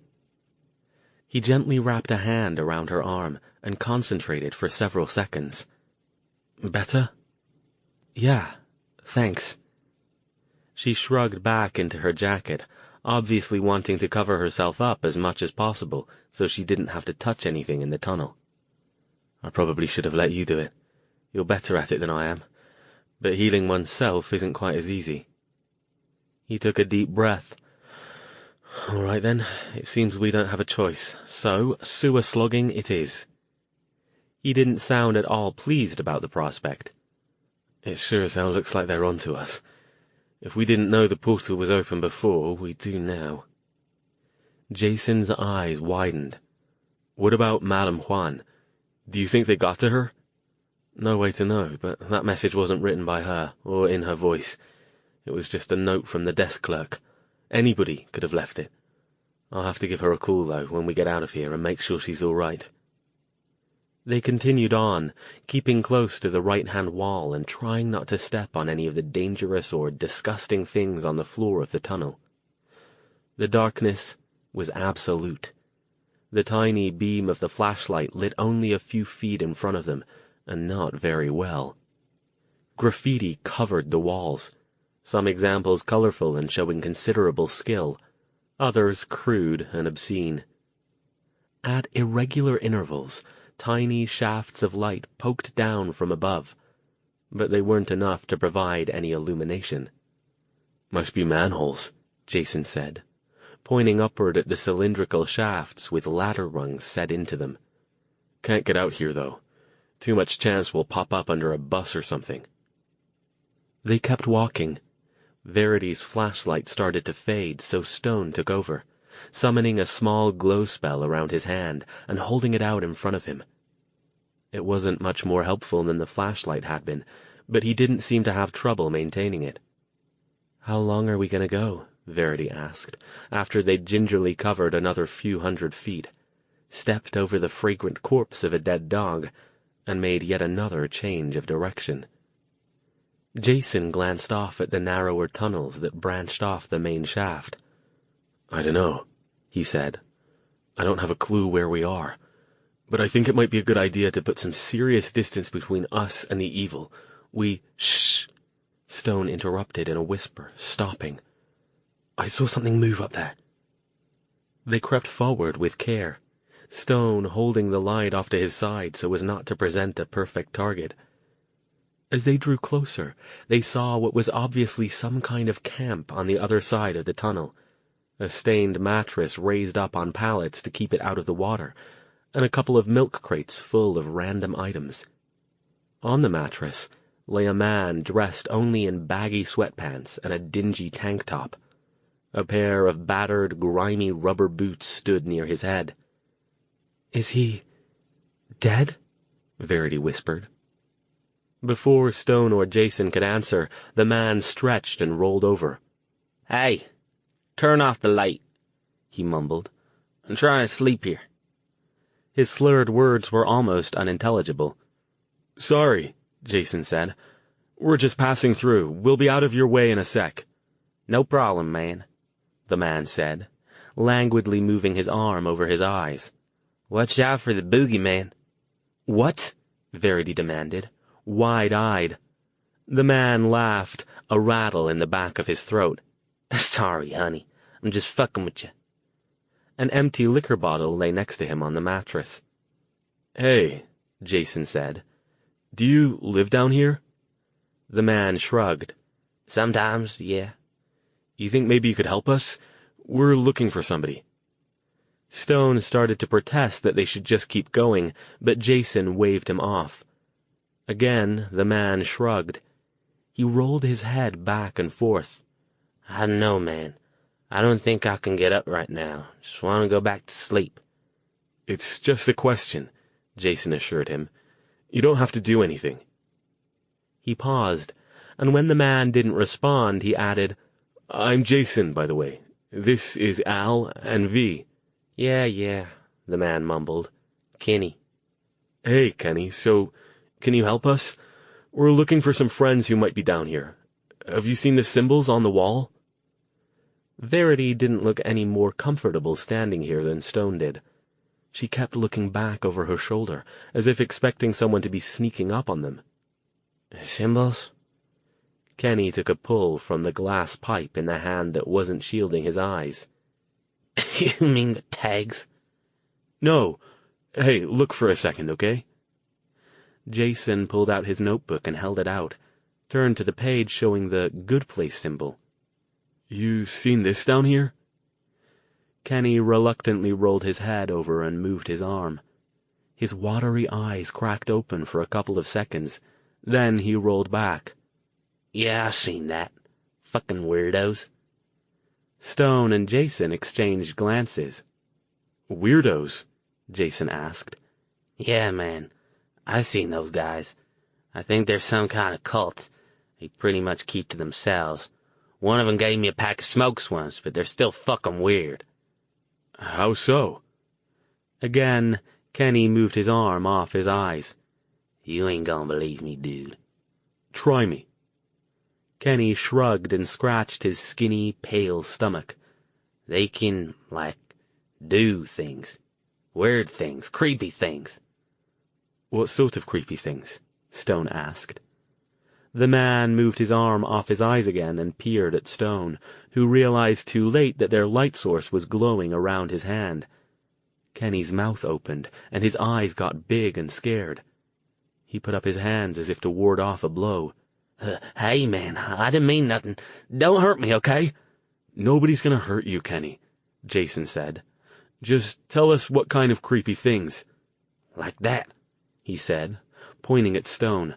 I mean, I ain't never seen 'em make light bulbs like that, but they, always seem to know when somebody's coming, and I swear they can hide so people don't see 'em. And they got this one guy that talks to dogs, and they answer. He took another pull on his pipe.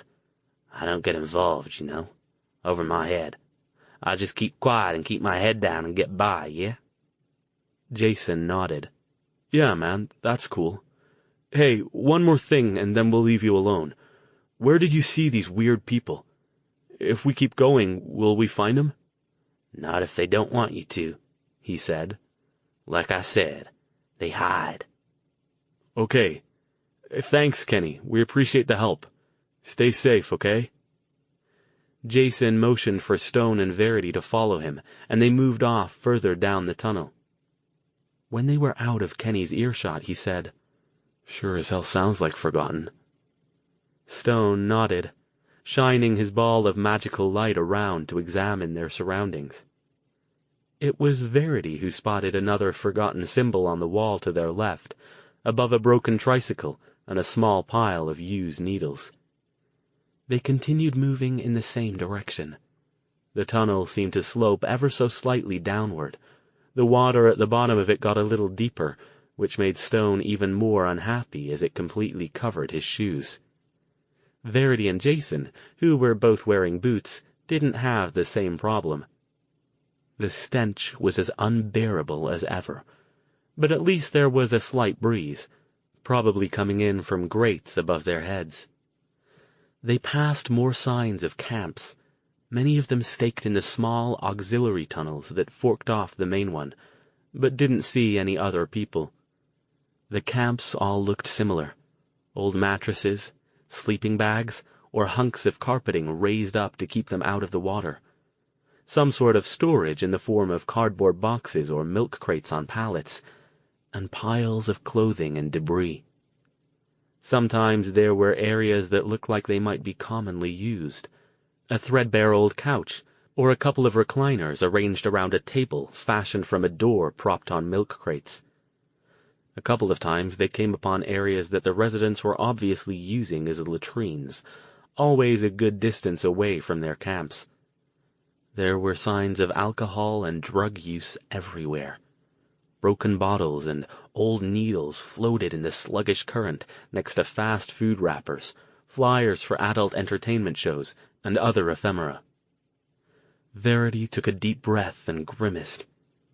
I feel sorry for these guys, she said quietly. It must really suck to live down here. Stone didn't answer. He wasn't saying much now, and Jason figured he probably wasn't feeling too charitable toward anything in the tunnels as the water started working its way up his trouser legs. Al, you okay? If I'd known I was going bloody spelunking in a toxic waste zone, he growled, I'd have worn a hazmat suit. Despite sympathizing with Stone's plight, Jason grinned. Might as well just roll with it. I don't think you're going to salvage those shoes, anyway. They trudged on. They couldn't walk fast due to the treacherous footing, since they couldn't tell what lurked under the water, ready to trip them up. At one point, Jason saved Verity from a nasty fall by grabbing her after she slipped on an intact glass bottle. After that, they moved even more slowly. It was an unnerving walk, with their faint source of light casting weird shadows on the walls, and the echoing quality of the rounded tunnels making it impossible to identify where sounds originated. They approached what looked like a more open area when Jason suddenly stopped and put his hands up. What was that? They all halted, listening. All they could hear was the sound of their own breathing and the echo of water dripping and sloshing in the tunnel. Off to either side of them, 2 more large tunnels headed off in opposite directions, forming an intersection with their current one. I heard it too, Verity whispered. It was... Something creaked off to their right. They spun to face it, but nothing was there as far as they could see. Let's not get ourselves spooked, Stone murmured. If there's something down here, likely that's what it wants. This time the sound was off to their left, an unmistakable growl. Again they spun. Fuck, Jason whispered.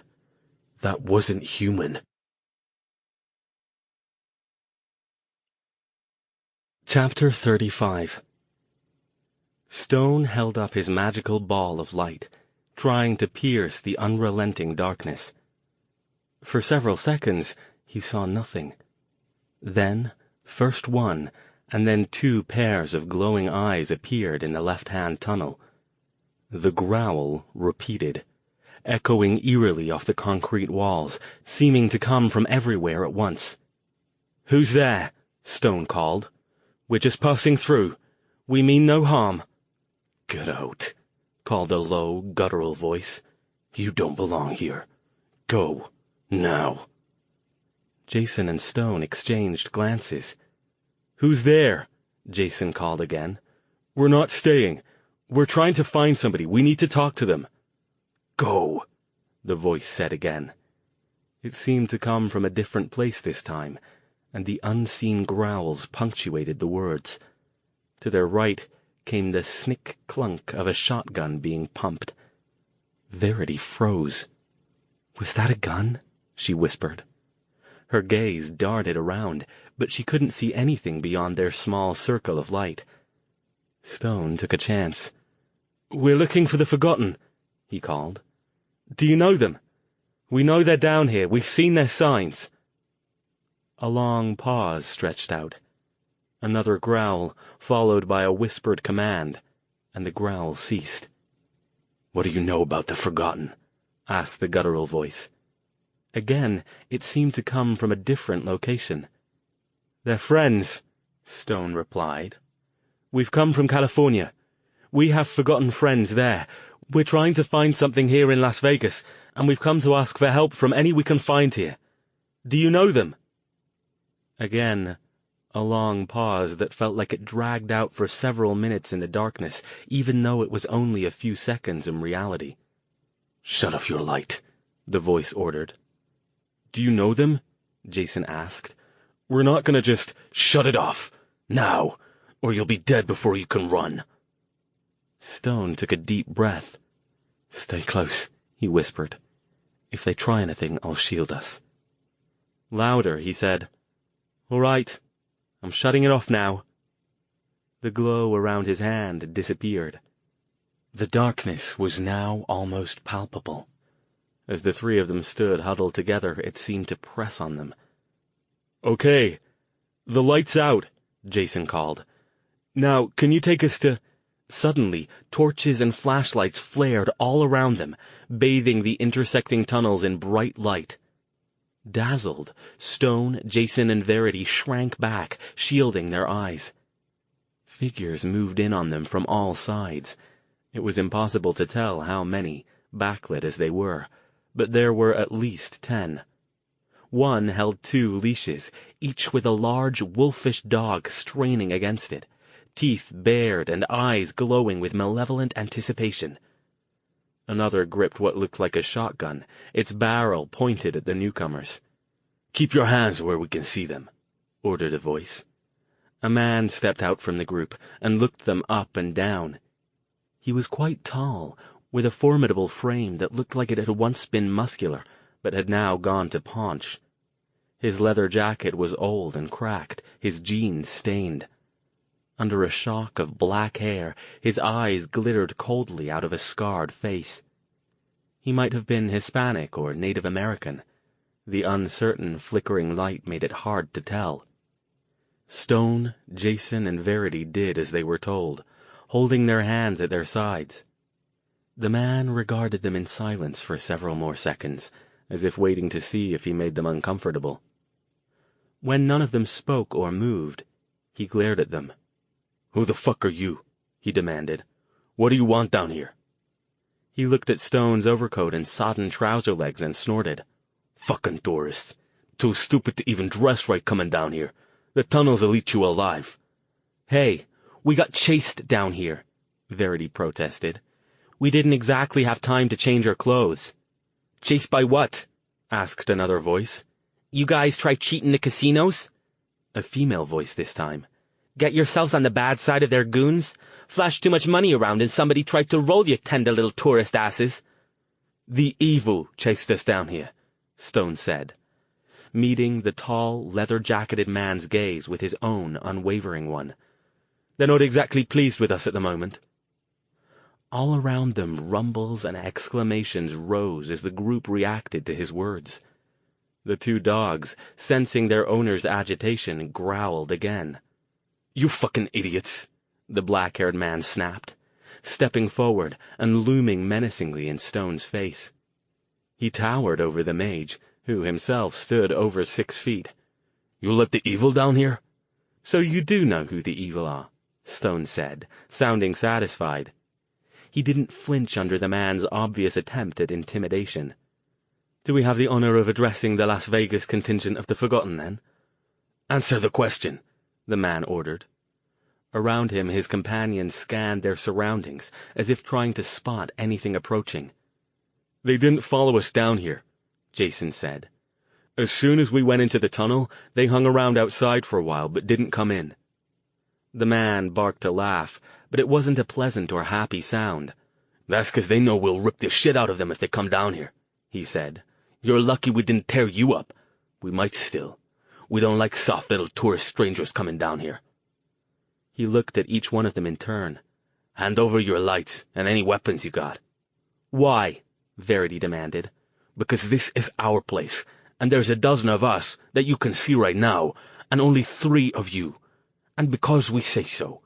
You won't last 5 minutes down here if you fuck with us. I promise you that. Hand them over, and then maybe we'll talk to you." Verity sighed. She glanced at Stone, who nodded once. She fumbled in her bag, pulled out her little flashlight, and passed it to the man. "The batteries are dead now," she said. Her eyes flashed. "You want my wallet, too?" The man ignored her, except to take the flashlight and put it in his jacket pocket.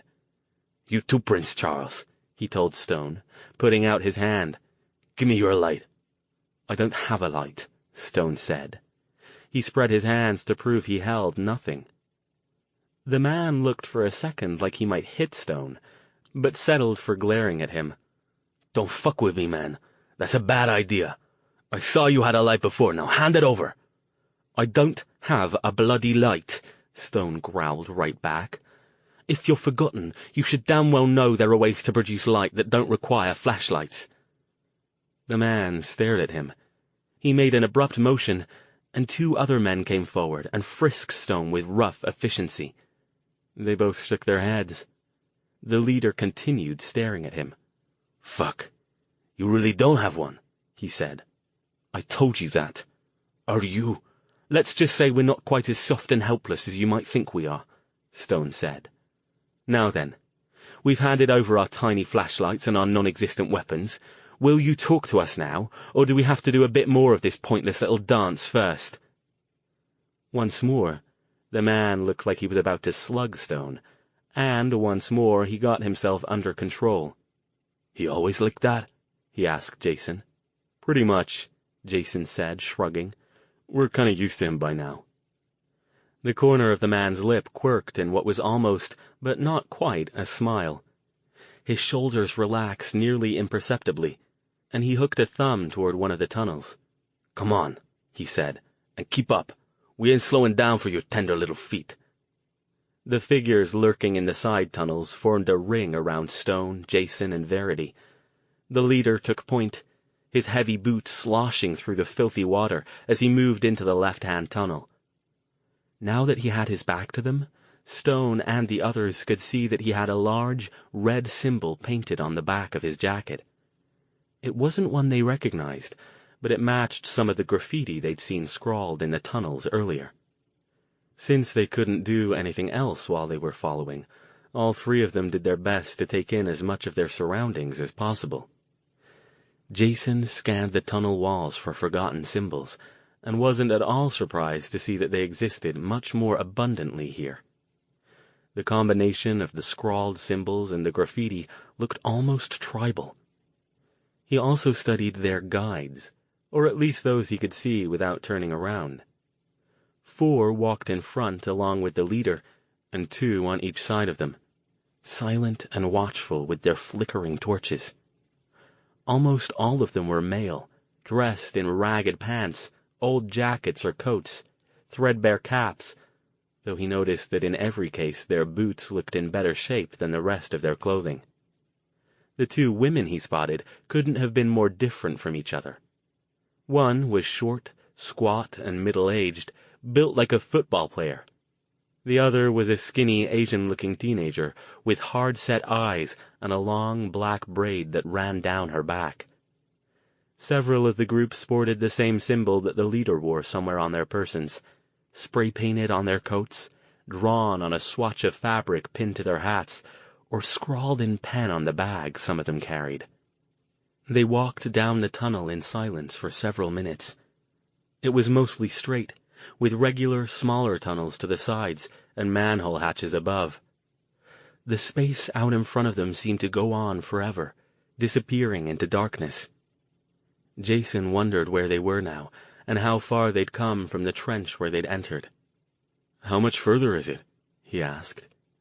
He expected the leader or one of the others to tell him to shut up, but instead the squat woman said, "Just ahead."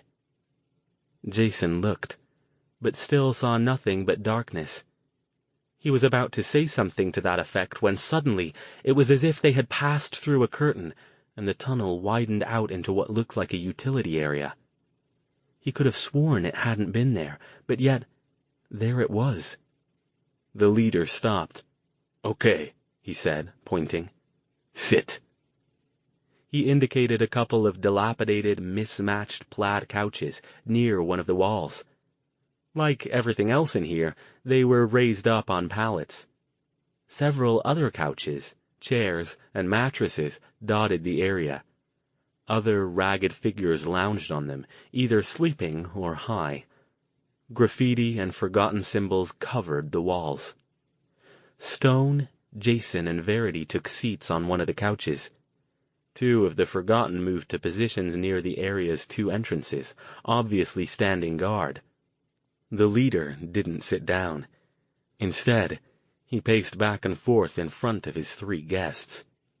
"Okay," he said. "You heard of Forgotten, and you're not from around here. We got that. What we don't get is what you're doing here. And don't lie to us either. We'll know, and you'll never make it out of here alive." Stone glanced at the 2 dogs curled up on one of the mattresses. Their handler poured a generous pile of kibble from a bag and a milk crate into 2 chipped bowls, and they both leapt up and eagerly began snarfing it down. "We're looking for the Las Vegas Forgotten community," he said. "It seems that we found it." "Community?" One of the other Forgotten, a skinny white guy who looked like a junkie, snorted. "He makes us sound like a fucking church group or something." "Shut up, Twitch," the leader ordered, without looking at him. You guys want to start out by telling us who you are? Stone nodded. Fair enough. This is Jason and Verity. I'm, Al. Jason grinned. As we said before, Stone continued, with a quick glare in Jason's direction, we're from the Bay Area. The leader digested that for a moment. Call me Luke, he said. He didn't introduce any of the others. You said you were looking for us. Why? What do you want with us? We want you to help us. Luke's eyes narrowed. Why the fuck would we do that? We don't help nobody but ourselves. Only way to survive in this town. Stone met his gaze. What would you say if I told you that we're looking for a way to get rid of the evil? I'd say you were a fucking moron, and a suicidal one at that. Luke's reply was instant. The evil run this town. We stay out of their way and fuck 'em up when we can get away with it. That's how you survive. You don't go after 'em. Too many of 'em for that. Just how much evil is there in Vegas? Jason asked. Luke shrugged. Everywhere. They got their hooks into everything. Casinos, cops, polls, the do-gooders who try to help the homeless, the papers. You can't move without hitting 'em. How many homeless are forgotten? I don't know. Lots aren't. Mostly the ones you see topside and in other parts of the tunnels. This town's full of people on hard times. The tourists never get it. All they see is the casinos and the money. What you mean, get rid of the evil?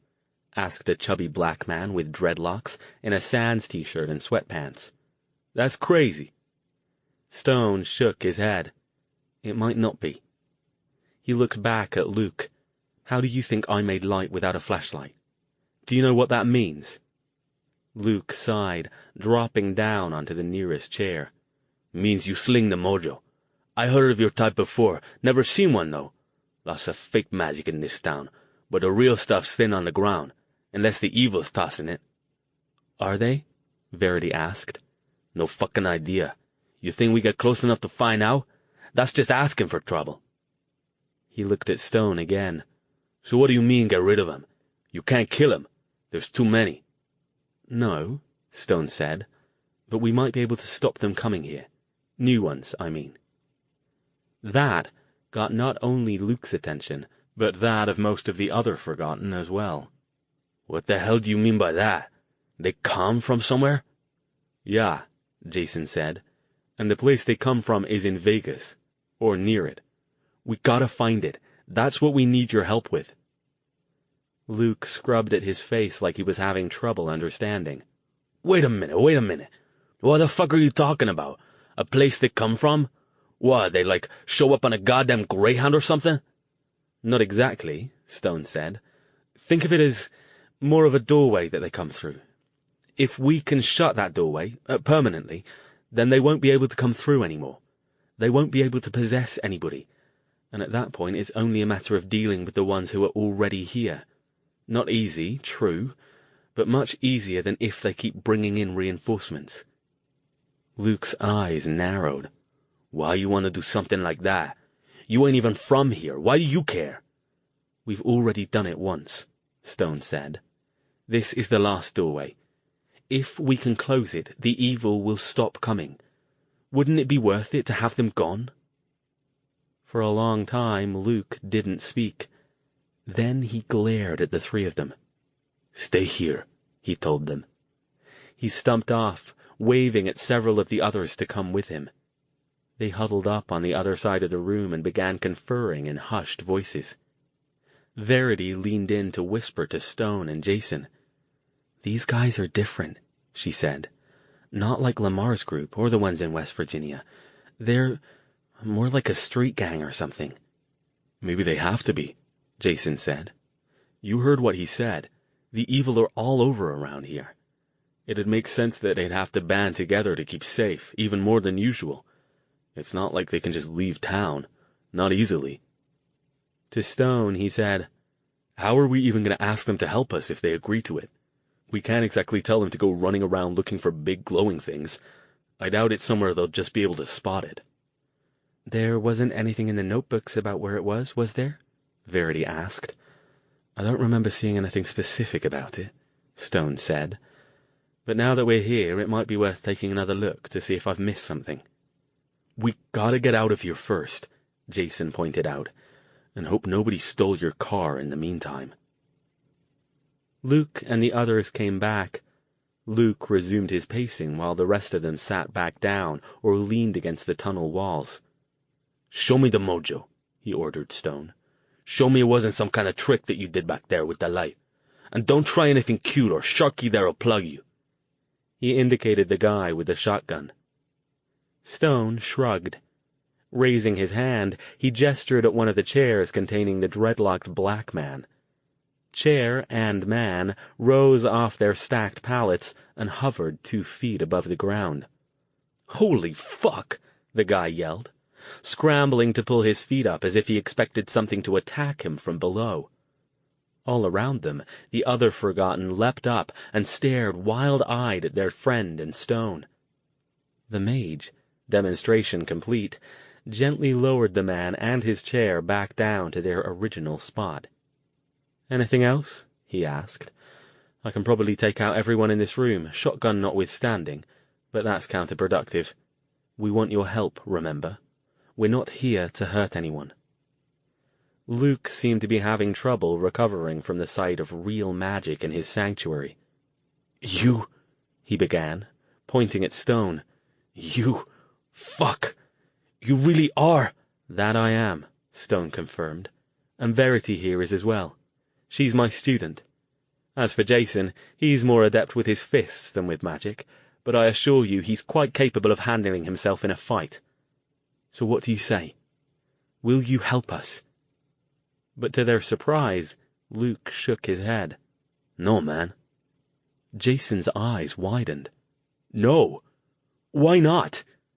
Luke glared at him. "Why not? Because we don't even fucking know you guys. Maybe you're who you say you are. Maybe you really do know how to stop the evil coming in. Okay, you got the mojo. But unless you're hiding an army somewhere, you ain't gonna go against the evil. They'll chew you up and spit you out, and us too if we help you. And if you screw up and they kill you, which they will, then we still gotta live here. Only now we'd be on their radar screen." He switched his focus to Stone. "Only reason we stay alive down here is 'cause we only mess with them when we know we can get away with it.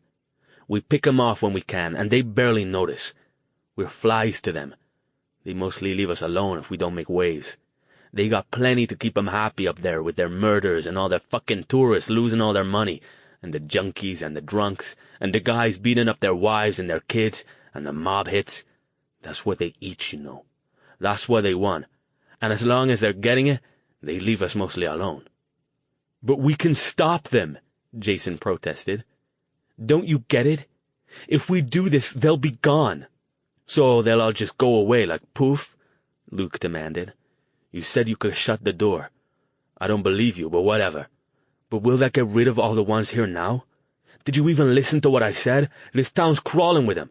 They're like maggots on a stiff. So you stop them, and you go back to your nice little houses in San Fran, and we're stuck here in a town full of pissed-off evil." He shook his head. "No, man. Maybe you can do this. It'd be great if you could, but we ain't getting involved." Stone stared at him. "You're frightened." "Damn fucking right we are." Luke was almost yelling now, and the other Forgotten shifted with restless agitation. Even the dogs roused themselves from their post-meal naps and growled. "You'd be too if you had any brains. You don't mess with the evil." He reached in his pocket and tossed Verity's flashlight back to her. "Come on. We'll show you a place where you can get out safe. Don't try to come back down here. If you do, we won't be in such a good mood, and you'll never see us before we get you." Stone sighed, standing up. "All right, then, if that's the way you want it." He looked disappointed and surprised, as if he had never expected this response. "Listen," Jason said, pulling out his ever-present notebook and pencil stub. "I know you don't want to get involved, and maybe there's nothing we can say to change your minds, but if you hear of anything weird, like some place where a lot more evil than usual congregate, or maybe like they're starting to do it now when they never did before, call this number and leave a message. It's my answering machine back home in California, and I can check it from here. You won't have to help or do anything or put yourselves in any danger, but maybe you can do some small things to make this better." He tore off the sheet and held it out. For a minute, he didn't think Luke would take it, but then his big, calloused hand shot out and snatched it from Jason and stuffed it inside his jacket. "Let's go," he said. "I want you guys out of here. The sooner, the better." As they headed out, Verity caught up with him. "Hey," she said, fishing in her bag. "Do you know a street preacher? Kinda crazy guy, preaches up on the strip. We saw him get picked up by the cops and he dropped his Bible." She held it up. "You think you could give it back to him if you see him?" Luke's expression clouded, but then grew hard again. "Keep it, kid. Yeah, I know him. Knew him. Name was Manfred. Some kids found his body in a dumpster yesterday. Fucking idiot. We told him to keep his head down, but I guess maybe he just figured God'd look after him." His glittering dark eyes met Verity's. "I'll tell you a secret, honey. In this town, God don't look after nobody."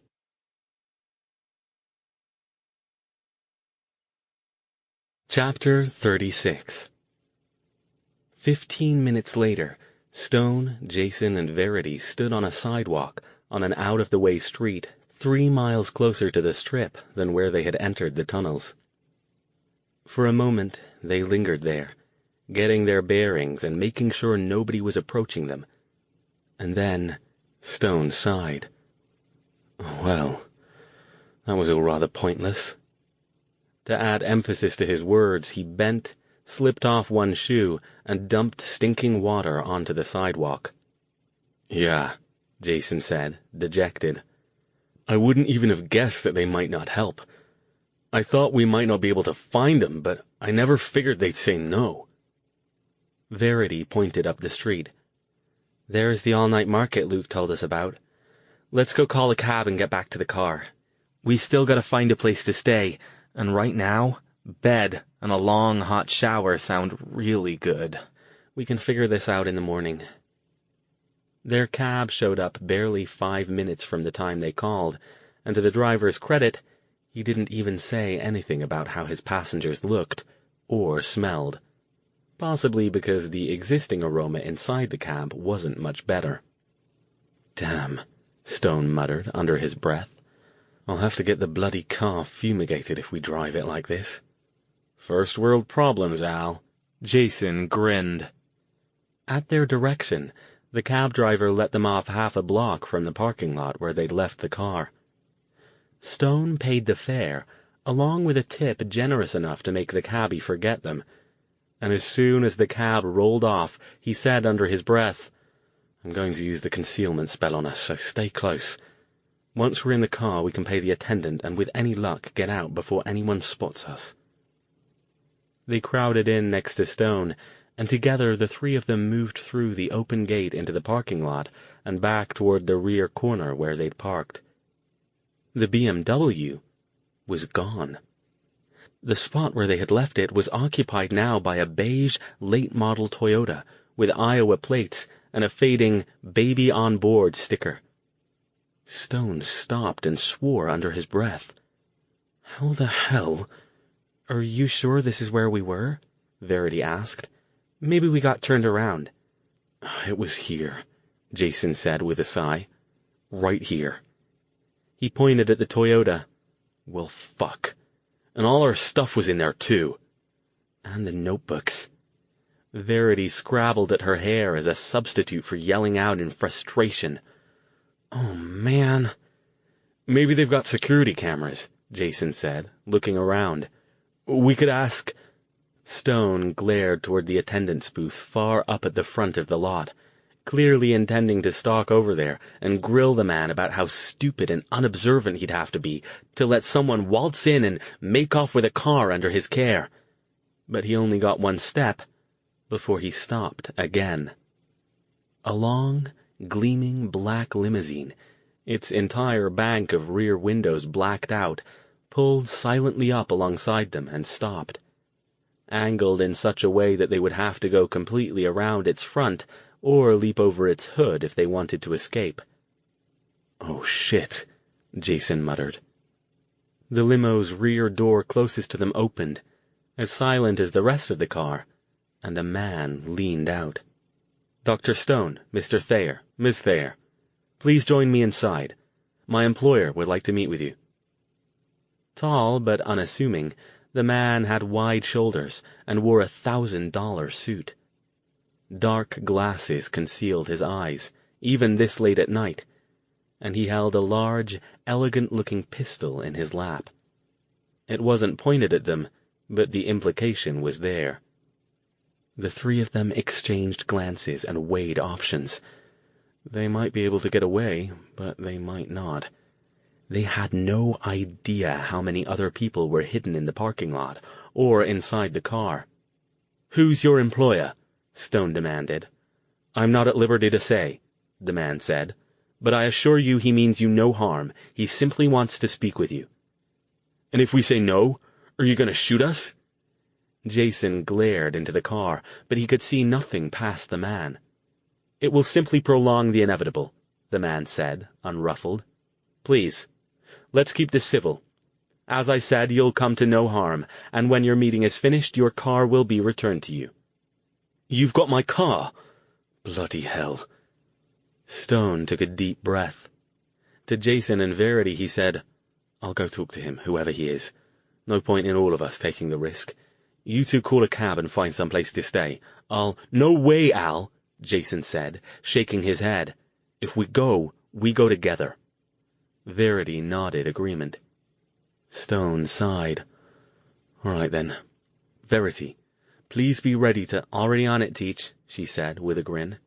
"He makes an evilish move, he'll find himself booted out of his ride."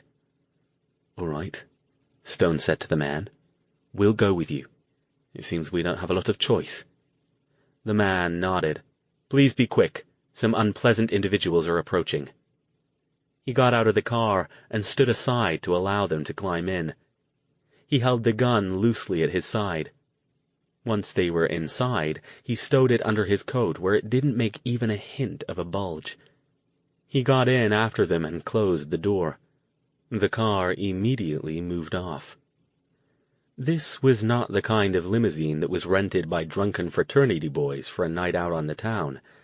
This was the kind of limousine that carried people who had access to more money than any of the three of them were likely to see in their lifetimes. The leather of the seats was black and butter-soft, the carpet impossibly plush, the trim exotic wood. "Sorry about your seats," Stone said. "We've had a bit of a long night." The man didn't reply. Now that they were inside, it seemed he didn't have much to say. The blacked-out windows were actually blacked out, not just heavily tinted. So was the partition between their compartment and the one where the driver sat. "Looks like you don't want us to know where we're going," Verity said. "How do we know you're not taking us out to the desert to shoot us or something?" "It isn't far," the man said. "We'll be there in a few minutes." He indicated a small hatch. "Refreshments there if you want them." Nobody took him up on his offer. They sat silently on the soft leather seats and waited for the limo to come to a halt. Jason wondered if they'd just made the biggest and last mistake they would ever make.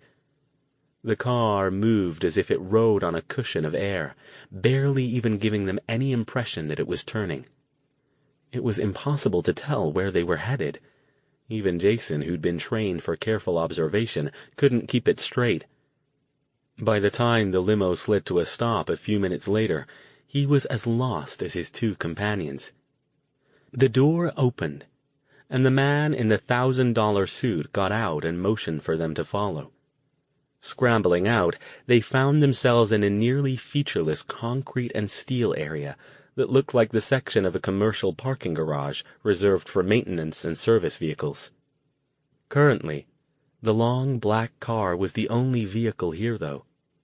The only other point of interest was a set of double doors with a keypad next to it, and it was toward these that the man indicated.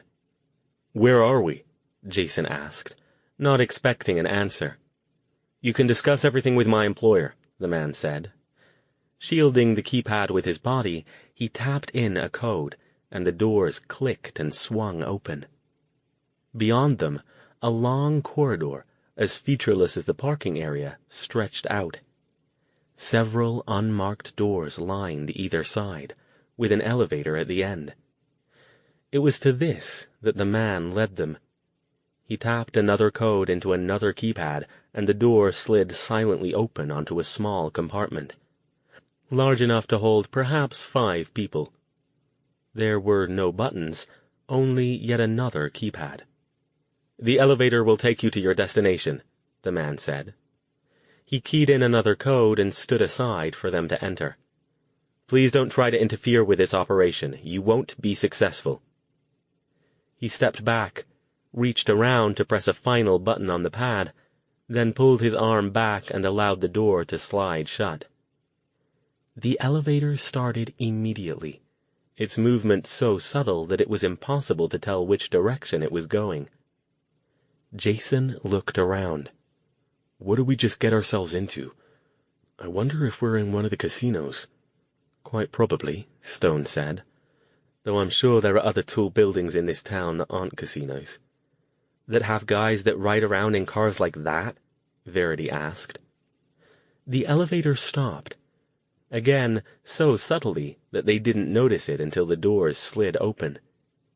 This time, the view on the other side wasn't featureless. They stood in an entry chamber, carpeted in deep blue. The walls were blue as well. The chamber had no windows, no furniture. Scant light from indirect fixtures in the ceilings illuminated wide double doors of fine wood. As they stepped out of the elevator, these doors slowly swung open.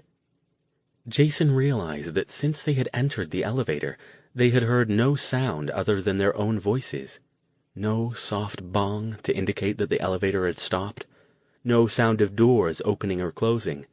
Not even the low hum of the air conditioning. "I guess we go in?" Verity whispered. Stone took the lead, moving through the doors. The others followed. None of them were sure what they expected to see, but it was a good bet that the scene that greeted them on the other side of the doors did not fit any of their guesses. The room was large and oblong, stretching out on both sides from the entry. Everything about it suggested luxury. The hardwood floors covered with thick rugs, the small groupings of dark, simple furniture, the edgy, abstract crystal sculptures, the soaring floor-to-ceiling windows making up 2 of the room's 4 walls. The furnishings and appointments were sparse to the point of being Spartan, but even Jason, whose experience with wealth pretty much ended with Stone's decaying manor house in England, could tell that everything in this room probably cost more than he would see in many years of working at a passage to India. For a moment, the 3 of them stood in the doorway, looking around. The magnificent view clearly dominated the room. They were obviously a long way up, because even from where they stood, they could see the neon forms of the strip casinos, and the lights beyond them all the way out to the darkness of the desert.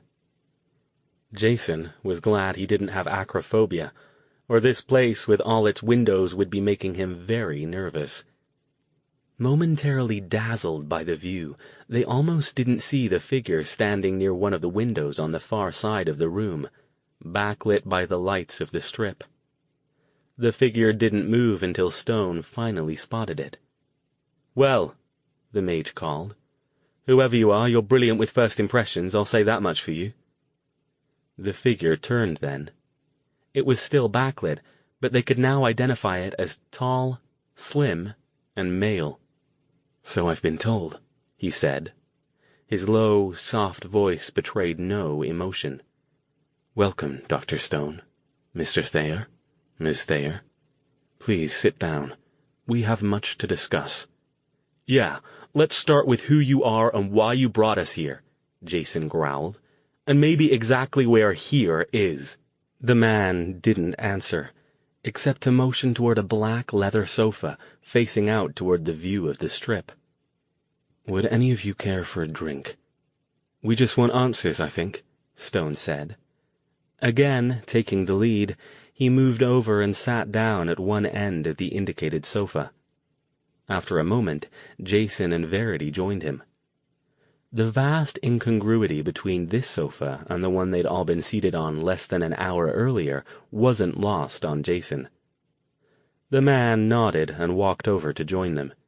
He didn't sit, but stood near them, pacing back and forth like a cat in front of the window. "You will have your answers, Dr. Stone. But first, I will have mine." "Perhaps you might at least tell us who you are," Stone asked. "You obviously know who we are, and I'm guessing you're not in any hurry to tell us where you got that bit of information." "Little happens in this town that I don't know about," the man said. He turned to face them. "My name is Trevor Harrison. I suspect it will mean nothing to you." Abruptly, he moved over and took a seat in a leather chair across from them. Stone shook his head. "No. Should it?" He studied the man now that he was closer. He looked about Stone's own age, and everything about him, from his black hair gleaming bluely in the overhead light, to the perfectly tailored dark gray suit that made his underlings look like it had come off the rack, to his hand-made, spotlessly shining black shoes, looked eerily off, as if no real person could have everything quite that well in place. He would have been handsome, almost preternaturally so, if it weren't for his eyes. Winter cold and pale gray, they held no sign of connection or compassion, only a calculating curiosity. Again, Trevor Harrison didn't answer Stone's question directly.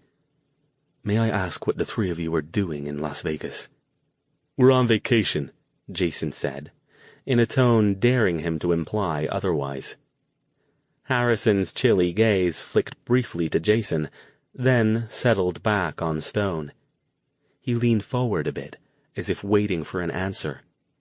"You said nothing escaped your notice," Stone said. "Suppose you tell us." Something flitted across Harrison's expressionless face for a bare second, and then the mask fell back into place. "Dr. Stone, I said little, not nothing. Your reason for being in town eludes me, which is why you are here now." "I see," Stone said, nodding. "Well, Mr. Harrison, I'm sure you understand that we're not keen to share our reasons with a stranger who's essentially kidnapped us, especially not when it appears that a fair number of your fellow townspeople seem to want us dead." Harrison considered that. From a small table next to his chair, he picked up a pair of gleaming blue casino dice and began moving them gracefully between the fingers of his right hand. "Yes," he said after a moment. "That much hasn't escaped my notice. In fact, it is a significant part of the reason why I've invited you here." "Invited?" Jason snorted. "You people around here sure have funny ways of issuing invitations." "Do you know who they are?" Stone asked, ignoring Jason. "Do you know why they're after us?" Jason wished Verity had mastered the art of controlling her forgotten power, so she could evict the evil from hosts when she didn't feel directly threatened.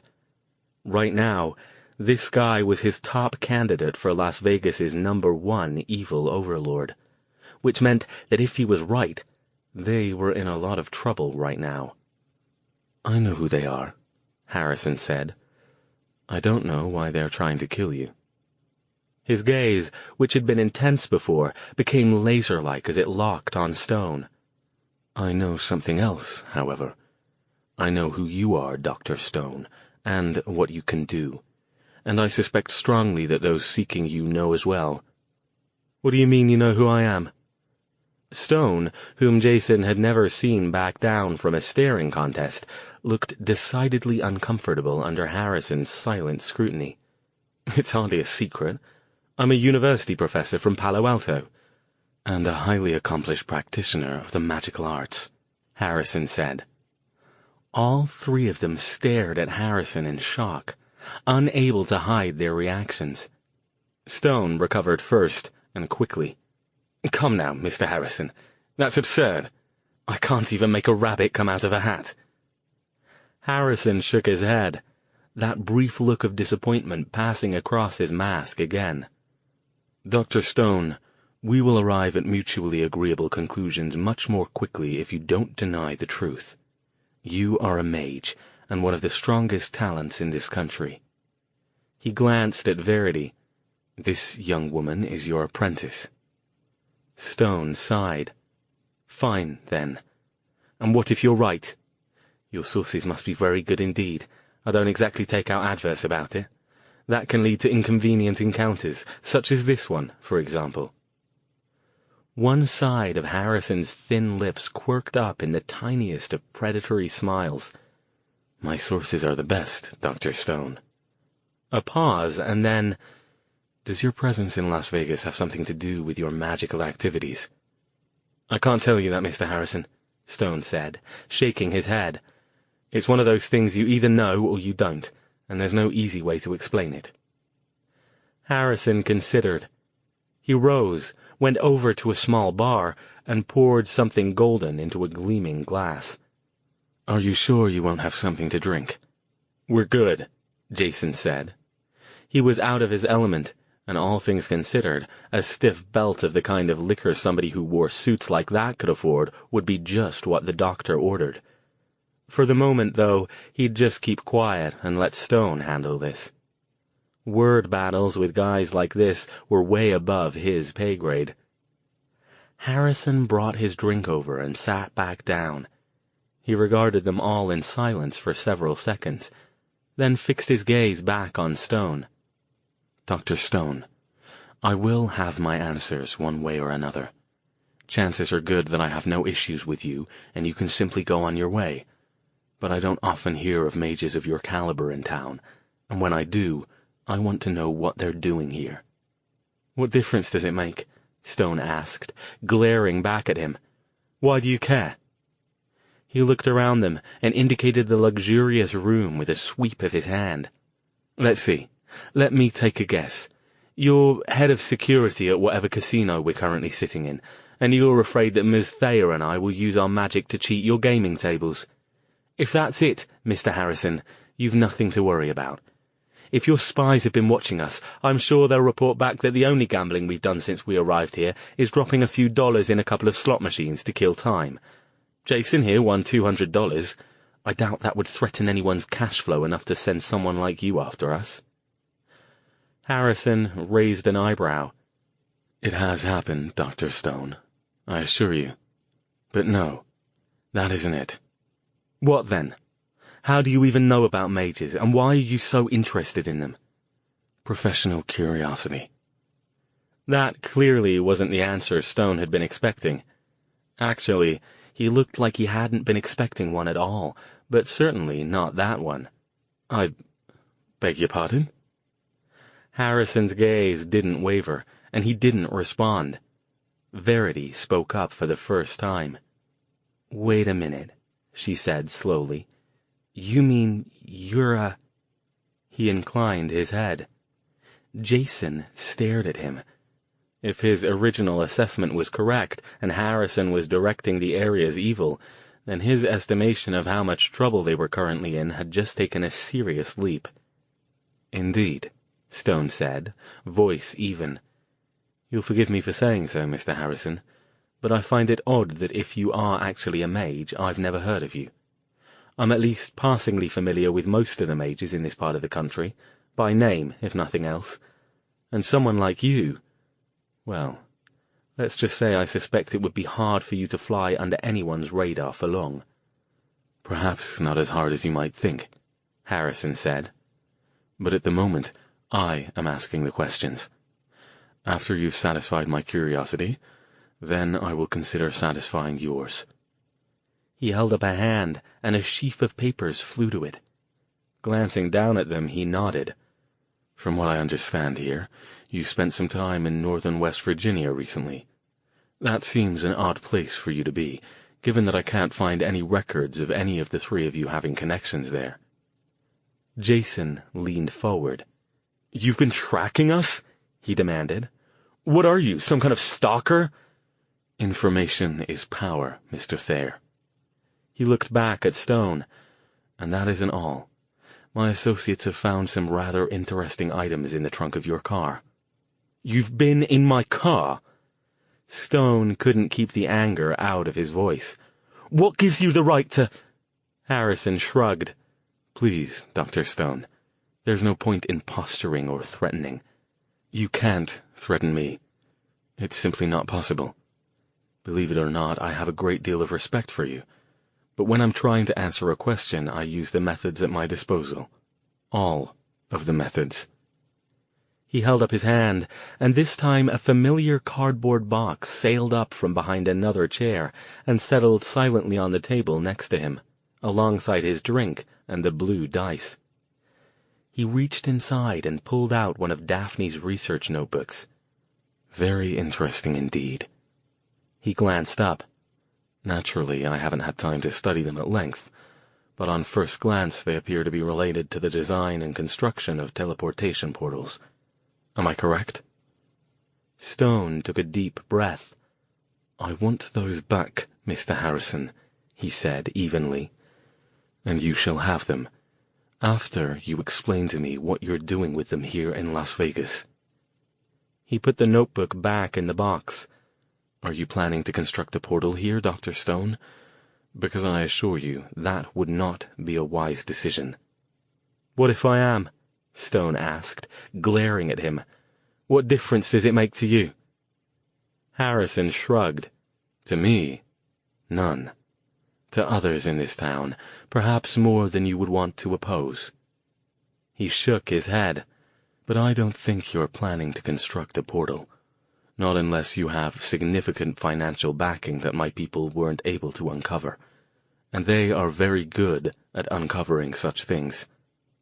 Stone's anger was growing. "You bloody well ought to know what I'm planning to do, Harrison," he snapped. "The thing I can't sort out is why you haven't just killed us all instead of inviting us to tea and trying to convince us to tell you what we're up to. You know there's no point in trying to possess us. Your friends have proven that on numerous occasions. Why the cat-and-mouse game? Is this just another way for you to get your psychic jollies before you drop us down a mine shaft in the desert or something?" Apparently, the surprises weren't finished for the evening. Stone's words could have affected Harrison in several ways. He could have refused to respond or react, brushed them off, or become defensive. He did none of these things. In fact, for the first time since they had begun their meeting, an identifiable expression flashed across his face. It was still masked again in less than a second, but this time it was there long enough that none of the three of them could miss it. It was confusion. He recovered so quickly that if they hadn't been looking right at him, none of them would have noticed. "I'm afraid you have me at a loss, Dr. Stone. Perhaps you'd consider enlightening me." Stone fixed him with a very credible imitation of his own laser-like gaze. "You have no idea what I'm talking about, do you?" "No." Harrison leaned forward. "As I said, please enlighten me." His tone was soft as ever, but it carried the unmistakable feel of a command. "I begin to suspect that there is far more to your presence here than I originally thought." "And I," Stone said, speaking slowly as he worked things out, "begin to suspect that you aren't what I feared you are." Raised eyebrow. "What did you fear I was, Dr. Stone?" "Evil." Jason and Verity turned to him, shocked. "Al," Jason began, but Stone waved him off, never taking his eyes off Harrison. "Evil." Harrison repeated the word with no inflection. Stone nodded. "And you still don't know what I mean by that, do you?" Harrison's eyes narrowed just a bit. "Clearly we're speaking at cross purposes. And just as clearly you aren't accusing me of ignorance as to the nature of evil. I can only assume, then, that you are using the word in a more specific way." He indicated the box of notebooks. "Is all of this in some way related to these notebooks, and to the box of magical paraphernalia in your car?" "Yes." Stone paused. After a moment, he broke off his gaze and turned to Jason and Verity. "I don't think he's involved, amazing as it might sound," he said. making no attempt to hide his words from Harrison. "Yeah," Jason said. "But he's not going to let us go until we tell him why we're here," Stone said. "If he's not involved—" "But how do you know?" Verity asked, glancing over at Harrison. He sat in his chair watching them, still as a statue. "I don't know," Stone said. "But at this point I'd stake quite a lot of money on my guess if given the opportunity." He made a barely perceptible nod in Harrison's direction. "Does he seem to you like the sort who'd let himself be possessed by anything?" "He said he likes power," Jason said stubbornly. "I think he's got quite enough of that on his own," Stone pointed out. Turning back to Harrison, he said, "Sorry about that. I know it's rude to talk about you as if you weren't here, but I doubt you'd let us go off and have a conference on our own." Pause, and then, "Brace yourself, Mr. Harrison. I think you're about to find out that there's actually quite a lot going on in your town that you don't know about, and I hope, after we let you in on the fun, you might consider helping us. Or at the very least, staying out of our way while we do what we need to do." Harrison leaned back, regarding him over steepled fingers with his eerie, unwavering gaze. "I am listening." Stone took a deep breath. "Let's start with the easy part, shall we?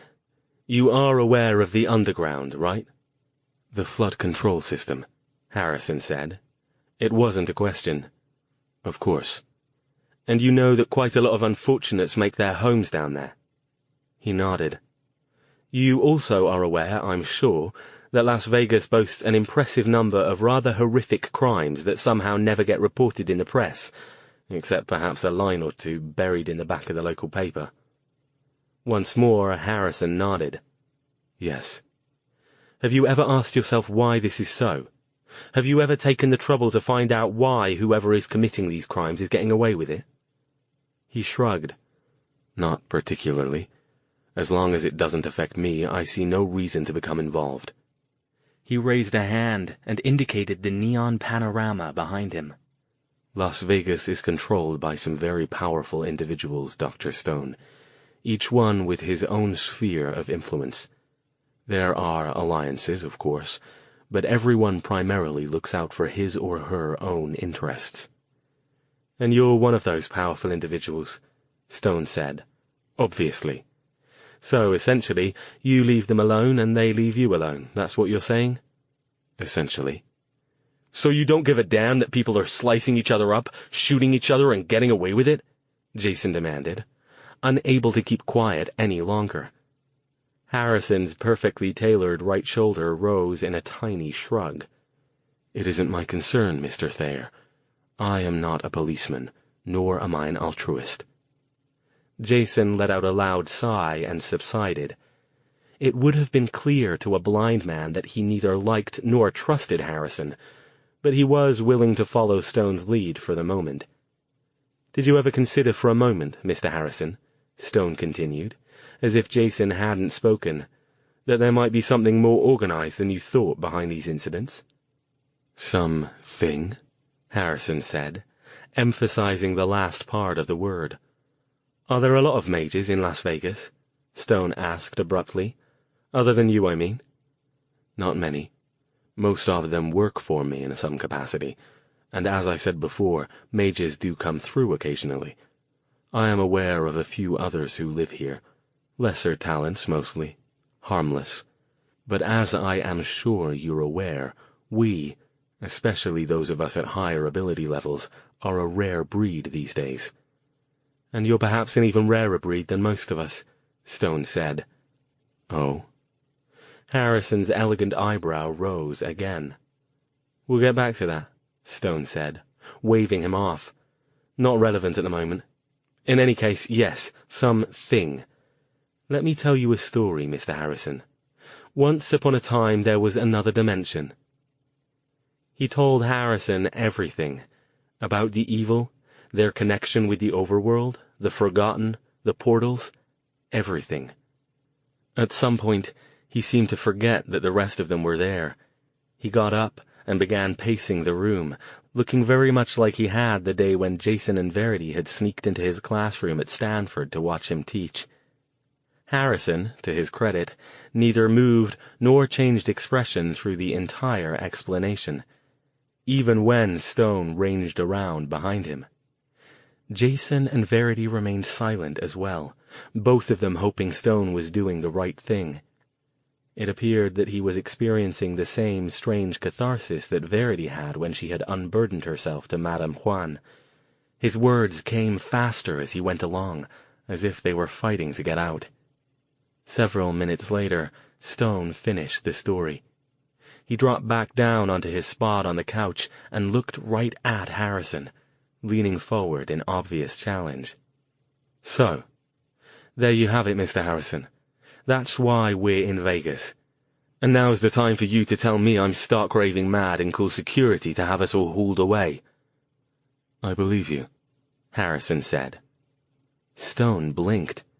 "You do?" He nodded. He looked neither surprised nor disturbed by what Stone had told him.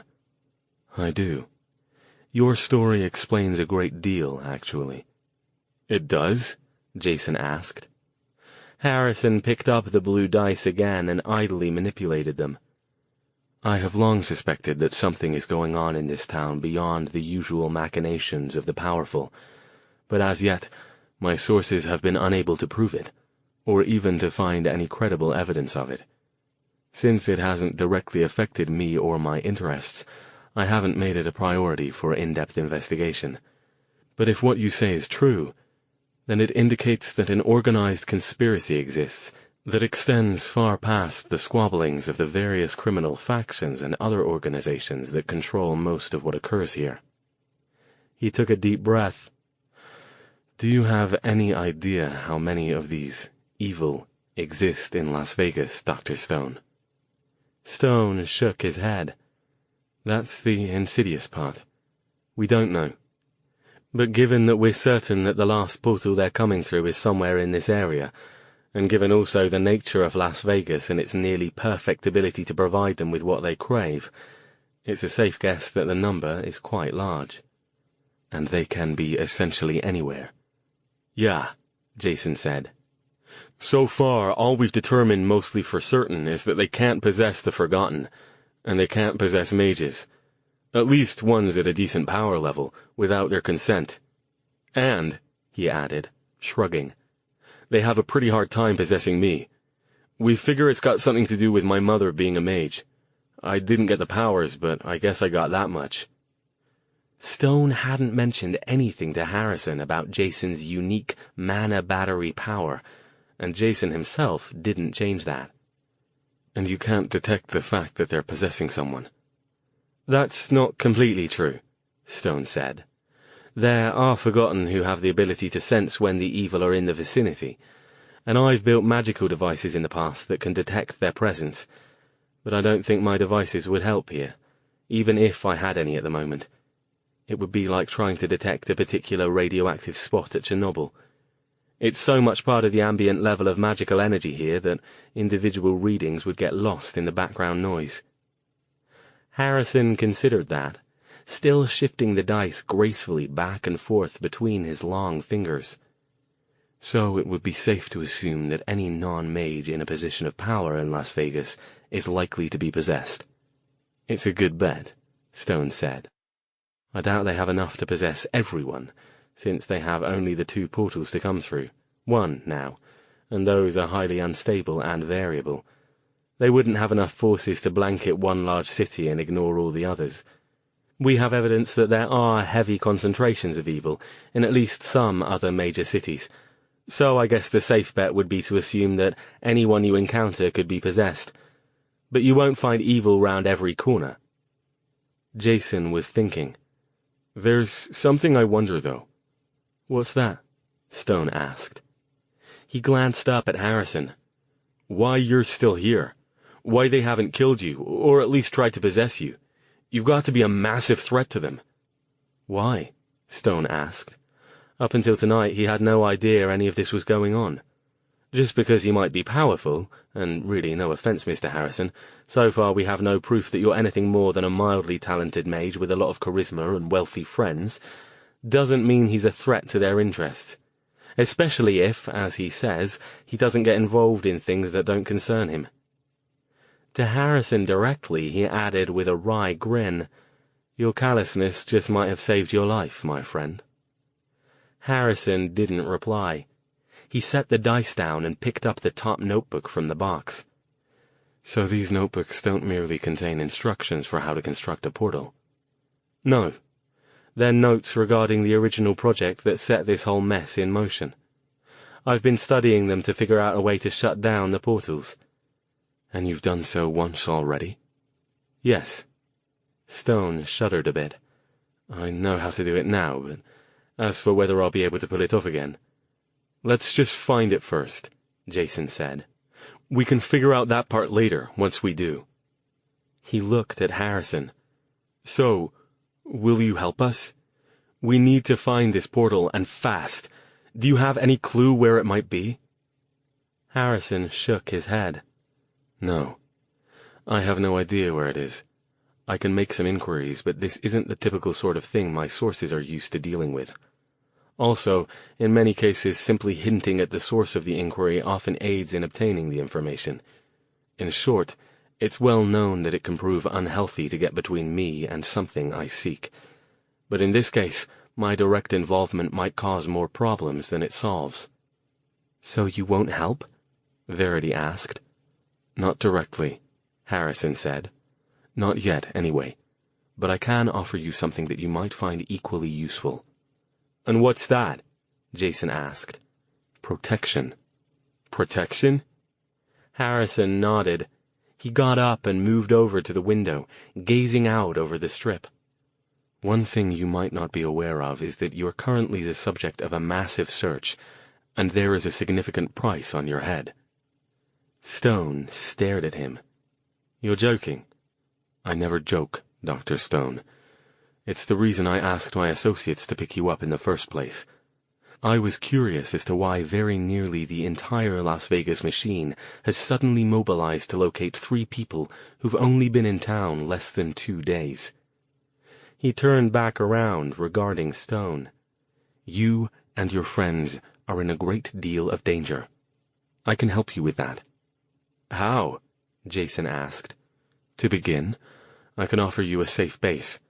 One that it would be extremely difficult for the evil, no matter how powerful they might be, to penetrate."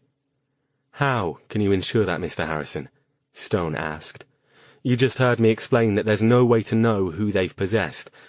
And since you had no idea of their existence until less than an hour ago, then for all we know they might already be controlling any number of your associates." He looked around the room. "Where are we, if I might ask? Which hotel?" "The Obsidian." Stone looked surprised. "Really?" "That was our first guess where the evil's local headquarters might be, honestly." "How can you be sure the bosses here aren't possessed?" "You'll just have to trust my judgment on that, Dr. Stone," Harrison said, with an enigmatic half-smile. "That still doesn't answer the question, though," Jason said. "How can you be sure that the evil can't get to us in this base? And even if you can, we still need to be able to move around.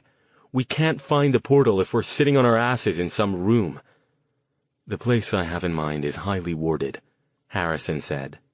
"If you can provide me any information about the nature of the evil, I can alter the wards in such a way that they won't be able to cross them, and very few individuals are even aware of its existence." Stone nodded. "Fair enough. I can help you with that. But that still doesn't explain how we're to go about our search for the portal." "First things first, Dr. Stone," Harrison said, moving back over toward them. "For now, let me take you to the place I described, and we'll make the alterations to the wards. The rest can wait until tomorrow."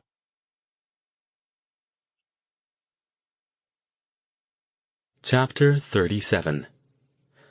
An hour later, Stone, Jason, and Verity sat on a sofa in the front room of an opulent suite on one of the Obsidian's top floors, contemplating the events of the evening.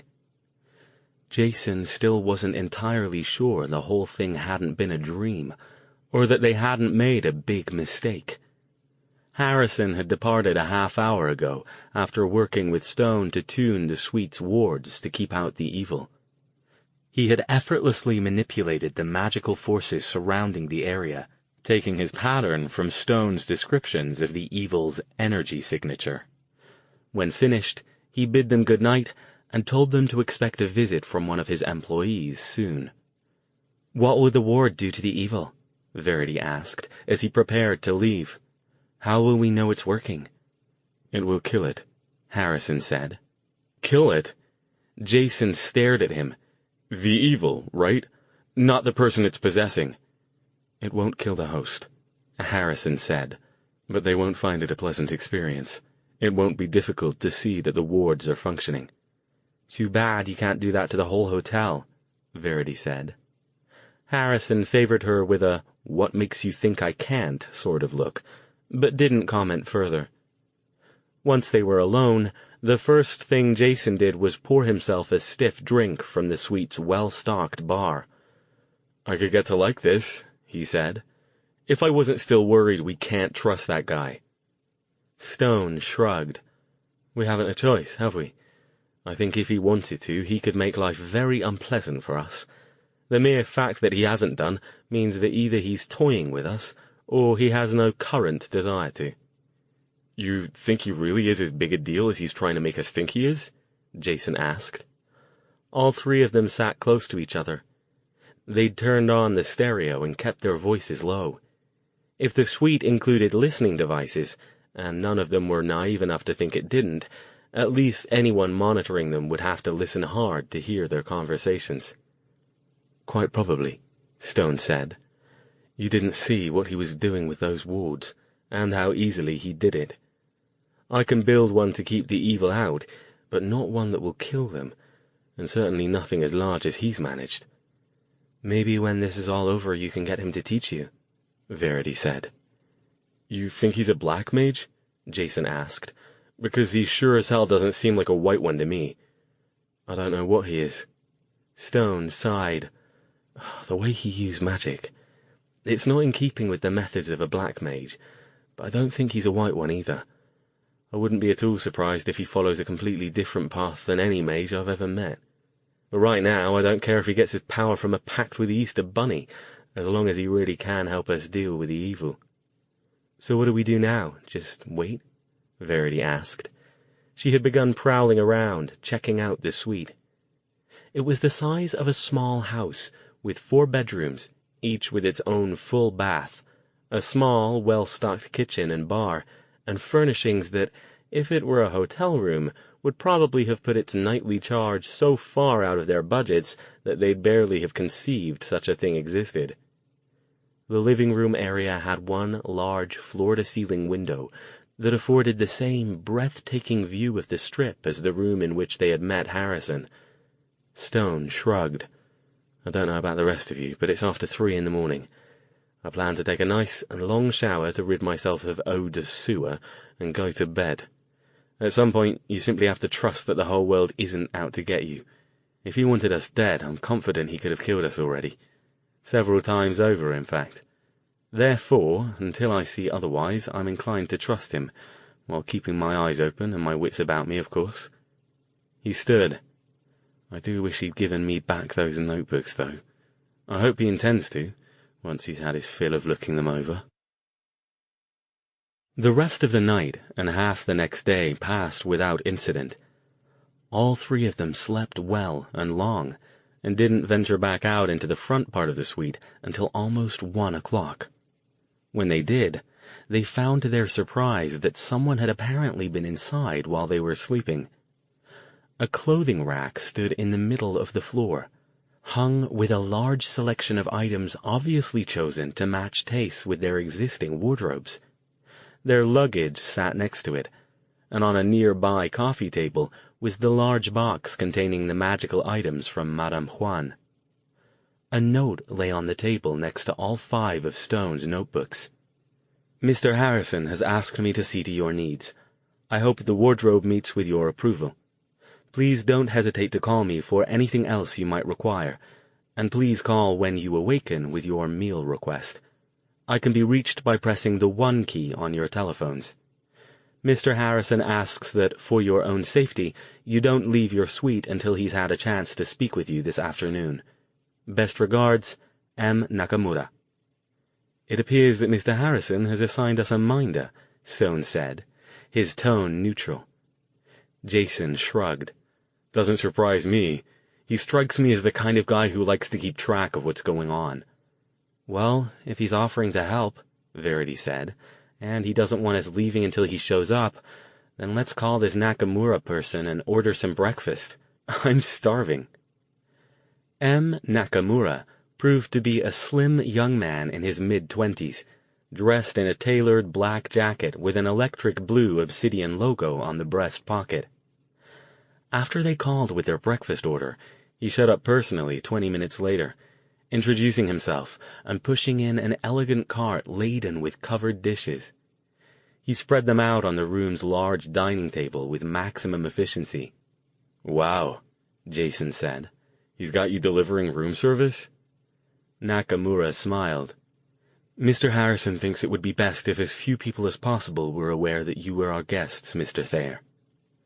He finished laying out the breakfast items, removing the lids from the dishes and returning them to the cart. "Is there anything else I can do for you? Were the wardrobes to your approval?" "Excellent, thank you," Stone said. Verity and Jason had opted to stick with their own clothes, but Stone wore a fine suit that fit him perfectly. After checking it over with care for magical traces. "Oh, and thank you for returning our items. I'm still a little dismayed that your people broke into my car to retrieve them, but given all the other things happening the last couple of days, that's the least of my concerns, I think."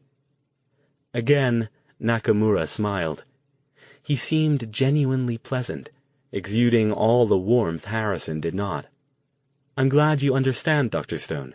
If there's nothing else I can do for any of you now, I'll be on my way. Mr. Harrison will wish to see you later this afternoon. I'll come to collect you then.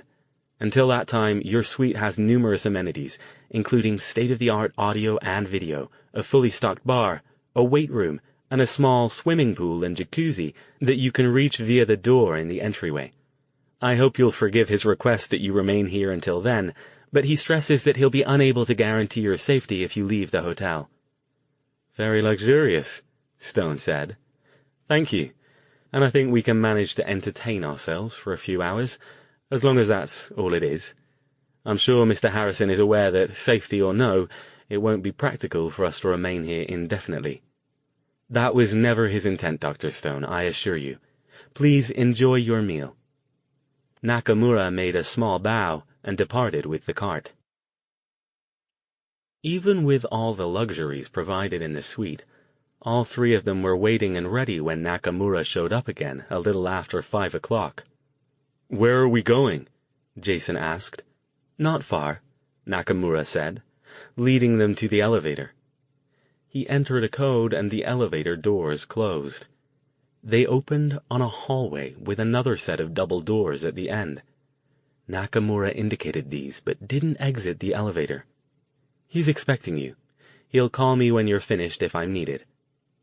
This time, instead of a vast room with sweeping views, the doors opened on an office, still large, but much smaller than the other room.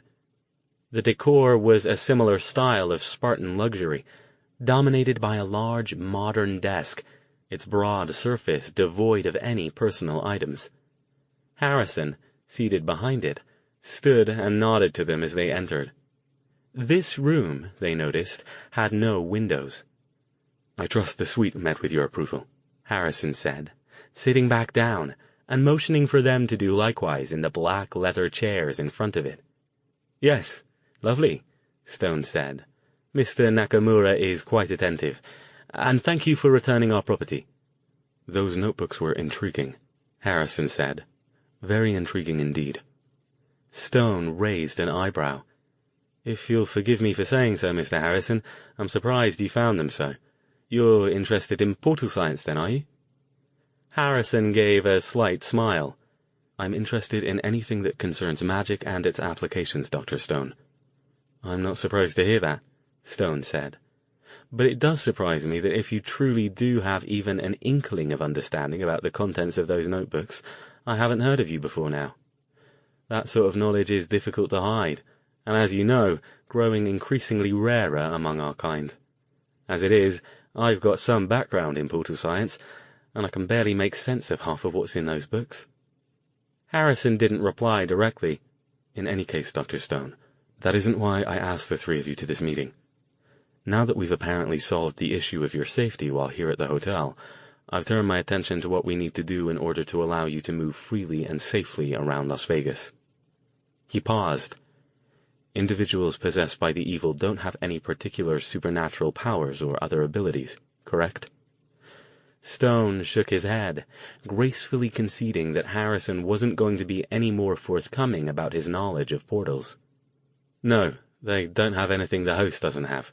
So, for example, a host who's an expert marksman will still be one when possessed, and someone who knows the codes to all your security keypads will still know them. But they won't be able to fly or read minds or anything. And they can't communicate in any way normal humans can't. No, once they've possessed a host, they're stuck using the telephone or the post like the rest of us. Harrison nodded. Good. That will help. We don't think the portal has been open long, Verity said. And unless they're coming through a lot faster than they did in West Virginia, there probably aren't that many new ones floating around, so that should make it harder for them to get their act together.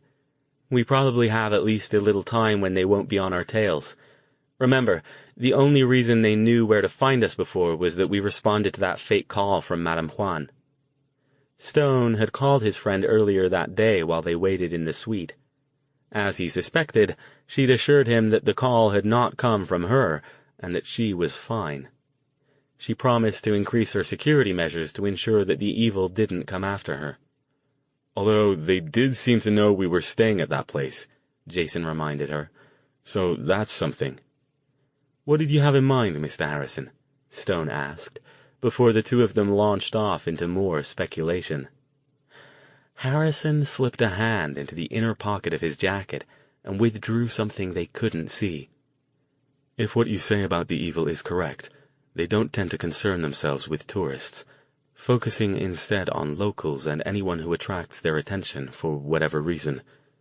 I think in order to have the best chance to avoid notice, you should present yourselves as tourists. You'll blend in with the rest of the crowds and lower the odds that they will single you out. And how are we to do that? Stone asked.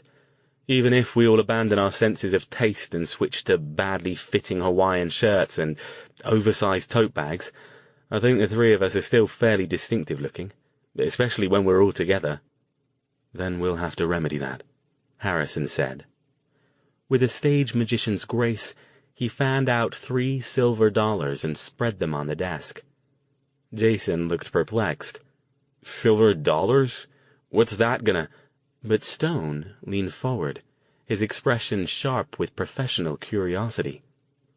Are these what I think they are? Harrison nodded, and Stone reached out to pick one up. He turned it over in his hands, examining it from all angles. "What is it?" Verity asked. "If my guess is correct," Stone said, "these are enchanted to be magical illusion generators."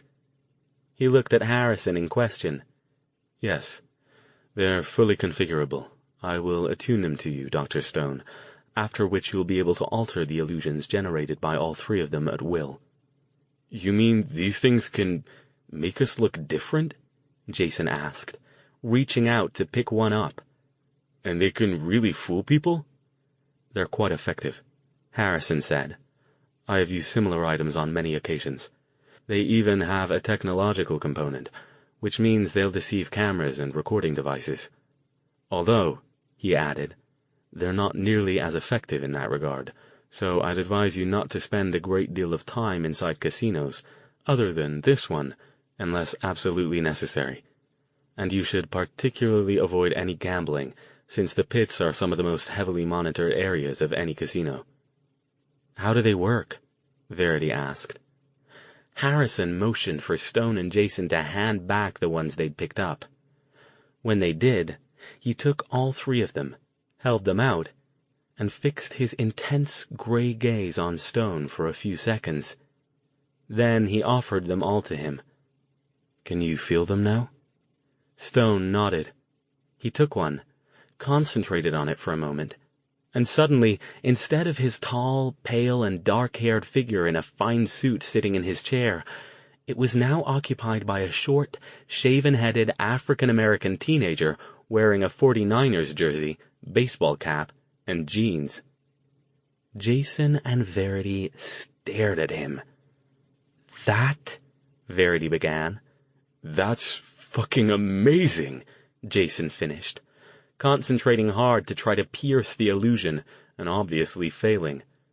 "And we can look like anything we want to?" he asked. Harrison inclined his head. "Anything humanoid. Again, though, I caution you. The illusion works best when it doesn't cause cognitive dissonance in the observer. It's best to keep to the same general height and weight range as the original, and the same gender. The illusion won't do anything to disguise your voices, and obviously if you don't want to be noticed, your goal is to make yourselves unobtrusive." "What would a camera see?" Stone asked. He hadn't dropped the illusion, and it was odd to hear his British accent coming from the youth's mouth. In answer, Harrison directed their attention behind them. All three turned to see a large section of the wall light up into a bank of small monitor screens. Though there was no sign of a camera in the office, the monitors each displayed their images. As they watched, the display changed so that all of the monitors together showed a single large image: Jason, Verity, and the teenager. But although Stone's illusion held, all three of them could see it flickering around the edges. When they concentrated hard on it, every few seconds it shifted briefly back to Stone before returning to the teenager. They also noticed that Harrison had not included himself in the camera's image, but nobody mentioned this fact. "So, let me get this straight," Jason said. "As long as we keep these coins on us, Al can change the way we look and nobody will be able to see through it?" "Another mage might," Harrison said. "But unless you encounter any evil mages who are specifically looking for deception, you should be safe." "Excellent," Stone said. "Thank you, Mr. Harrison. These will be a tremendous help." He shimmered and returned to his normal appearance, pocketing the 3 coins. "Now I suppose I'll have to dust off my American accent." Harrison rose. "I'll make some discreet inquiries regarding possible locations for the portal, but as I said before, I cannot become personally involved without increasing the level of danger for everyone associated with this." The others stood as well. "I just hope it isn't somewhere inside one of those other casinos," Jason said. "These places seem to be like fortresses. Getting in won't be easy if it is." "I don't think it is," Stone said. "Remember who set it up in the first place? I doubt they'd have had access to the hidden areas of any casinos, especially pre-evil." "Good point," Jason said. Upstairs once more, they were met by the smiling Nakamura. "Called ahead, did he?" Stone asked. Nakamura chuckled. "Don't worry, I won't be following you. You have only to call if you need anything. But he did ask me to give you these." He handed Stone an envelope bearing the Obsidian's logo. Stone raised an eyebrow. "What?" "Complimentary tickets to one of our headliners' shows tonight," he said. "He's a young man named Shane Tarkisian, a real rising star in Vegas, and he puts on quite an impressive magic show. Mr. Harrison thought you might enjoy it and perhaps use it to test out your new wardrobes." "Magic show?" Stone asked, with a sly, sidelong glance. Nakamura's smile widened. "There are many different kinds of magic, Dr. Stone." The show started at 9 o'clock. Stone, Jason, and Verity had spent the time before that testing out the coins. Jason and Verity had entirely too much fun calling out new ideas to Stone and then checking themselves out in the mirror. The mage sighed at them. "You two are like a couple of children in a toy store. It's a good thing magic doesn't wear out." In the end, They decided to take on the roles of 3 college students in town for a vacation. Verity chose the identity of a slender, plain Asian girl with glasses, who looked like she spent more time reading books than partying. Jason decided on a muscular Hispanic athlete with a buzz haircut and an oversized baseball jersey. And Stone assumed the appearance of a pale, skinny garage band rocker in jeans and a Rush t-shirt. They looked at each other and grinned. "I have no idea why these 3 would be friends," Jason said, working on changing his voice to make it sound deeper than his real one. "Or, for that matter, how they could afford to go to this show we're going to." "Don't overthink it, Jason," Verity said, grinning. "Name's not Jason. It's Tommy. Tommy Duran." "Nice to meet you, Tommy. I'm, let's see, Alice Lee?" They both looked expectantly at Stone, who sighed. "I didn't know I was signing up for a bloody method acting class." Jason looked him up and down with a critical eye. "Let me see. In that getup, you look exactly like a, Larry Bozeman." Stone raised an eyebrow, which didn't look nearly as impressive on his new face. "Why do we get the feeling that you knew a Larry Bozeman in primary school or something? But it's as good a name as any, I suppose. Larry it is." "And stop talking like you're about to order tea and crumpets. American, Al. I mean, Larry. Speak American. Get used to it so you don't slip." "Fine, fine," he said in his California accent. Jason grinned at him. "You know, if it wasn't for the evil and everything, I'd be having a lot of fun with this." "That would make one of us," Stone said. The maitre d' at the Obsidian's posh, high-tech main showroom didn't look twice at the 3 of them as they arrived and presented their tickets. He handed them off to another tuxedo-clad employee, and soon they were seated at a primo table with an excellent close-up view of the entire stage. "I feel a little guilty," Jason said, after a waiter had taken their dinner and drink orders. "Why?" Verity asked. "This is great." He shrugged. "I feel like we ought to be looking for the portal, not taking in shows." "We are supposed to be tourists," Stone said, still in his American accent. "I suppose it couldn't hurt to be seen doing tourist things. And besides, even though I'm not completely sure yet that I trust Mr. Harrison's motives, I don't see the point in possibly offending him by turning down his invitation." By the time the lights went down, a little after 9, the entire showroom had filled up. A sold-out show.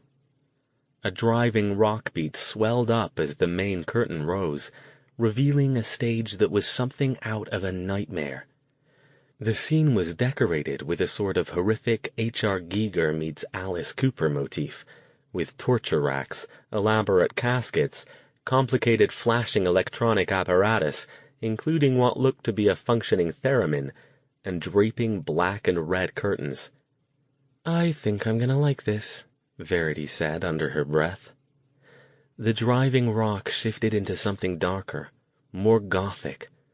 The rear curtains parted, and an impressive multicolored pyrotechnic display fired at the back of the stage, so intense that its heat reached Stone, Jason, and Verity at their table. From the middle of this conflagration, a figure appeared, seemingly from thin air, and raised its hands triumphantly to the audience. The crowd exploded into applause, and Jason, Verity, and Stone joined in with enthusiasm. "Thank you!" Shane Tarkasian strode to the front of the stage, his arms still spread wide, a big grin on his face. "Thank you all, but you haven't seen anything yet." He was a tall young man with dark hair, his costume all leather and straps and tattoos. His heavily made-up face was pale, with big, dark circles around his eyes. Incongruously with his macabre appearance, his voice was pleasant and full of enthusiasm, like he was having the time of his life up there. "Before we continue," he was saying, "let me introduce you to my lovely assistant, Tasha. Believe me, I can't get anything done without her, and she never lets me forget it." The crowd laughed. From the back of the theater, a red-clad figure came hurtling down to the stage on an unseen zipline. She landed lightly next to him and flashed an electric grin even bigger than Tarkasian's. The lovely assistant was indeed lovely. Tall and tan, with long California blonde hair and a slinky red dress that clung to her curves like a second skin. A few hoots and wolf whistles rang out from the audience, including one from Jason. Tasha shook her finger at them, but her eyes twinkled. "Okay then," Tarkasian called. "Are you ready to see something amazing?" The crowd roared. What followed was nearly 2 hours of the most incredible magic show that Jason and Verity had ever seen. Even Stone couldn't help but look impressed. Tarkasian was a born showman, engaging and shocking the audience with unexpected twists, death-defying illusions, and impressively showy set pieces, almost all of which involved some sort of potential catastrophic injury to him. He was run through by swords, shot with arrows, locked in an Iron Maiden and hung, shackled and straitjacketed, suspended high above the house in a clear tank full of water. He even at one point appeared to recover from being decapitated by a spinning blade that sliced down with unexpected speed from high up in the rigging. Throughout the act, his assistant Tasha played cheerleader, in addition to helping to set up the illusions. She teased the audience when they winced, egged them on to louder and louder applause, and flirted with some of the male audience members between illusions. At one point, after Tarkasian had popped out of a box that had a few seconds earlier been burned to a crisp, Jason leaned over to Stone. "He's damn good," he whispered. "Kinda makes me wonder if he isn't a little more than he seems." Stone shrugged. "He might be. I've been watching for it, but he's good enough that if he's the real thing, he's being very subtle about it. He hasn't done any illusions yet that wouldn't be possible with stage magic, but seems that might happen a lot," Verity said. "You'd think it would be a good way to make a living if you were a mage, pretending to be a fake magician." "It certainly happened," Stone acknowledged. He shook his head, focusing on Tarkasian. "I won't say that he isn't, just that I can't tell for sure unless he were to do some actual magic. Let's just say that I wouldn't be surprised to find out that he's one of those minor talents Harrison was mentioning before. Not that I plan to ask him, of course." When the show finished, to deafening applause following a finale involving an elaborate gallows, a chainsaw, and 3 other assistants dressed as zombies, Stone, Jason, and Verity got up to leave, still applauding enthusiastically along with the rest of the crowd. They had barely stood when the maitre d' came over. He looked them up and down as if surprised, but his tone remained polite and professional. "I've been asked to invite you backstage to meet Mr. Tarkasian, if you'd be interested." Verity grinned. "Yeah." Then, obviously remembering she was supposed to be a nerdy college student, she added, "We'd like that a lot."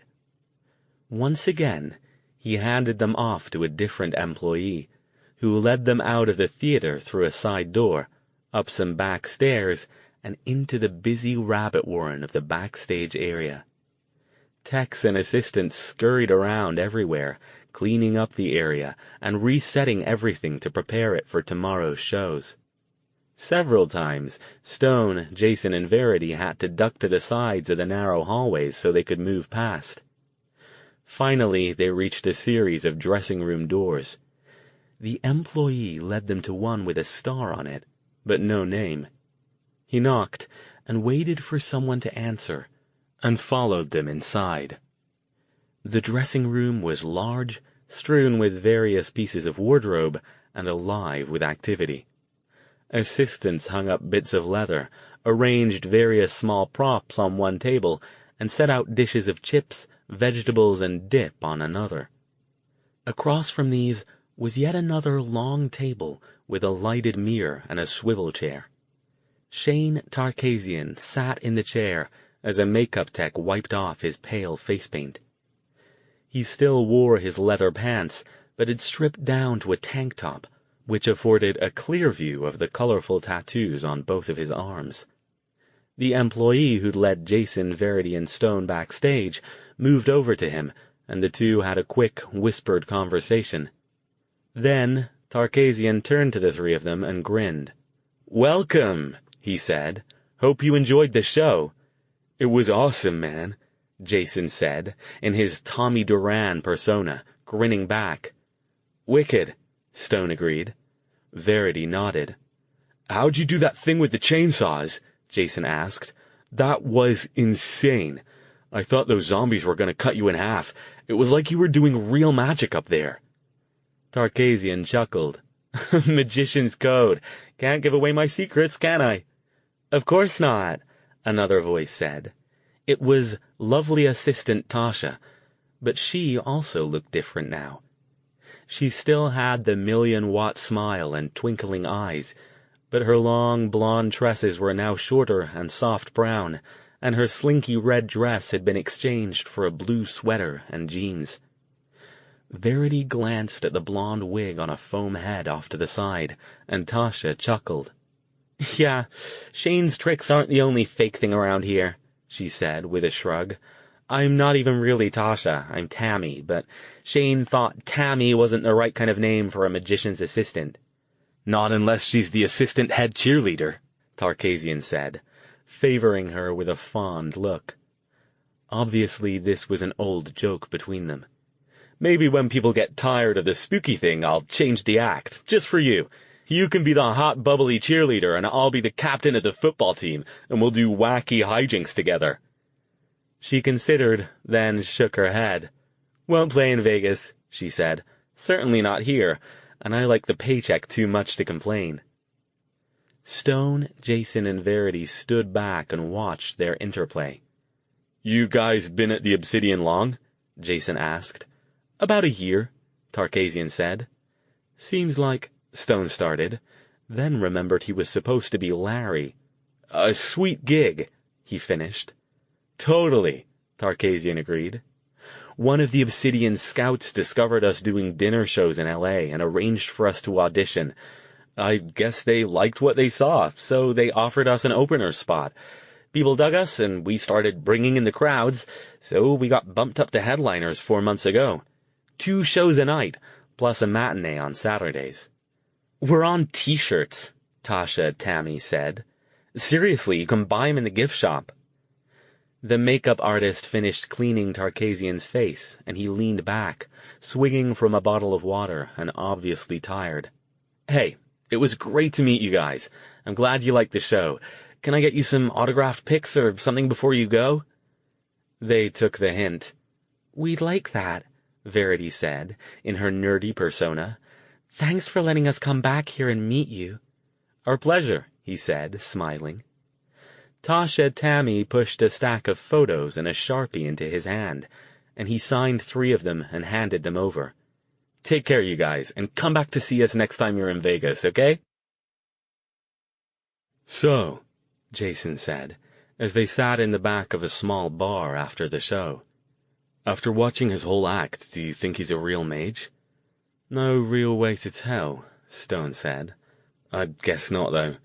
Skilled, without a doubt, but I think he's just a damn good stage magician with a solid act and a good assistant." He sighed. "But whether he is or he isn't, this isn't getting us any closer to finding that portal. I'm all for playing tourist, but frankly I'd rather wait and do it after we take care of business." "What can we do, though?" Verity asked. "Do you even have any ideas?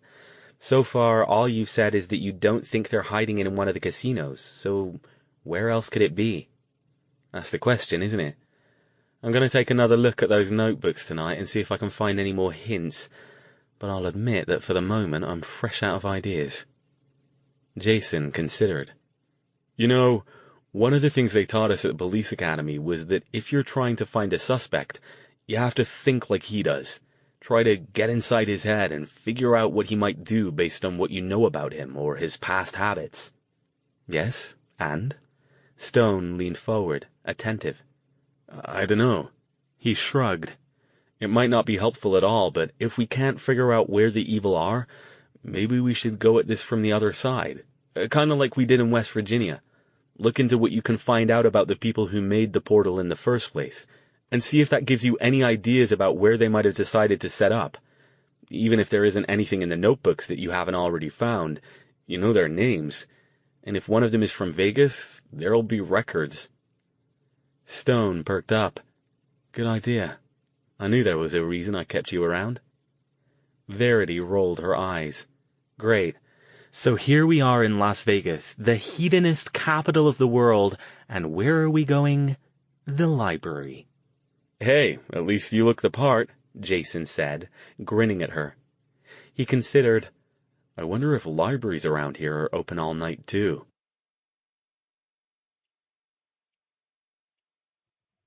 Chapter 38. As it turned out, the libraries in Las Vegas were not open all night, so Jason and Verity decided to go to bed early so they could visit the next day. They left Stone in the front part of the suite, lounging on the sofa with the 5 notebooks spread out next to him. When Verity came out the next morning, she found him still there, asleep, with one open and still clutched in his hand. "Hey," she said, shaking him. "You find anything in those?"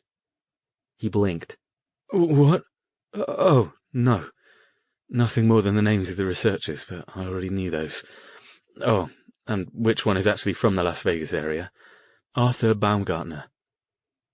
Jason came out, running a hand through his hair. "Not much to go on." "No, but what else have we got?" "Are you coming with us to the library?" Verity asked Stone. He shook his head. "I want to keep studying these. I'm quite motivated to work out a way to shut down that portal without having to go inside, if possible." He indicated the silver dollars on the table. "So, who do you want to be today?" When they returned a couple of hours later, Stone was still working his way through the notebooks. He looked up when they came in, obviously relieved at the interruption. "Find anything?" he asked. "Not really," Jason said, discouraged. "Just one article talking about his disappearance.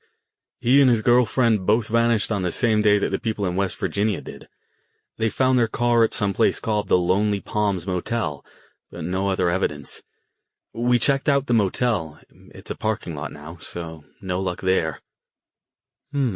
Stone said, pushing the notebook aside. "Nothing else?" Jason consulted his notes and the photocopy they'd made. "The 2 of them came out here from Chicago. Baumgartner grew up in Vegas. His dad was an Air Force colonel out in Nellis. Worked on the nuclear program. He got transferred when Arthur was 15. He shrugged. "Unless you think they're hiding the portal at Nellis, which seems like it'd be harder than hiding it in a casino, then that's probably no help. And even if they are, it'd be impossible for us to get in there to check." He waved toward the notebooks. "You got anything?" "Not a bloody thing. I'm learning more about portals, but for all the good it's doing, I might as well be studying molecular basket weaving. So far there's nothing in here that indicates there's any other way to destroy the portal than the way we did it before." He sighed. "I'm beginning to think there isn't one. And as for where it might be located..." He spread his hands in a gesture of futility. "Absolutely no bloody clue. I've been researching a couple of ley lines that run through Las Vegas and out into the desert, but portals don't require ley lines to function, so that's probably a dead end." "Well, keep looking, Al," Jason said, not wanting to get Stone into magical lecture mode again by asking what the hell a ley line was. He tossed the silver dollar on the table and returned to his true form. "If you don't come up with something, maybe Harrison will." As the days passed, and they found no other useful information or any clues about where the evil portal might reside, all 3 of them grew discouraged. Stone barely left the suite, spending all his time poring over the nearly illegible formulas in the notebooks and trying to improve on them. He'd requested a whiteboard, which he'd set up in the front room and covered with scribblings.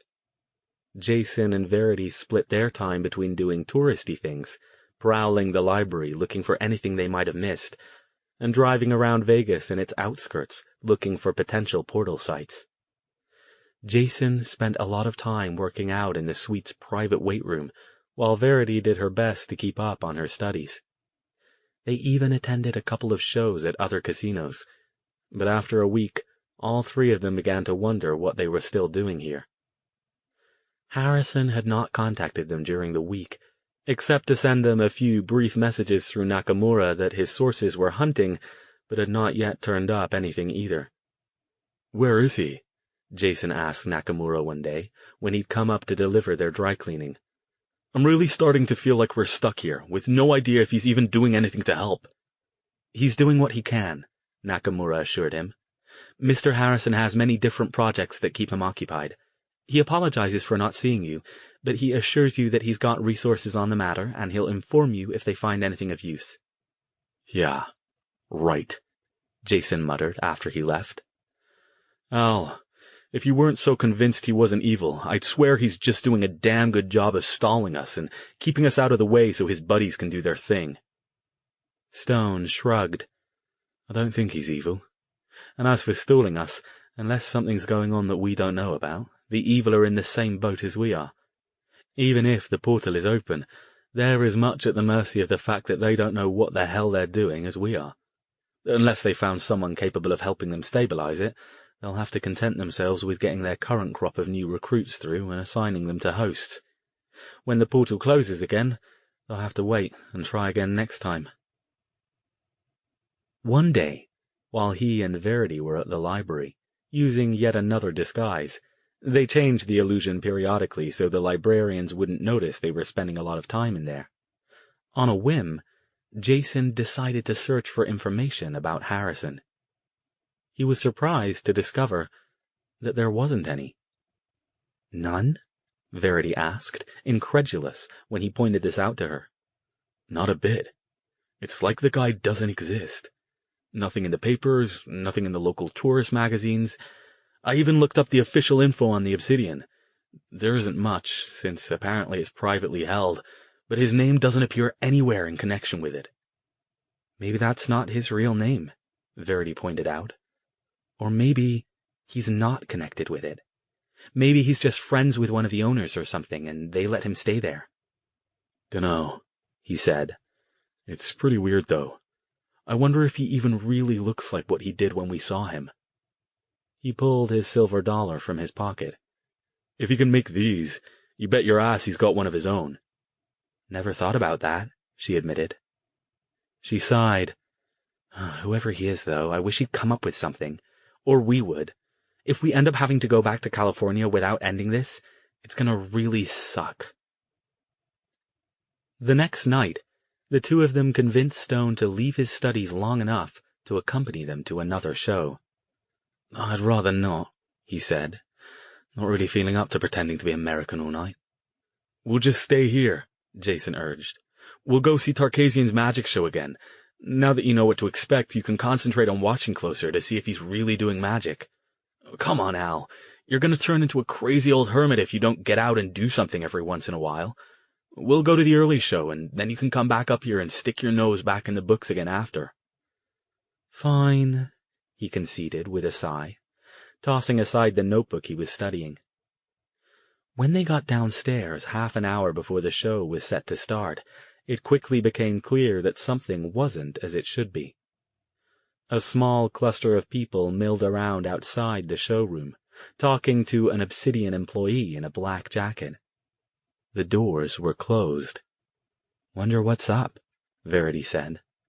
Stone stepped forward. "Something wrong?" he asked the employee. "Is this show sold out already?" "I'm sorry, sir," the man said, in his pleasant, apologetic, professional tones. "I'm afraid this evening's 6 o'clock show is cancelled. Mr. Tarkasian is a bit under the weather. You might try checking back later this evening. You might be feeling well enough to do the 9 o'clock show." Jason and Verity looked at each other. That's okay," Jason said to Stone, disappointed.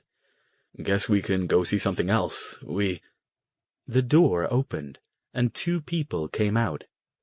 One was another black-jacketed Obsidian employee, the other dressed in a polo shirt and jeans. They swept by without acknowledging the small crowd, muttering to each other in low tones. Jason got a glimpse inside as the door swung back shut, and saw numerous people running around in what appeared to be a state of agitation. He turned back, gathering up Stone and Verity with a look, and the three of them stepped out of the way into an alcove. "What's going on?" Verity asked. "Something's up," Jason said. "Something's going on in there. You don't have that many people acting that freaked out if the headliner's got food poisoning or a hangover." "What then?" Verity's eyes widened. "You don't think he's, you know." She dropped her voice to a whisper. "Dead or something, do you?" "Let's find out," Stone said. He went over to a nearby bank of phones. "Who are you calling?" "Nakamura. He seems to be on top of things around here." Stone punched the number into the house phone, waited a moment, and then had a short conversation that Jason and Verity couldn't hear. He frowned, his expression growing perplexed. "What is it?" Jason demanded when he hung up. "Tarkasian's gone missing." Chapter 39. Missing. Verity glanced at the dispersing crowd, and then back at Stone. "What do you mean, missing?" "His assistant's missing too. Tarkasian called in sick earlier today. Someone stopped by their place to pick up some items, and he and Tammy were both gone. Nobody has any idea where they are. Stay here a minute. Nakamura's on his way down anyway." "Yikes," Verity said, swallowing hard. "I was kidding about the maybe he's dead thing. I hope the evil didn't get a hold of him or something." 2 minutes later, Nakamura showed up, heading straight toward the showroom doors. Stone, Jason, and Verity fell into step with him. "What are you going to do?" Stone asked him. As he hoped, his question distracted Nakamura enough that the man didn't object when the three of them followed him through the door that the black-jacketed employee held open for him.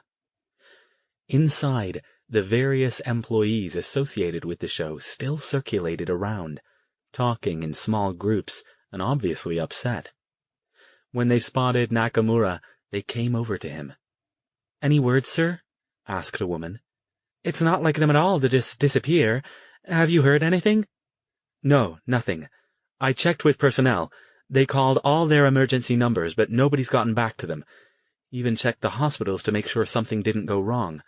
Tarkasian's car was missing, too." A balding, middle-aged man in a wilted shirt, who had the manner of someone in charge of something, hurried toward them.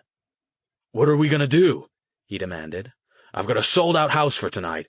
We can't exactly stretch out the warm-up act for 2 more hours. "If we don't find them soon, we'll have to cancel the show for tonight," Nakamura said. "These things happen. We'll deal with it." Yet another woman, this one about 30 and nervous-looking, came over, but she addressed the man in the wilted shirt, not Nakamura. "Mr. Crevetti, I'm sorry to ask you this now, but I need to leave." "Leave?" He glared at her. "Lucy, can't you see we've got a situation here?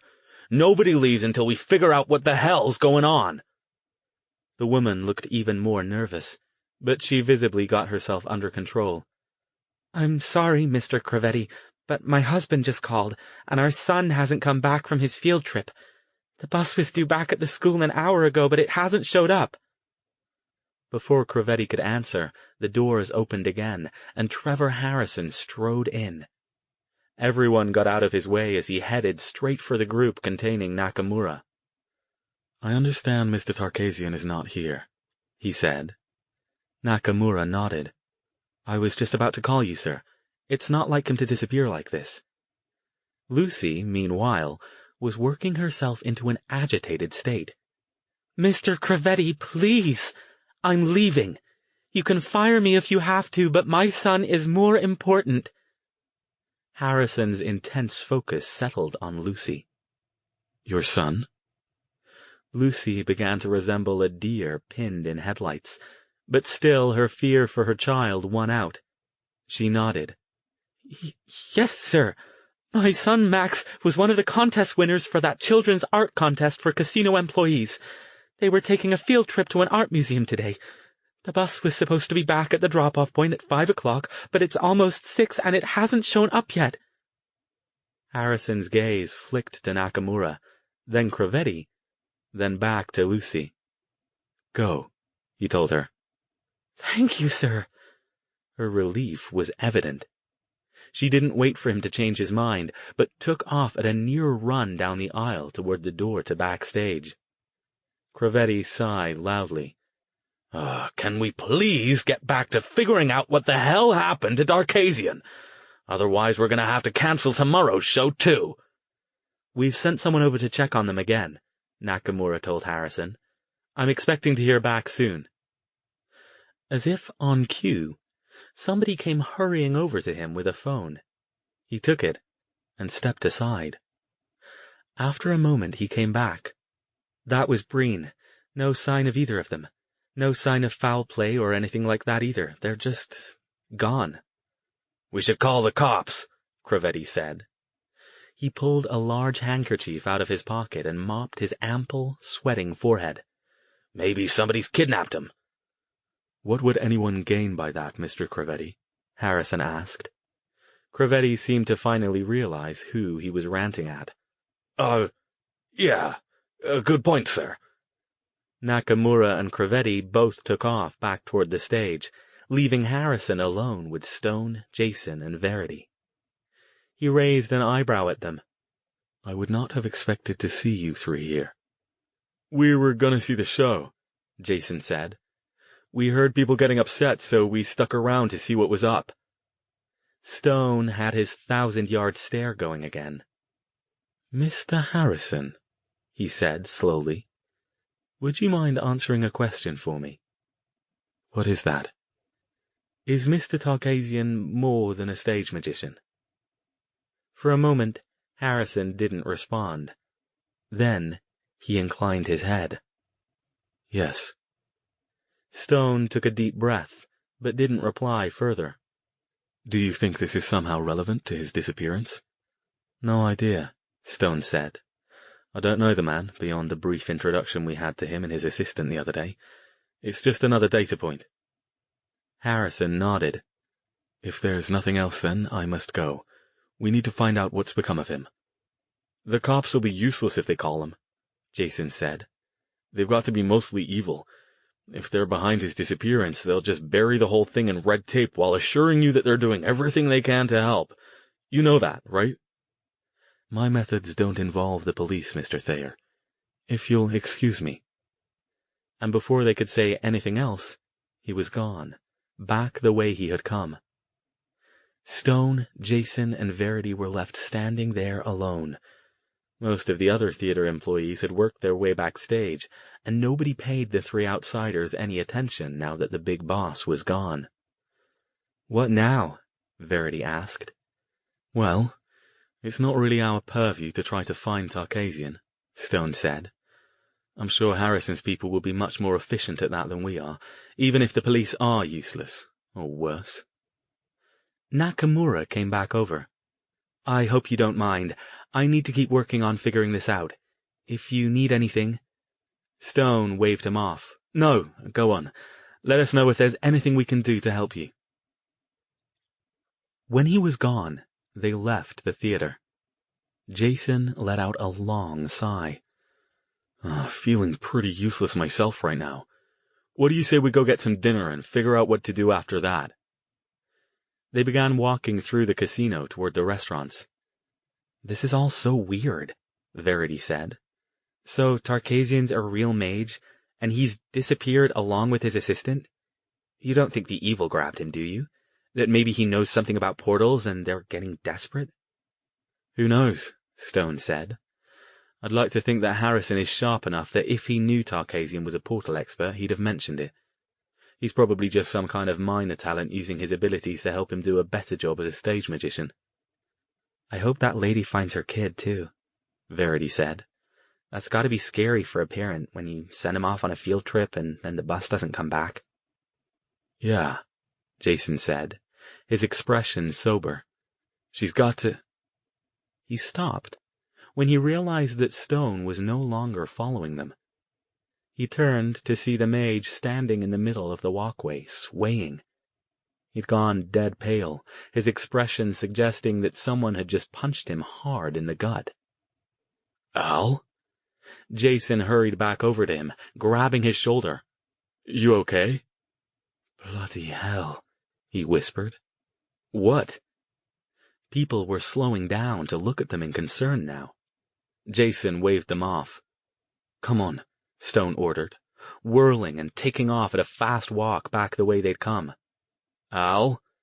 But Stone didn't answer, and he didn't even slow down until he'd reached the same bank of phones from which they'd called Nakamura before. He snapped up the house phone, punched a number, and waited impatiently.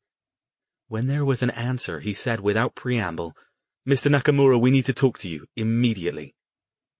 Nakamura took less than 2 minutes to find them. He looked concerned. "What is it, Dr. Stone? I told you, I need to—" "What's this art contest?" Stone demanded. His eyes blazed with intensity. Art contest?" Nakamura looked at him like he'd suddenly gone insane. "The contest that nervous woman's son won. The one where they sent them off on a field trip." His voice pitched up a bit, taking on an urgency that was entirely incongruous with his words. Nakamura struggled to answer the question in a way that would calm Stone's agitation. "It's an art contest. For kids. Under 10, I think. I saw the flyer up in one of the break rooms for a while. Draw or paint a picture of something about the history of Las Vegas. It was open to kids of all the casino employees." "Sponsored by whom?" Stone demanded. "Dr. Stone," Nakamura started, but then got a good look at Stone's face and shook his head. "I don't remember. The museum, maybe? Or one of the casino employees' associations? I'm not even sure it said, honestly, but one of the prizes was a field trip to one of the local art museums. I guess it was today. Why—" Stone passed a hand over his forehead. "Dear gods, I hope I'm wrong," he muttered. Then he focused on Nakamura again. "Where's Harrison? I need to talk to him right now." "I don't know." "Well, find him, man," Stone snapped. "This is vitally important. We'll wait here. Go." To his credit, Nakamura didn't waste time asking questions. He took off at a jog, disappearing into the early evening casino crowd. "Al," Jason growled, clamping a hand on Stone's shoulder. "Damn it, no more secrets. If you know something, spit it out. Now." Stone nodded. All the air seemed to have gone out of him. His shoulders slumped, his head bowed. "I hope I'm wrong," he whispered. "But I don't think Tarkasian's disappearance and the disappearance of that busload of schoolchildren are coincidental." "You think they're related?" Jason asked. "How? Why?" He took a deep breath. When he spoke, his voice shook. "Because I don't think they have a mage capable of stabilizing that portal for them using the proper methods. So I think they're going to try to do it using brute force." "Brute force?" Verity asked, still confused. "Remember the difference between white and black magic? Remember how black magic is powered? What needs to be done in order to gain the ability to perform the most powerful of spells?" Verity still looked like she didn't get it. They get their power from others instead of themselves, but— "Oh, holy shit," Jason whispered as he caught on. He too went pale. "Al. No." "What is it?" Verity looked back and forth between them. "What are they going to do?" "You saw it once with your own eyes, Verity," Stone said softly. "A few months ago, before we even met. Black mages get the most power by completely draining the life essence of the people they use to feed their spells. And the most power of all comes from the most innocent victims." He closed his eyes. "Children."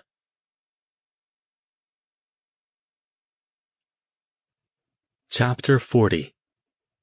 Verity stared at him, shocked as it finally sunk in. "You mean Tarkasian's a black mage? And they're going to use him to stabilize the portal by killing a busload of kids for the power? They might be forcing him, Jason pointed out. His assistant's missing too, and they look like they were a couple. Maybe they grabbed her and are using her to make him do it. The details aren't important, Stone said, clearly distracted. Maybe he is a black mage and maybe he isn't.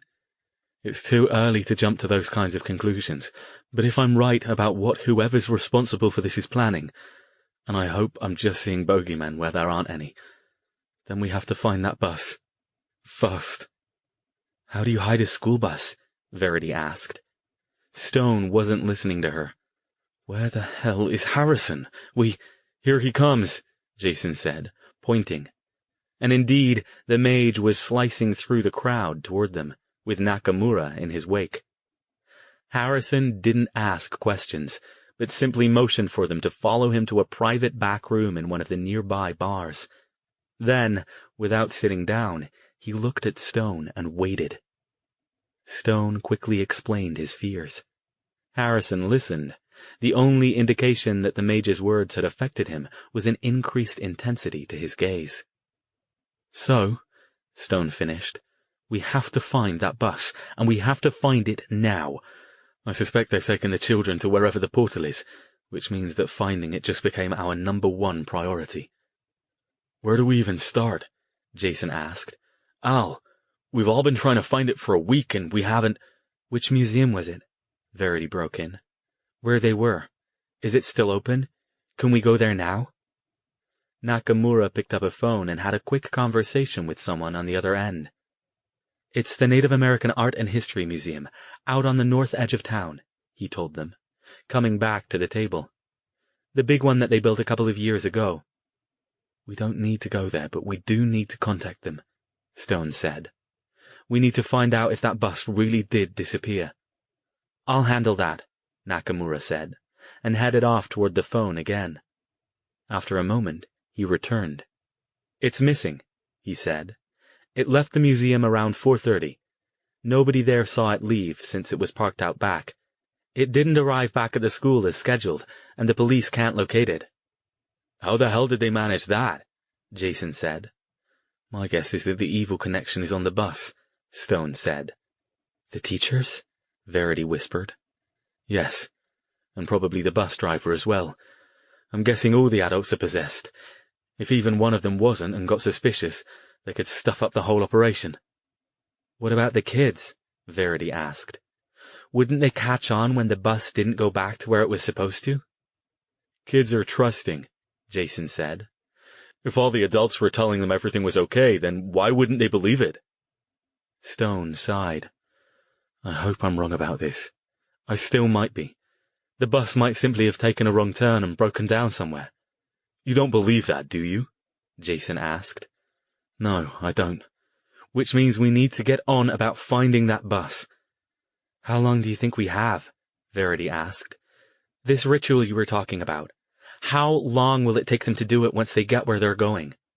Is it just gather up the kids, say abracadabra, and they all go poof? Or do we have some time? Jason asked. Because if it's the poof thing, then those kids are probably already dead, and we're fucked. Stone shook his head. You'll forgive me if I'm not up to date on the sorts of rituals that require mass murder to work. But even if they've been preparing themselves for this for a while, which is possible, it still won't be instant. Killing the kids one at a time would be pointless. They'll need to kill all of them and siphon the power at once, which means they'll need some sort of ritual to link them all together first. Those take time. They're tailored to the individuals involved. What makes you think they've been preparing this for a while? Verity asked. Stone glanced at her. I don't follow. Well, these portals have been around for 5 years, right? And they haven't done anything about trying to do this before, which kind of makes it seem like they've been okay with the speed that the evil have been coming through so far. And? Jason asked. But Stone had caught on. So you're saying the only thing that might cause them to step up their plans is knowing that we destroyed the other portal? He nodded. Excellent thought, Verity, and actually quite probable. What's that mean, though? Jason said. It means we might have a bit more time than I first thought. They've likely only known for a week or so that the other portal had been destroyed. Obviously, they'd want to make sure they got the rituals just right, since they'll only get one shot at it. And again, I'm not intimately familiar with black magic of this magnitude, but if it's anything like a white magic ritual, it will require a massive quantity of materials. Not the sort of thing they could gather in a day or two. They'd probably have to hit up every magical supplier on the west coast to get enough supplies, especially if they didn't want any one place having a chance of figuring out they're up to something this big.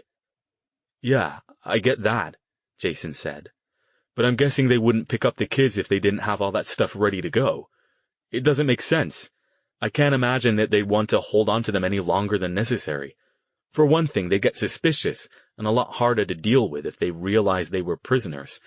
And for another, every hour they had that many kids would mean more chance they'd be found.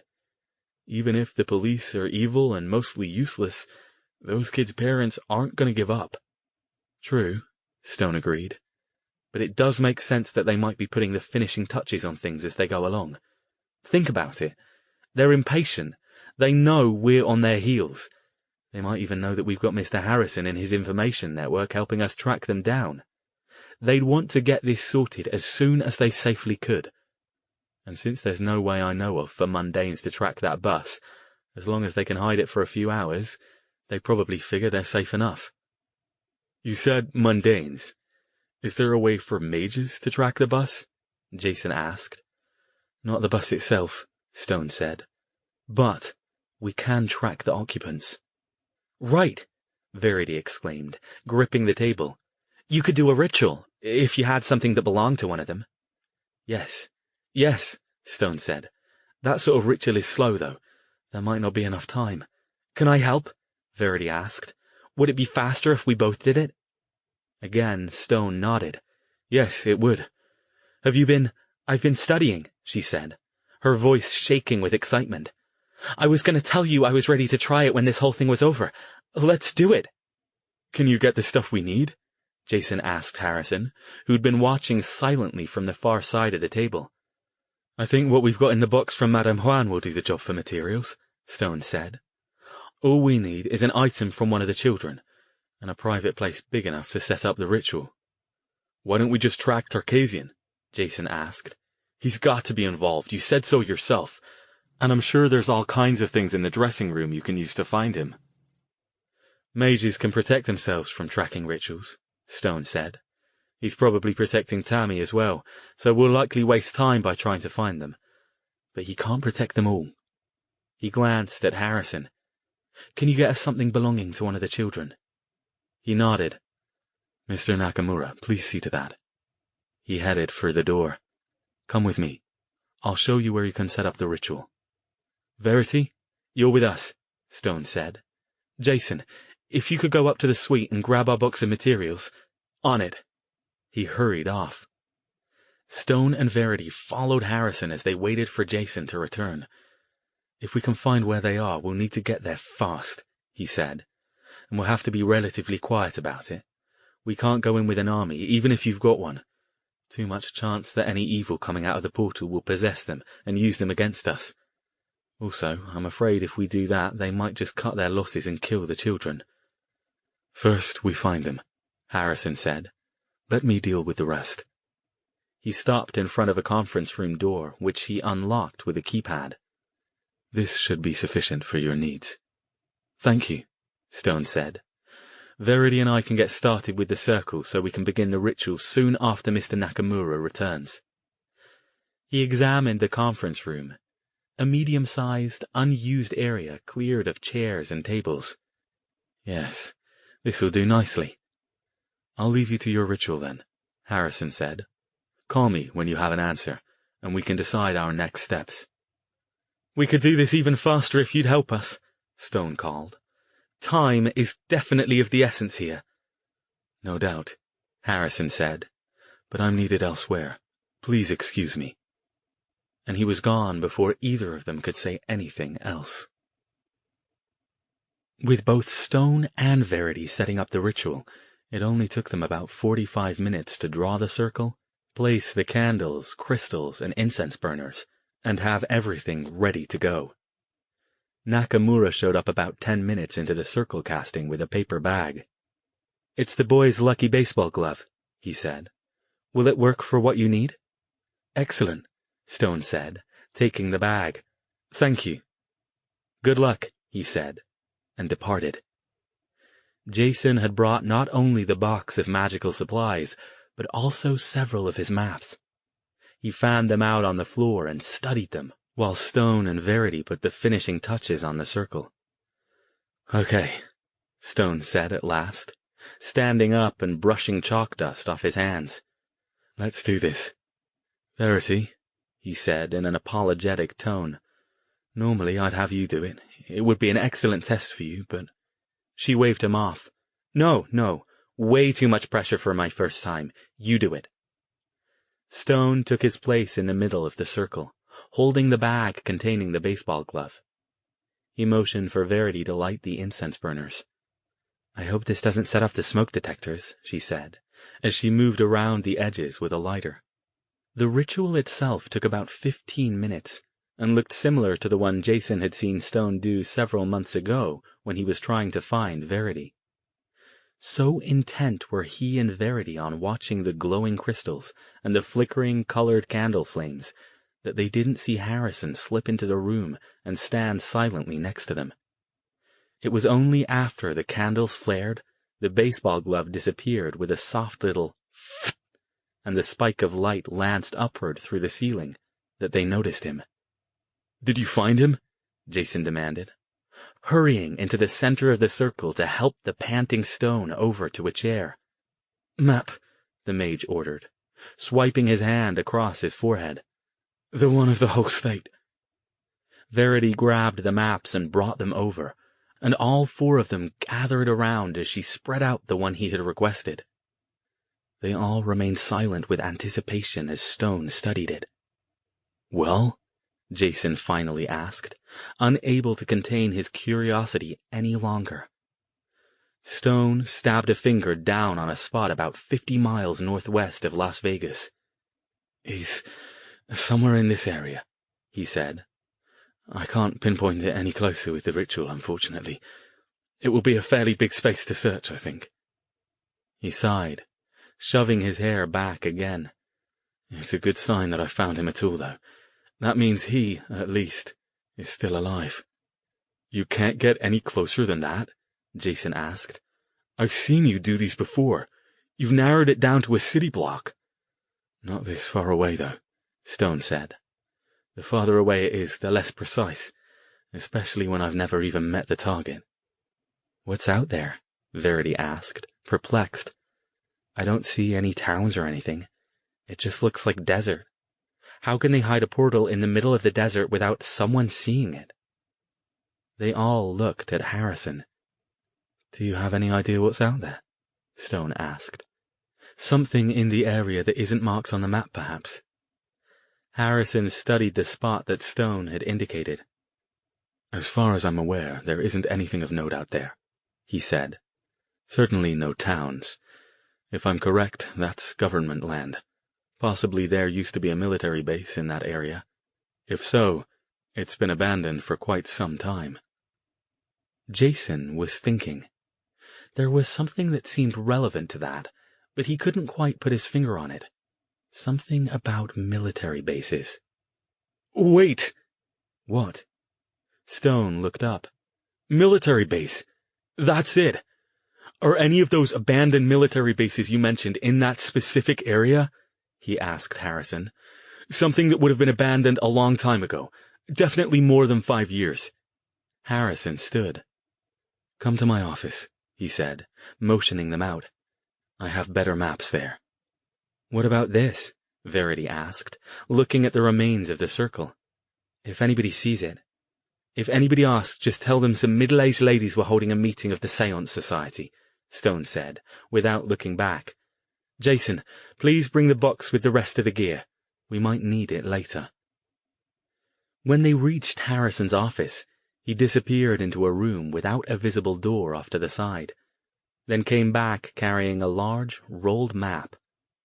He spread it out across the entire desktop, and the others saw that it was a detailed satellite map showing the entire southern half of Nevada. Here. He pointed at a large spot with a pen. This base is within the area you indicated. It's been decommissioned for years, and I believe it was only declassified 25 years or so ago. What do they use it for? Jason asked, comparing Harrison's map with his own, and noticing that the base did not appear on his. It was clearly a small installation, tucked into the foothills of a remote mountain range. Harrison shook his head. I'm not certain, but I believe it was a small Air Force base, probably connected in some way to the nuclear testing done in the area back in the 1950s. Perfect! Jason practically yelled. That's it, Al! It's gotta be! Why do you say that? Stone looked concerned. We've only got one shot at this, Jason. Why would you think? Because Arthur Baumgartner's dad was an Air Force colonel. Remember? Jason said triumphantly. We gotta think like him. I'm betting his dad took him out there to show it to him, once it wasn't top secret anymore. The timing's right if it was about 25 years ago. That means Arthur would have been about 10 or 11. Stone looked skeptical as he examined the map. I don't know, Jason. It doesn't even look like there are any buildings here anymore. Come on, Al, it makes sense. It all fits. And it's a perfect place to hide a portal. He poked at the map. That road leading to it doesn't even look paved. Nobody in their right mind would want to go snooping around that far out in the middle of nowhere. But where would they hide it? Stone asked, still not convinced. If there are no buildings, it's quite possible the site still has an underground hangar, Harrison said. With the tip of his pen, he indicated the mountain range. If this was in use during the Cold War, it's actually likely. The whole installation might be concealed underground to avoid detection. Jason nodded. And that looks like it might have been an airstrip nearby, he said. If we're wrong, Stone began. We don't have any other leads, Al, Jason said, spreading his hands. And it is in the area you said the kid was in. Stone thought about it for a few moments. Then his head snapped up. Wait a minute, Jason. Give me the box there. Perplexed, Jason handed over the box of magical materials. Stone rummaged around in it until he found a book. He flipped quickly through the pages, then opened it and slammed it down on the desk next to the map. There, he said, satisfied. This makes me more confident about our guess. Jason stared at it, confused. The facing pages Stone had opened the book to showed a map of the United States, overlaid with a series of colored lines radiating in all directions. What? Verity, however, tilted her head. Ley lines? What do ley lines have to do with this? Harrison leaned in for a better look as Stone stabbed a finger at the area near where they were. I didn't think they had anything to do with it, given that the portal in West Virginia wasn't near any, and they're not required to set one up, but look! Wait a sec, Jason protested. What the hell's a ley line? I remember you said something about it before, but... Stone looked energized now. Verity's been learning about them in her lessons. Think of them as magical power lines running all over the Earth's surface. Where you find them, magical energy is higher than where you don't. In the places where they converge, the energy is even higher, but even a single ley line. He bent over, peering at the map. Look, here! It's hard to be precise without better maps, but it looks to me like one of them runs right over the area where the military base is. Harrison disappeared again, and returned with another map, as large as the first. When he unrolled it, the others could see that it was a larger version of the same ley line map in Stone's book. On the bigger map, it was clear that one of the lines did indeed intersect the area occupied by the military base, and that no other lines were near to the area Stone had identified in the ritual. Well done, Dr. Stone, he said. Stone sighed. Still not definitive, but this does make me feel more comfortable that we're not wasting our one chance. He turned to Harrison. You said you'd worry about the transportation. Now's the time to worry. It would take us at least an hour to get out there by car, probably longer, depending on the state of that unpaved road. Got anything better? Harrison's chilly gaze glittered. Come with me.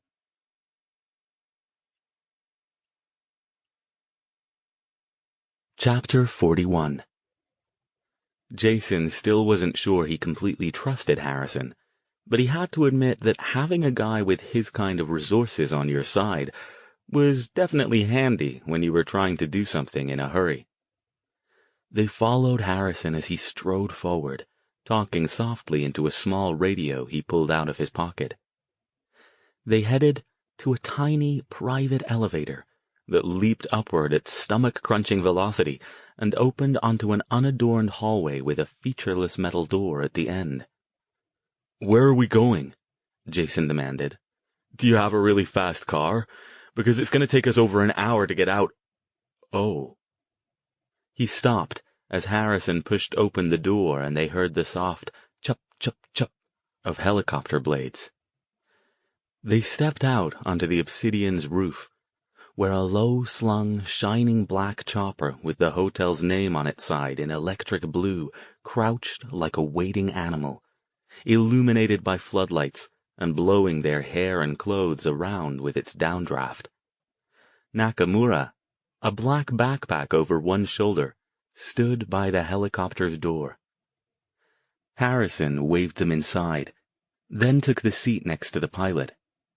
He still had the map with him, and quickly described their destination. Nakamura got in last, slammed the door behind him, and the helicopter smoothly lifted off from the roof. It wasn't until they were in the air and cruising above the strip that Jason remembered something. "Damn," he said. "Forgot to grab my gun from the room." Nakamura tapped him on the shoulder and handed him a pistol, along with an extra magazine. "Will this do? I brought along a couple just in case, since I can't do the—" He wiggled his fingers in an imitation of magic casting. Jason took it and gave it a quick examination. It was a black Sig Sauer P226, impeccably maintained.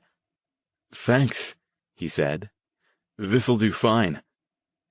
He popped the magazine, checked the safety, then tucked the pistol into his belt and the spare mag inside his jacket. "Remember, Jason," Stone reminded him, "we're not here to kill anyone or even shoot them at all, unless we have to. These aren't soldiers, they're children's parents." "I know." Leaning in close so only Stone could hear, he added, "But since I can't throw lightning bolts at them, I'll have to settle for lead if things go to hell." He leaned closer to Harrison, who had donned a set of headphones and was scanning the ground in front of them as they flew. "How long will it take us to get there in this thing?" The pilot answered, "About half an hour, maybe a little longer, since Mr. Harrison wants to do the last bit without lights." "Good point," Stone said. "They'll see us coming from miles away otherwise. But is it safe to fly with no lights, and won't they hear us?" "They won't hear us," Harrison said. "Why not?" He didn't answer the question. Instead, he said, "It would be safer to use the lights, but Mr. Conroy here is a former military pilot. I have every confidence in his abilities, and in our abilities to deal with any problems that might arise." Jason leaned back in his seat and looked out the window. The neon canyons of the strip had given way first to the more spread-out lights of residential neighborhoods, non-casino business districts, and suburbs, and then to the darkness of the desert. He could see the headlights of cars as they moved up and down Highway 95. There wasn't a lot of traffic this time of night, at least not compared to what he was used to back in the Bay Area. He thought about what they were about to do, wondering if they would ever make it home. With everything that had been going on lately, focused as they were on finding the portal and dealing with the evil, he hadn't had a lot of chances to think about things like that. He remembered a few months ago when he'd first met Stone and found out about magic, and then about the evil and the forgotten. About how many times he'd thought he'd taken a left turn into the Twilight Zone. Now, this all seemed almost normal. We're flying in a luxury helicopter across the Nevada desert to prevent a magical ritual from murdering a busload of kids in order to power up a portal to another dimension. Yeah, that sounds about right for a Friday night. He felt a tap on his arm and looked up to see Verity watching him. She gave him a quick, "What are you thinking about?" frown. But he shrugged. She patted his arm again. He thought she understood. Stone, meanwhile, stared out the front window, clearly deep in thought. His expression was pensive, his mind far away. Jason wondered if he would be able to do the same thing he had in West Virginia, or if he'd have to. Maybe Harrison had something up his sleeve. The guy was a complete enigma. So far he hadn't done anything that indicated they couldn't trust him, but he practically exuded the twin auras of, "Don't mess with me or you'll regret it," and "I'll do what I need to by any means necessary." Jason was glad he was on their side, but wondered if he'd even care about collateral damage if anybody got in the way of shutting down the portal. "I wonder how many people they've got out there," Verity said, breaking into Jason's thoughts. "I mean, this is their last stand, right? What if they've sent dozens of people out there to guard the place?" "Then we'll deal with them," Harrison said. Stone looked more troubled. "Non-lethally, if we can manage it," he said. Jason wondered if he too was thinking that, by involving Harrison, they'd brought a dangerous but uncontrollable weapon along. Harrison didn't answer. The helicopter flew through the night sky. Their own lights were still on at this point, but Jason could only see a few scattered pinpoints on the ground. They'd left the road a few minutes ago, and now headed across the open desert, flying only a couple of 1,000 feet up. "Don't you have to file a flight plan or something for this?" he asked. "What if the Evil's got somebody monitoring that kind of thing?" "That might be a problem, if we had filed one," Harrison said. Why does that not surprise me? Jason thought, but didn't say. "Sir, we're getting close," the pilot told Harrison after a few more minutes.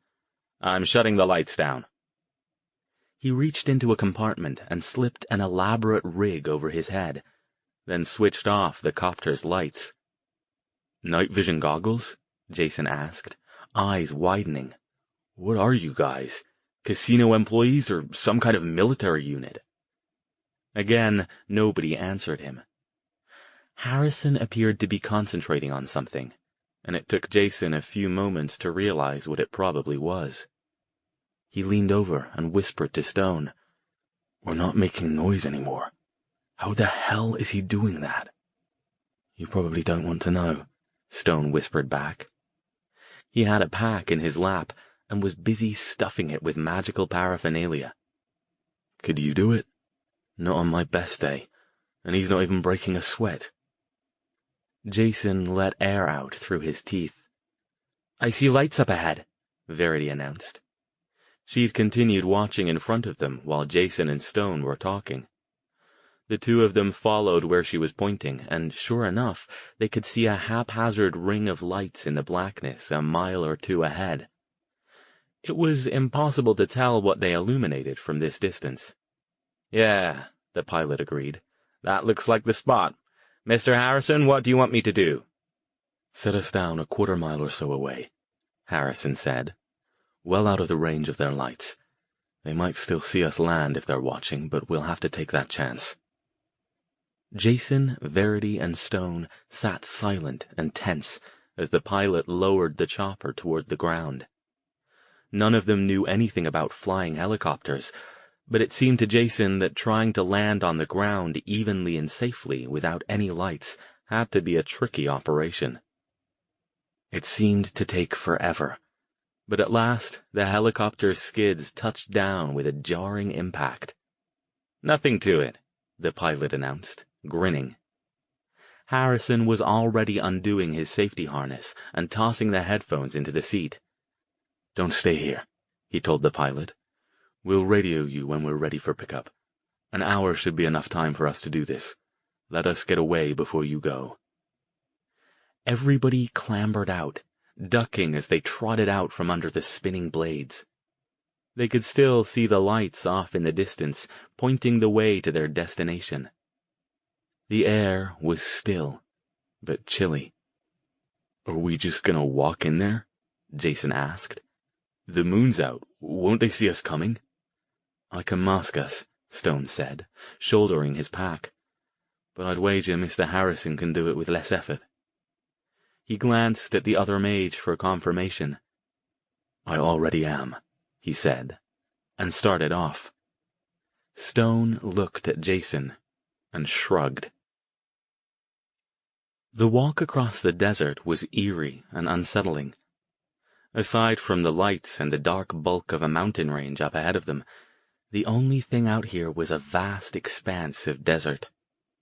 The ground, covered with scrubby brush and rocks, made forward progress slow and careful so they didn't trip over anything.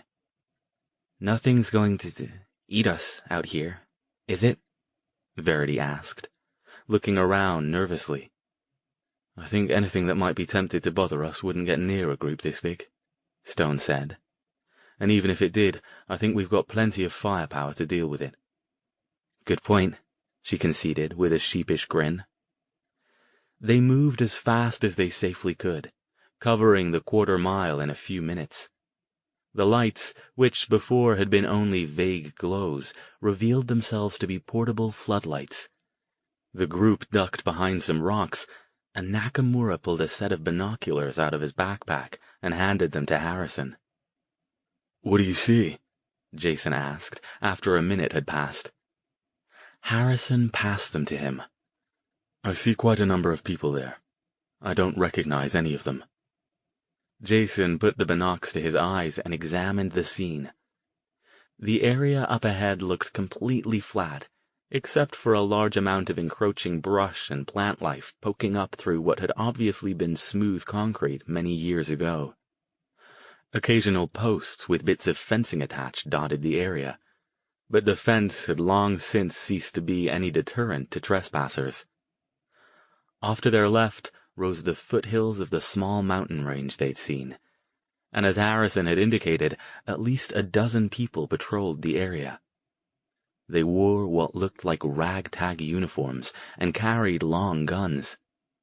"That's weird," he said. "They look military. There aren't any active bases out here, are there?" "No," Harrison said. "The closest is Creech, but I suspect they would notice if that many of their personnel were missing." Jason zoomed in closer. "Even weirder," he said. "Their weapons don't look military, at least not current military. They don't even all have the same type of rifle, and does that guy have a beard?" Harrison took the binoculars back and looked again. He said. "Colonies of survivalists live out here in the desert. Perhaps the evil possessed some of them to use as their security force." "That actually makes sense," Stone said. "I don't imagine they'd need an enormous force to guard the place, since I doubt they expect anyone to find them before they finish what they're doing. Too many people milling about would just raise suspicions for anyone who happened to be looking. But the question is, what are we going to do about this lot?" "With those guns, they'll cut us down before we get anywhere near them," Jason said. "We could sneak past them, but since we don't know how to get where we need to be yet—" "Stay here," Harrison said, handing the binoculars back to Nakamura and rising. "Dr. Stone, please take care of group concealment." "What are you—" Stone began, but Harrison had already started walking toward the guards. Stone sighed. "What's he gonna do?" Verity whispered. It didn't take long for them to find out. Harrison strode forward, apparently unprotected, into the circle of lights. The others watched tensely from behind the rock. "Hey!" called one of the men. Instantly, most of them spun and ran toward Harrison with their guns leveled, while two took off at a run back toward the mountain. The others paused for a moment, and then two of them opened fire, their rifles barking into the quiet night. "Oh shit," Jason muttered. Next to him, Verity stiffened. The rifle rounds never reached Harrison, impacting harmlessly off a glowing shield that flared up around him. He stood there for a moment, as if contemplating his next move, then raised his right hand and swiped it in an arc from left to right. In the area his hand traced, a sheet of what could only be described as crackling blue fire spread out, extending in front of him in a deadly wave. When it contacted one of the gunmen, the man simply fell to the ground, with no scream, cry of pain, or other sound, save for his rifle clattering down next to him. A small gray puff of energy left his body, flew upward, and dissipated. The wave continued, dropping the nearby gunmen in their tracks as it went. The other men, the ones who had been running toward the mountain, cried out in terror and attempted to alter course, but the inexorable sheet of blue fire followed them. One almost made it out of the perimeter, but he stumbled at the last moment, and the blue energy hit him, cutting him down where he stood. For a moment, there was silence. Harrison stood there, his back to the group, and looked over the area, perhaps to make sure that he'd finished the job. Jason, Stone, and Verity stared with wide-eyed shock, trying to convince themselves that they'd seen what they'd thought they'd seen. Nakamura's face betrayed nothing. And then Jason and Stone both leaped up, running toward Harrison. Jason got there first. He grabbed Harrison's shoulder and spun him around. "What the hell did you just do?" he screamed. Harrison's expression didn't change. "I cleared the way for us," he said simply. He showed no sign of exertion, nor did he seem disturbed that Jason was yelling in his face. "You fucking killed all those guys!" Jason was still yelling. "Keep your voice down." "You killed them! You killed like 12 people!" He was still gripping Harrison's shoulder, and he shook him emphatically as he spoke. His eyes were wild. Without thinking, he pulled back his fist, intending to let Harrison have it. Stone grabbed his arm and pulled him back, but his eyes blazed as much as Jason's did. "Harrison, we said no killing unless we had no choice," he snapped. "Or did you miss that bit?" He struggled to wrestle Jason backward. Verity ran up behind Stone and Jason, standing back a few feet, her eyes huge with shock at what she'd just seen. Harrison's eyes narrowed. "I'll do what is necessary," he said. His tone was colder than they'd ever heard it. "So what? Are you going to kill the kids too if they get in the way?" Jason demanded, still fighting to get out of Stone's grip. "You know, the ones we're here to save." Harrison's expression still didn't change. "Our primary objective is to destroy that portal." Jason stopped struggling for a moment, stunned. You'd kill a bunch of kids if it meant getting that portal down." He wasn't yelling now. His voice shook with disbelief. Harrison didn't look at Jason, instead focusing his laser gaze on Stone. "Dr. Stone, are the evil as you have described them to me?" Stone looked startled at the change of topic. "What?" "Have you described the evil accurately to me? Has everything you've told me about them been true?" "Of course it has," he snapped. "Why the hell would we lie to you about—" "Then they are a profound threat to our entire world," Harrison said dispassionately. "They must be stopped. If this is indeed their last remaining access point to our dimension, it must be shut down. That's my only concern." He swept his gaze across Stone, Verity, and finally Jason. "This is war, pure and simple. I have no intention of killing the children if we can accomplish our objective otherwise, but we will close the portal, however we have to do it." Jason began struggling again, trying to get out of Stone's grip, but Verity stepped up between them and Harrison. "Stop fighting," she ordered. Stop yelling at each other. Listen to you. I'm surprised the whole place hasn't heard you by now. Look what he did, V, Jason protested, waving a jerky arm toward all the dead guards. He just waved his hand and killed these guys. You think he's gonna give a fuck about the kids? Stone sighed. Jason. What? He's right. Jason whipped his head around. Al, what the hell are you— Stone let him go. His eyes were resigned. He's right, he said again, with another sigh. I don't like it any more than you, but he is. We have to do this, no matter what the cost. What? You want to kill the kids? Jason's expression suggested that his entire reality had just fallen over sideways. Of course I don't. I don't think it will come to that, but— He spread his hands. This is our last chance. We have to do it now, and if 30 innocent kids get blown away, that's okay? Jason demanded. We don't have time for this, Harrison said. Come on. Miss Thayer is right. If they hear us— Jason glared at him, then at Stone, but then deflated. Fine, he growled. I'm coming. But I'm not gonna let you kill those kids. If you try it, Harrison, I'll find a way to take you down.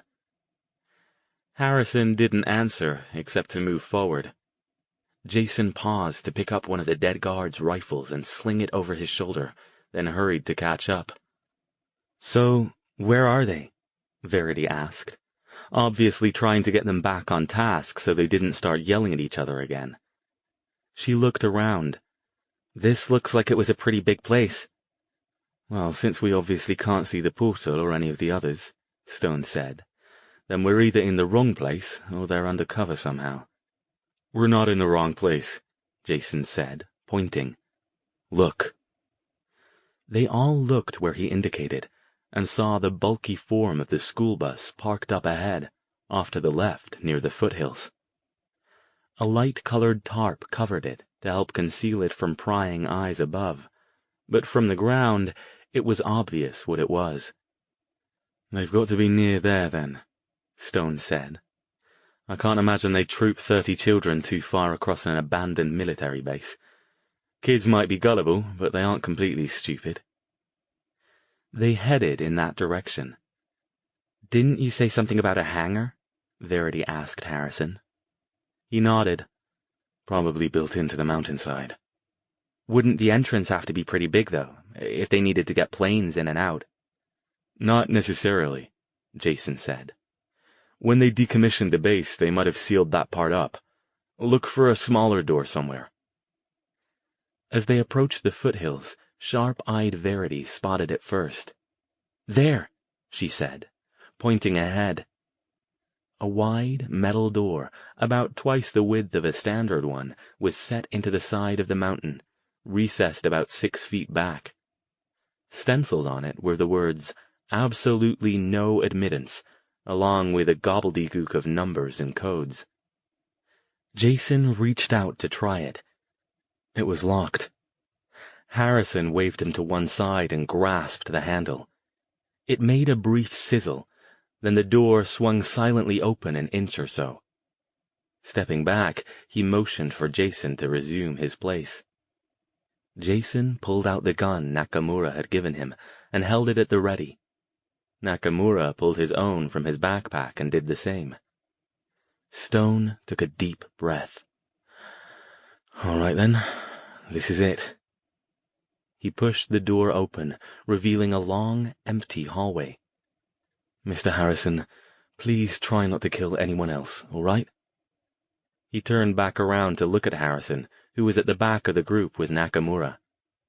Perhaps you should— He didn't get to finish his sentence. With brutal suddenness, the roar of a gun split the silence. Harrison pitched forward, blood spraying out in a fan from a gaping wound in his chest. He hit the floor and did not move. Behind him stood Nakamura. Deadly calm, he swung his gun barrel around until it was pointed at Verity.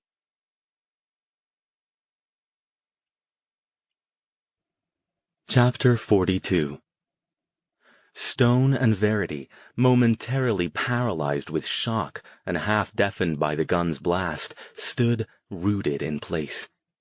Jason, his protective instincts for his sister overriding everything else, moved without thinking. He lunged forward, slamming hard into Nakamura's arm. Nakamura staggered back, but managed to hold on to the gun. That was enough time to jolt Verity out of her terror, though. She glared at Nakamura, and instinctively forced out with her mind. He clamped his hands to his head, dropping the gun, and then went to his knees as a puff of grey mist rose up and disappeared. He slid sideways and collapsed next to Harrison. "Holy fuck," Jason whispered, his heart pounding in his chest. "He was—" "Yeah," Verity said numbly. "He was possessed. He—" She trailed off. Stone dropped to his knees next to Harrison, rolling him over. He didn't say anything. He didn't have to. The shot had been point blank. A spray of bright red blood streaked the concrete walls and stained their own clothing. "Is he—" Verity ventured. Stone felt for a pulse. Harrison's normally pale face was ashen gray, the entire front of his fine suit soaked with blood. More blood stained his lips. He didn't move, and didn't appear to be breathing.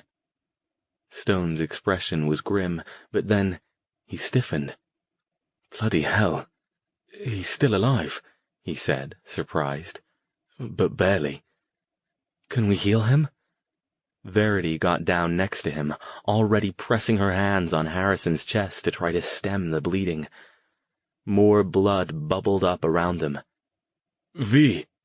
Jason stood back, still breathing hard, watching Nakamura to make sure he didn't wake up.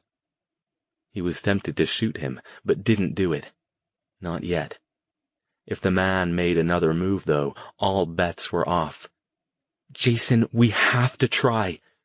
"You heard what he said. We gotta shut down the portal. We don't have time." Stone sighed. "He's right, Verity.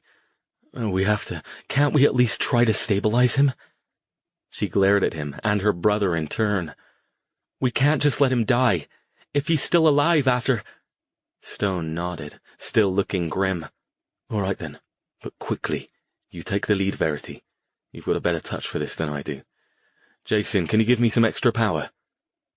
Together they bent over Harrison's still body, moving their hands over the tattered, bloody wound where the bullet had exited.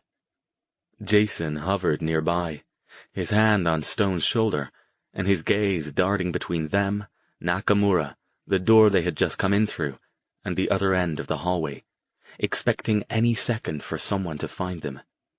His ears still rang from the gun blast. They spent less than a minute on it, relaying instructions and comments back and forth in clipped tones. At last, they both stood, looking tired. "That's the best we can do for now," Stone said, letting his breath out. "It's not much, unfortunately. Neither of us has the expertise for this sort of thing." "Is he gonna live?" Jason asked, looking down at Harrison. He looked as bad as ever, except that their healing efforts appeared to have jump-started his ragged breathing, and no fresh blood pumped out of the wound at the moment. "No idea," Stone said, shaking his head. He glanced down at Harrison a last time, then squared his shoulders. "Come on, then. We've got to go. I'm amazed that gunshot didn't send them all running out here. Let's not take chances." "What about Nakamura?" Verity asked. "If he wakes up and gets possessed again?" Jason rummaged in Nakamura's backpack and withdrew a plastic zip tie, which he used to bind the man's wrists behind him. "At least it'll take him a while to get out of that." He stuffed Nakamura's gun into the backpack and handed it to Verity. "Can you carry this? It'll get in the way of the rifle if I have to use it." She nodded and slung it over her shoulder. "Jason?" "Yeah?" "Thanks. For stopping him from shooting me." Her voice shook a little, like she was holding back tears. He patted her shoulder and grinned. "We need you, V. You're the only one who can kick these bastards out of their houses." Reluctantly leaving Harrison, they snuck the rest of the way down the hallway. At the end, on the left side, was a set of double doors with small windows set into them at head height, though from the angle where they were standing, all they could see was that light shone out from the other side of them. Jason pointed forward, then looked questioningly at Stone. Stone held up a finger. He made a small hand gesture, then crept forward on his own, crouching to keep lower than the level of the window. Slowly, he raised up just high enough so he could see, and stiffened. Without looking away, he waved Jason and Verity forward. "They haven't done it already, have they?" Jason whispered, moving up next to Stone. He shook his head, pointing at the door. "I think I see why they didn't come running, though." Jason raised up and peered through.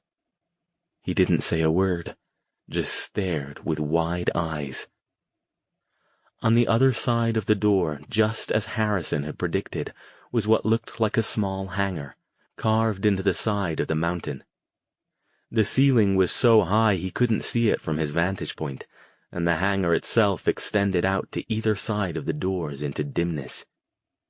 It looked like it had been designed to house 2 or 3 fighter-sized aircraft, or perhaps one large bomber.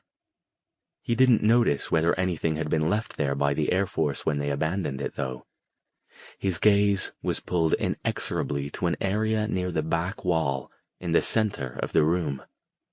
The portal was the first thing he saw there, and he wasn't surprised. It hung in the air like the one in West Virginia, roiling and pulsing, cycling between green, red, and purple. It didn't look as diseased as the other one had. He hoped that was because no one was messing with it yet, and not because they'd already managed to stabilize it. Around the portal, someone had built what looked like an elaborate framework, making it appear even more like a doorway to some mystical land. Around that, Jason saw what could only be described as a theatrical set, complete with stage platform and magical props, illuminated by 2 spotlights powered by generators off to either side. 2 figures stood in front of the set, facing 3 rows of chairs arranged in a semicircle 10 or so feet back. In each of the chairs, he could see a small, seated figure. They were all focused forward, their attention apparently riveted on the scene in front of them. 4 taller figures, 3 male, 1 female, patrolled to either side and around behind. The teacher chaperones and the bus driver, he figured. And behind that, completing the scene, a folding table held a large jug and a collection of paper cups. The 2 figures on the stage moved around, gesticulating. Jason could hear Tarkasian saying something, but couldn't make out what it was. He took this all in quickly, then scooted to the side closer to Stone so Verity could get a look. "Can you tell how far along they are?" he asked Stone. "At least it looks like they haven't killed them yet." "No, they haven't," Stone murmured. "But it still isn't good. Remember how I told you they had to link them all together in order to siphon their power all at once?" Jason nodded. "It appears they've done that already. Look at the floor." He glanced down, only now noticing the complicated array of crystals, candles, and chalk lines surrounding the block of chairs. He wasn't surprised he hadn't seen them before. The only light in the room came from the spotlights pointed at the stage, where the portal and the props cast an eerie, flickering glow over the audience. "Why aren't they glowing?" Jason whispered. "Don't they have to light the candles and stuff?" Stone nodded. "That's one of the last bits. Verity, look at the children, though. Can you see it?" She leaned forward, pressing her face against the little window.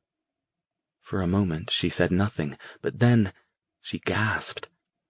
"There's some kind of tendrils or something, linking them all together," she whispered. "And then going up to the stage." "Well done," Stone said, ever the teacher. "We've arrived just in time, it appears. Look, they're starting. And indeed they were.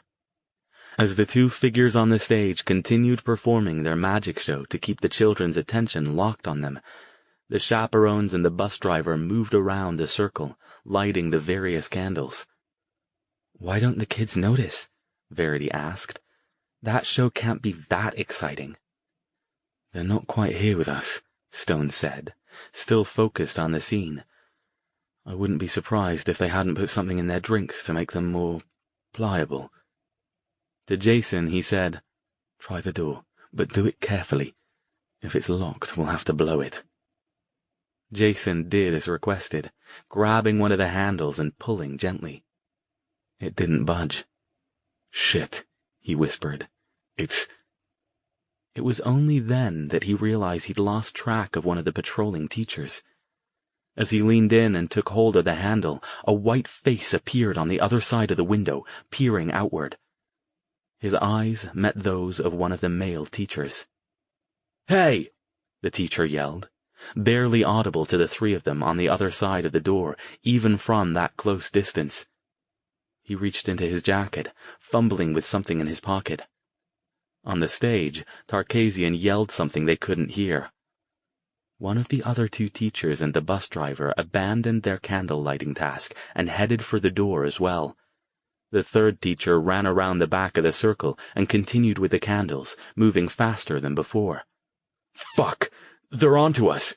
Jason shouted, ducking away from the window. "Do it, Al! Blow the door!"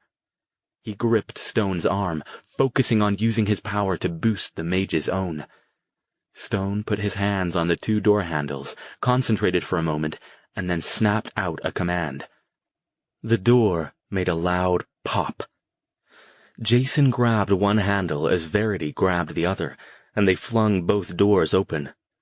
A barrage of gunfire from two of the teachers exploded into the hallway, but Stone was ready with a shield, again using Jason's ability to bolster it. Verity yelled something incoherent at the woman on the left, and she collapsed, the evil inside her dissipating into nothingness as it left her. Stone took out the other one with a stunning spell. They raced into the room as the bus driver tried to get a bead on them. "Stop!" Tarkasian ordered. "Or what? You'll kill the kids? We're on to you, you sick bastard!" Jason yelled. The bus driver fired at Verity, but the bullet bounced off Stone's shield, which flared alarmingly. Jason leapt forward and tackled him, taking him down as Verity evicted his evil. It flew upward, darted around for a moment, and disappeared. "Your flunkies are gone now, Tarkasian," Jason yelled. "Give it up. Get away from that portal." Behind him, Tasha Tammy screamed. "Don't do it!" she yelled. "He'll kill the kids!" "Shut up!" Tarkasian cried, taking a step forward. Light flared in the circle surrounding the children. As Stone, Jason, and Verity had been distracted, the remaining teacher had lit the final candle. The circle glowed with an ominous red hue, the tendrils joining the children becoming visible to the naked eye. "No!" Verity cried, but she was too far away from Tarkasian to evict him. Instead, she reached out with her mind and grabbed him telekinetically just as Jason fired his gun. Instead of hitting him in the chest, the bullet tore through his leg. He shrieked in pain as Verity dropped him, then lay still. "Don't touch the circle," Stone yelled, moving forward. "We'll have to dismantle it properly or—" "I don't think so," yelled another voice. Stone suddenly flew back like he'd been hit by an invisible battering ram.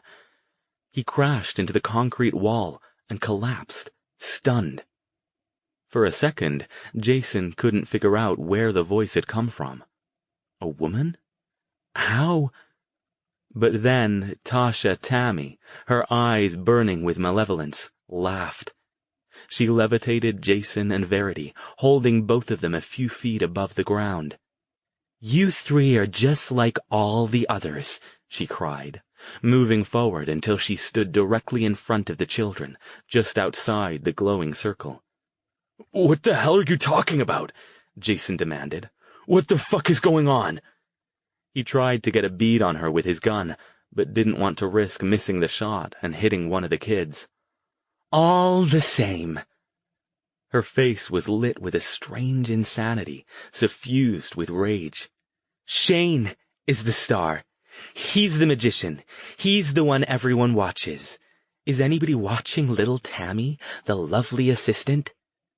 She flashed a rictus grin. "Maybe they should be, because little Tammy's not so little anymore, is she?" Verity gaped at her. "You're a mage too." "Damn straight, and a better one than Shane could ever hope to be."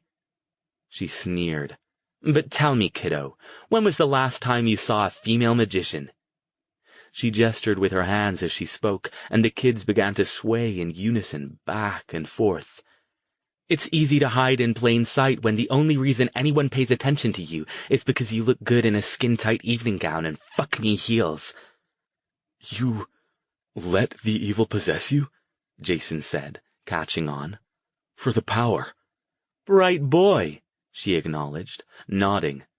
"And I even talked dear Shane into joining me. It wasn't hard. I always could talk him into anything." "Tammy!" Tarkasian pleaded from the floor, reaching toward her. "Shut up, Shane!" She waved her hands again, and the children's swaying increased in tempo. "And now, how about I show you guys some real magic?" "Bit late for that," came a voice from the back of the room. Jason and Verity turned their heads in time to see Stone, who had picked himself up off the floor and staggered forward, his eyes ablaze with hatred. He made a flinging gesture at Tammy. She barely managed to dodge his concussive blast by diving aside, but in doing so, she had to drop Jason and Verity. They landed hard, but scrambled quickly to their feet. Tammy did as well. "Don't even think about it, Stone! You won't stop us this time!" Her voice was different now, deeper, louder. She pointed both hands at him and unleashed a beam of magical energy. He deflected it with a shield, but the impact threw him sideways. The remaining teacher, forgotten in the chaos, aimed a gun at him as he rolled up. "Stop!" Verity cried. She grabbed the teacher, levitated him toward her, and then forced out his evil. It flew upward, and the teacher collapsed just inches from the circle surrounding the children. "Don't break that circle!" Stone yelled, scrambling back up with difficulty. "Whatever you do, be careful." Tammy laughed. "Ha ha ha ha! So touching how much you care." She, too, looked tired, though, and obviously realized it. She flung Verity away from her and ran over to where one of the teachers was trying to struggle up. She clamped her hand on the man's shoulder and then hurled a sheet of flame over the children's heads toward Stone. The man's body whooshed and disappeared, leaving only his clothes and a pile of ashes. Stone dodged most of the blast, but cried out as part of it hit his arm. He clutched it and doubled over, face twisted with pain. "Al!" Jason shouted. He vaulted over the folding table and tried to reach Stone. Tammy pointed her hands at him, still crackling with the power she'd gathered from killing the teacher. Her eyes were manic. "No!" Verity yelled. She launched herself at Tammy, crashing into her. The two of them went down in a heap of flailing arms and legs. Tammy bellowed something incoherent. Verity lifted off the floor and flew away from her toward the back of the room, toward the portal. Verity screamed, desperately reaching out to grab anything to stop her progress, but there was nothing around her. She was going through, and there was nothing she could do to stop it. "Help!" Suddenly, she stopped in midair, just a few inches away from the shifting portal. She hovered there for a moment, and then dropped to the stage. Stone stood on the other side of the room, with his hand pointed toward her. And then he was gone again, vanishing behind the children. "I couldn't evict her," Verity wailed. "It didn't work." Tammy shrieked and cast again at Jason, sending him crashing into one of the spotlight stands. He landed badly and lay stunned, his gun skittering into the dimness at the edges of the room. "Al!" he yelled from the floor. "We gotta kill her!" Stone didn't answer. He rose, still cradling his injured arm, his gaze darting around as he hunted for Tammy. She was back at the front of the group of kids again, taking advantage of her attacker's momentary inattention. She had a glowing bubble shield around her as she levitated a few inches above the ground, her arms outstretched, her face still lit with that insane grin. Stone aimed a spell at her, but it bounced off the shield and caromed to the side. "You can't stop me now!" she cried, laughing. "You'll never be able to stop us. There are too many of us." The circle glowed brighter, the kids swaying faster. Jason, still dizzy from his impact, forced himself to his feet and ran at Stone full speed. He grabbed the mage's arms in a vice-like grip that made Stone cry out in pain. "Al!" Jason shouted in his ear. "Punch it!" Stone, teeth gritted with the strain of forcing himself to ignore the pain in his arm, put his hands together. He concentrated on drawing every bit of power he could draw from Jason, then focused it into a single beam. "Try stopping this!" he roared. The bright blue beam lanced unerringly from his fingers to the egg-shaped shield encasing Tammy. For an agonizing second, it seemed that it wouldn't have the power to punch through. But then there was a loud sizzle, and the barrier flared bright red and disappeared. The beam continued on its path, striking Tammy in the center of her chest and piercing straight through her, finally fizzling out as it struck the miasmic, shifting colors of the portal. Tammy's high-pitched death scream echoed through the hangar, and was joined by something else. Something loud and full of rage and frustration and hatred. As her body crumpled and hit the floor, a brilliant purple and red glowing cloud rose up from her. "Holy shit, it's one of the big ones!" Jason yelled. "Al, can you stop it?" But the evicted evil wasn't going to stick around to allow Stone the attempt. Even as he summoned his remaining strength to cast again, it flew around the room once, hovered in front of the portal, and then shot straight up through the hangar ceiling and was gone.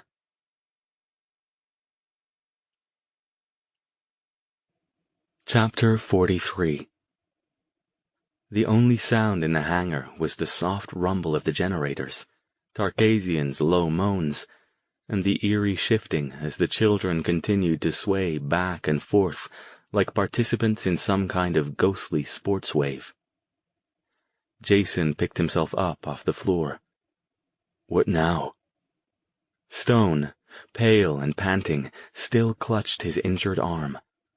"First," he said, between breaths, "we take care of Mr. Tarkasian, who, unless I'm mistaken, is still harboring a fugitive." "Take care of him?" Jason asked. "You want us to kill him?" Tarkasian moaned more loudly. "Help me," he begged. Verity went over to him.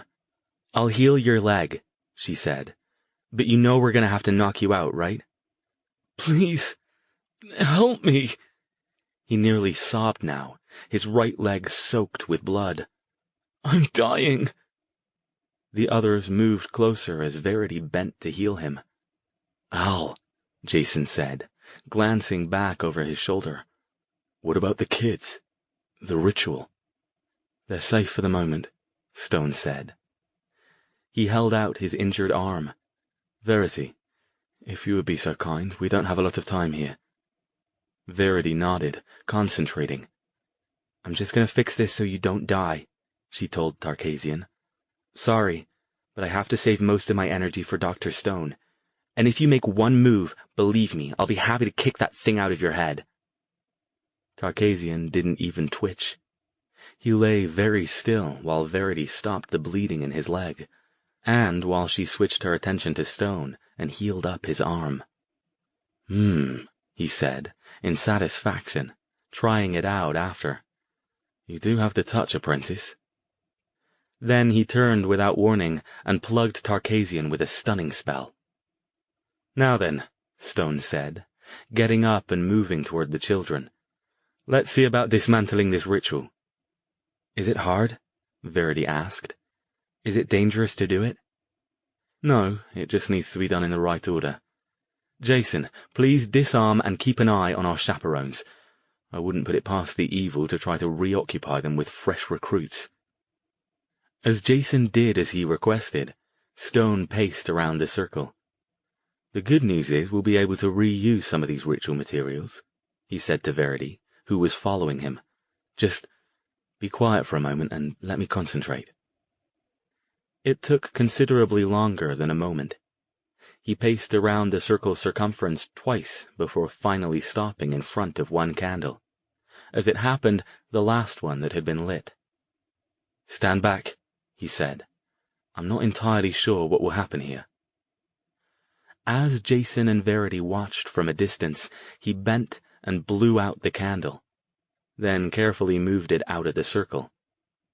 The glowing perimeter and the tendrils that joined the children together collapsed like they had never existed, and all three of the observers realized that they'd unconsciously been hearing a subsonic hum that now ceased. The children stopped swaying and collapsed in their chairs, falling over each other as if they'd been playing a macabre game of Ring Around the Rosie. Verity gasped. Are they dead? Stone checked on one of them. No, they're unconscious, or at least this one is. Come on, you two get them out of the middle and lay them out. I need to start working on this circle. I don't like the look of that portal, and I want to get on with this, just in case they've got any cavalry on the way. I want to get them outside, Jason said. At least behind those heavy doors, just in case. Do it, Stone said, but quickly. I'll need your help when I get this circle sorted. Jason and Verity, moving fast, began picking up the kids and carrying them out into the hallway. None of them showed any signs of waking, which was probably good, since Jason wasn't in any hurry to explain to them what was going on. Meanwhile, Stone worked around the circle, moving the crystals and candles off to the side and adding the ones from his own backpack. Then he set about obscuring the chalk lines. Jason, carrying the last little girl, noticed the tense lines in his face as he headed for the exit. You okay, Al? Stone didn't answer. Al? He stopped, rising from his crouch. Just realizing that this is it. I can't wait any longer. Once I get this set, I'll have to do it. He didn't meet Jason's eyes. Jason took a deep breath. Will you be able to do it? Because if you can't, if you won't... Stone shook his head. I'll have to, won't I? That's all there is to it. It's like you said. Sometimes things just need doing, and you have to do them. Right? His voice sounded odd, toneless. Al. No, Jason, not now. Just let me do this. He finished obscuring the old chalk lines with his foot, then moved closer to the portal and began drawing new ones.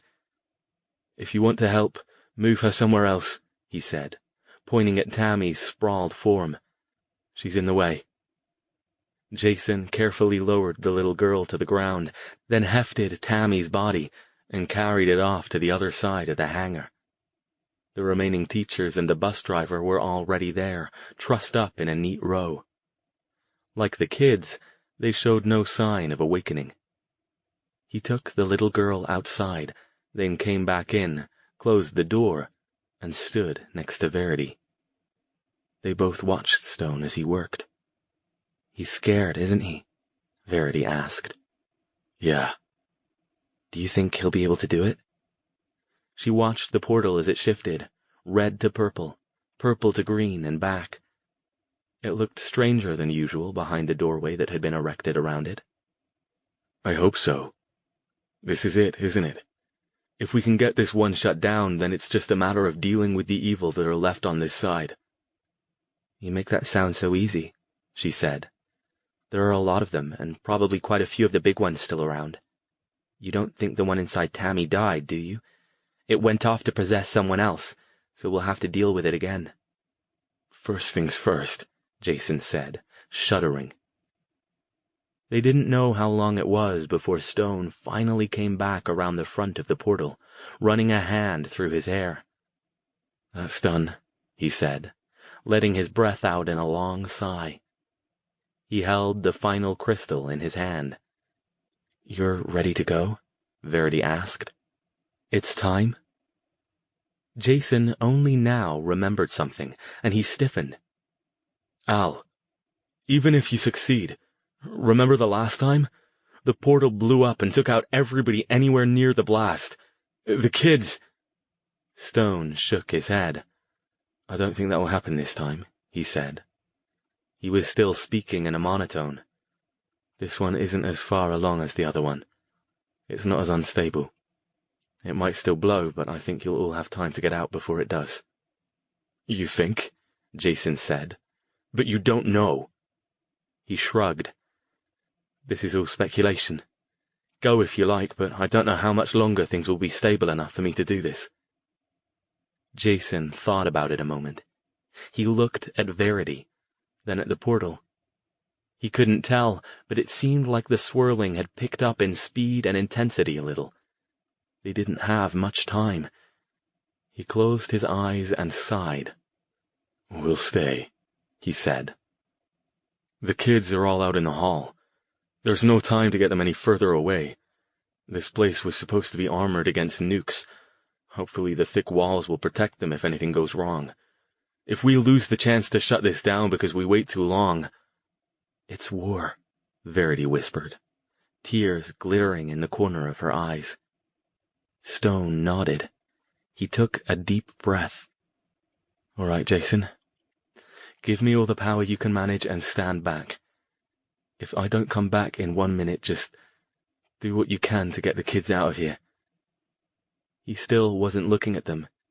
His face was pale, and beads of sweat stood out on his forehead. "No other choice, my friends." "Wait," said a ragged voice. "I'll do it."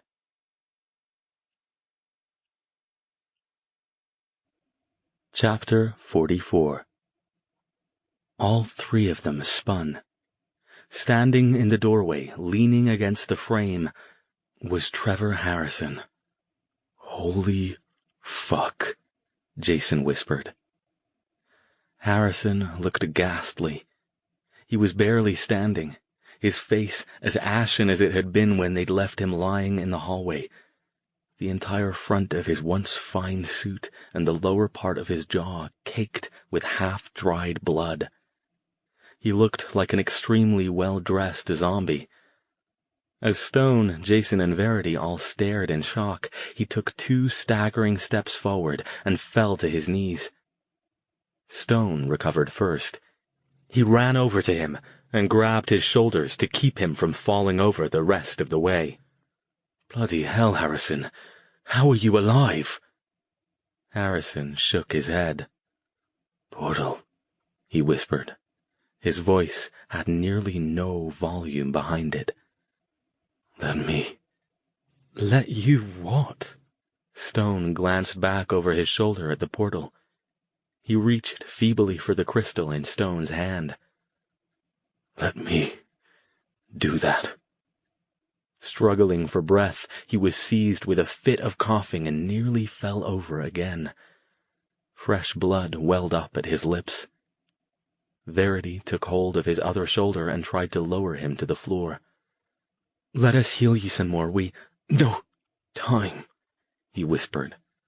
"Quickly." He reached for the crystal again. "You can't even stand up," Stone protested. "How can you—" In answer, Harrison gathered himself. Stone and Verity, each with a hand on one of his shoulders, felt him stiffen with the effort of will it took him to stagger back to his feet again. He stood there, swaying, and fixed Stone with a fair imitation of his laser-like stare, rendered a bit less effective by the fact that his eyes were glazed and darkened with pain. "Give me the crystal, and tell me what I need to do." "No," Stone said. "I won't do it. It's suicide. You don't know—" "Already dying," he whispered. "Do it now, while I still can. No point killing yourself." Stone looked at Jason. He looked at Verity. "Damn it," he whispered. "I can't." Harrison reached out and put his pale hand on the crystal. "Stone, I can't let you do it," Stone said, his voice shaking. Jason and Verity stood silently by, horrified, unable or unwilling to contribute to the decision. "Stone," Harrison said again. His voice was strengthless, but still commanding. "Tell me. Now. I can't." He swayed again, and Jason steadied him. Stone looked like he would scream, or sob, or simply shut down. He stared down at his own hand and Harrison's on the crystal for several seconds, and then sighed. "All right, damn you. All right. I'll go in with you. We can—" "No." Harrison shook his head. "No point. I can do it." Stone let go of the crystal, and Harrison nearly dropped it. He steadied it again, wrapping the other man's fingers around it. You have to go through. Can you still manage one of those amazing shields of yours?" Harrison nodded. "All right then. You have to go through and—" He took Harrison's arm, motioning for Jason to support him on the other side. Together they began half leading, half carrying him toward the portal. As they went, Stone explained what he had to do and how he would have to place the crystal. "Once it's placed and you see the beam form and shoot back outside the portal, get out if you can. He stopped in mid-sentence, freezing in his tracks as well. "Al?" Jason stared at him. He'd suddenly gone rigid, his eyes widening so much that Jason could see the whites around them. "Al, what is it?" "I'm a damn fool!" Stone yelled.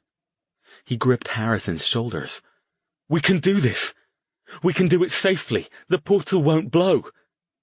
"What the hell?" Jason demanded. "What are you talking about?" Stone didn't answer right away. He ran over to the pile of leftover magical supplies, snatched another crystal, and brought it back over. He took the one Harrison held. "Just all of you be quiet for a minute." Verity, looking confused and frightened, switched her gaze back and forth between them and the portal. You'd better hurry, Dr. Stone. That portal's not looking good." She was right. While they'd been talking, the colors had shifted, taking on the more unhealthy hues of its former West Virginia counterpart. "Hush!" Stone ordered. He appeared to be concentrating hard on the two crystals in his hands, which began to glow with a faint light. Jason waited, gripping Harrison's arm to hold him up. He could feel the man shaking. He didn't think he'd be able to stay upright much longer, even with help. Stone's gaze snapped up. He pressed one of the crystals into Harrison's hand. "We can do this," he said, triumphant. "I didn't even consider trying it with two fully trained mages. But if I'm remembering some of the formulae in the notebooks correctly, it should work. If you go in and I stay out, we can create a conduit that will let me pump energy into the portal's structure in a controlled manner and shut it down safely." Verity stared at him. "Will he be able to get out?" she asked, nodding at Harrison. "Before it shuts down, I mean." But Harrison had caught on to where Stone was going. He shook his head. "No," he said, "but we knew that." He took a slow, uneven breath and winced, fixing his gaze on Stone. "Are you ready?" Stone met his eyes. "Ready." Some unspoken communication passed between them. He gripped Harrison's shoulder and then stepped back. For a moment, Jason thought Harrison would either drop the crystal or fall down himself. But he did neither. He turned away, drew himself to his full height, and moved toward the portal. A shield flared up around him just as he contacted it. And then he was through. Stone vaulted over to the circle, stepping carefully into the center. "Jason, get over here!" He was all business now, but for God's sake, don't smudge anything. Jason did so, moving to stand in the open center of the circle next to Stone. "Now what? Just feed me power, and whatever you do, don't stop. This will take a phenomenal amount of control." He raised the crystal and waited. "It's all on you now, Harrison," he murmured. "I hope you know your own limitations, my friend." Suddenly, a white beam spiked out of the portal, just as it had back in West Virginia. It crossed the circle, lighting up all the crystals as it went, finally contacting the crystal Stone held. More beams went out in all directions, joining the elements of the circle. "There we go," Stone said, his voice tight and strained. His arms shook as he continued to hold up the crystal. "Hold it there, Harrison. Jason, keep the power coming." From off to the side came a new voice. "No! You can't do this!" A figure staggered toward Verity, who stood to the other side of the circle. Jason, unable to stop himself, glanced over and saw that Tarkasian had awakened and was moving toward her. "Jason!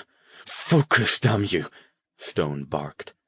Sweat ran down his face in rivulets now, his arms shaking so hard he could barely hold on to the crystal. The beams of light danced around them, growing brighter and more intense until it almost hurt to look at them.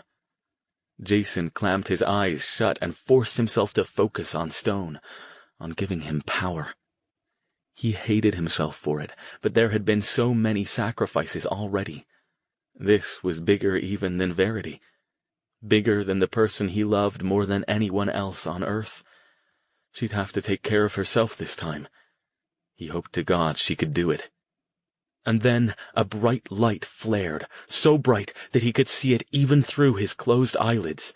Someone, he couldn't tell who, screamed. He forced his eyes open as several things happened simultaneously. The white beams winked out. Stone collapsed. Tarkasian went down, a gray cloud escaping his body. Verity fell. But as consciousness left him, and he felt himself falling too, the last thing Jason saw with perfect clarity was the empty framework on the stage. The framework that had only a moment ago housed the last doorway through which the evil could reach Earth.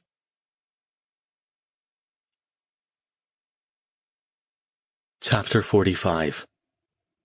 The next few hours passed in a blur of frenetic activity. Jason thought back over it as he drove Stone's black BMW across the desert toward California. He was still amazed that they'd managed it as well as they had, all things considered.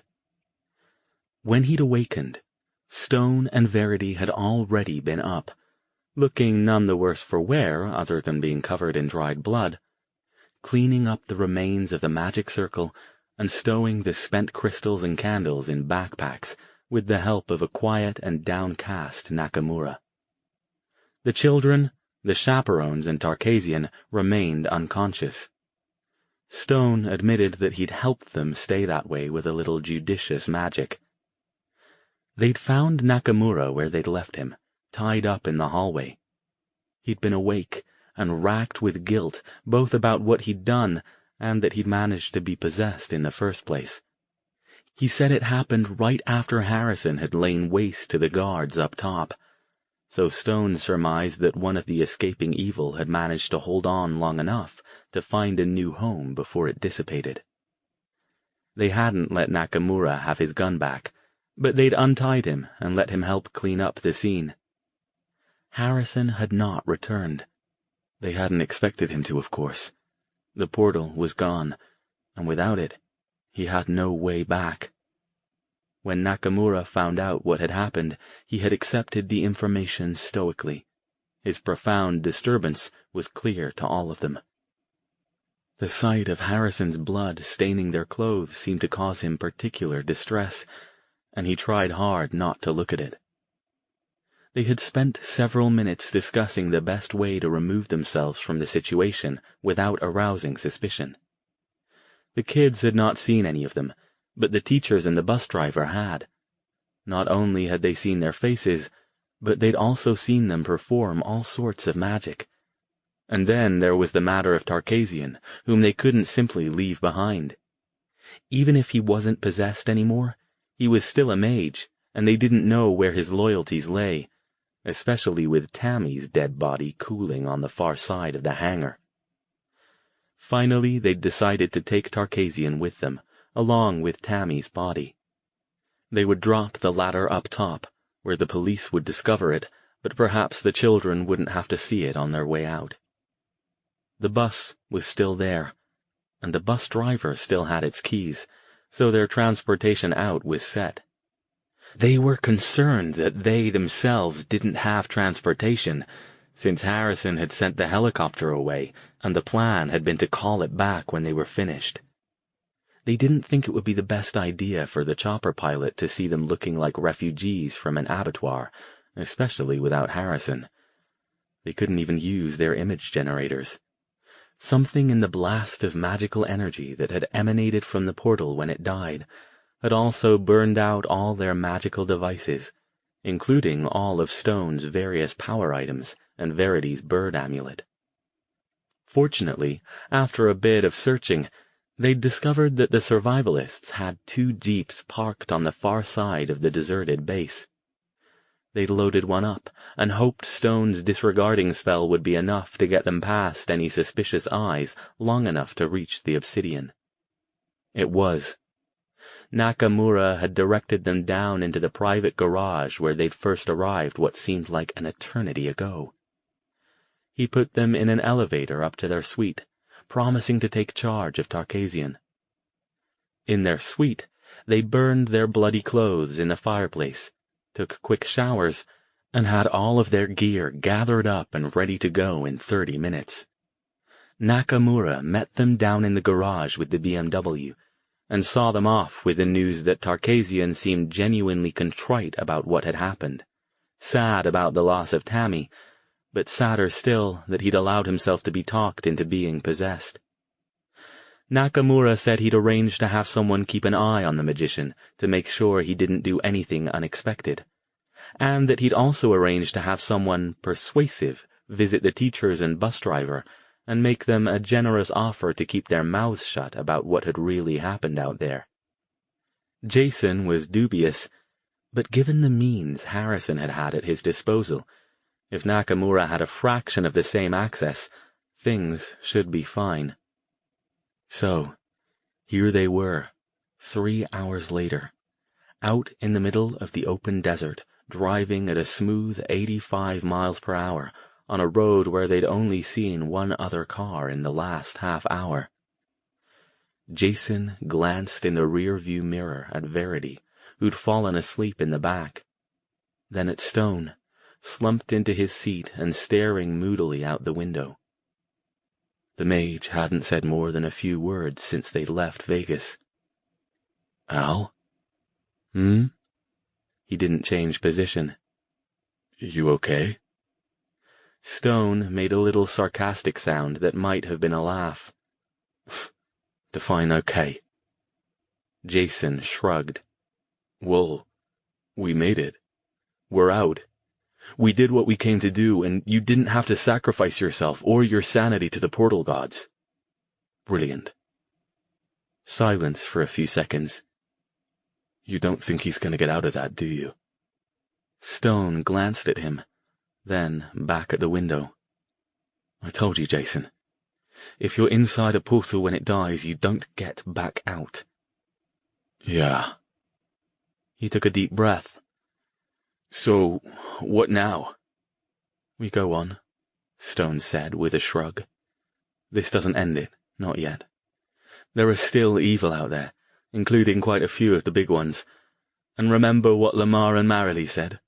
They think they can reproduce." Jason shivered. That was something he didn't want to contemplate right now, out here, under the stars. "What do you want to do? Go after them all?" Stone shook his head. Right now, all I want to do is get back home to my own bed. Back to my pleasantly ordinary life, teaching university students about the occult so they can write dreadful horror novels and seduce women with too many cats. Jason grinned. Yeah, I could do with a little ordinary for a while. You think they're gonna leave us alone, now that their portals are gone? No way to know. I hope so. I suspect they'll have more on their plate for a while than worrying about us. We've dried up their recruiting pool, which means they'll have to advance whatever plans they have with whatever they've got left. I expect that will mean quite a lot of scaling back of expectations and consolidating power bases, all of which takes time. And all of which means they probably won't have time to mess with us, especially since they know we're dangerous. Especially V. Maybe they figure if they don't mess with us, we won't go looking for them. Wishful thinking indeed, Stone said. But I do hope you're right. I'll keep the wards up on our places, and we'll have to stay vigilant, but I think we can rest for a while. Jason glanced back again. I'm amazed she can sleep. My mind's running so fast I feel like I won't sleep for a week. We'll see about that, Stone said, chuckling. Personally, I think I'll sleep better than I have in months. Until they decide to come after us again, Jason muttered. Stone raised an eyebrow. That's what I've always liked about you, Jason. Ever the optimist.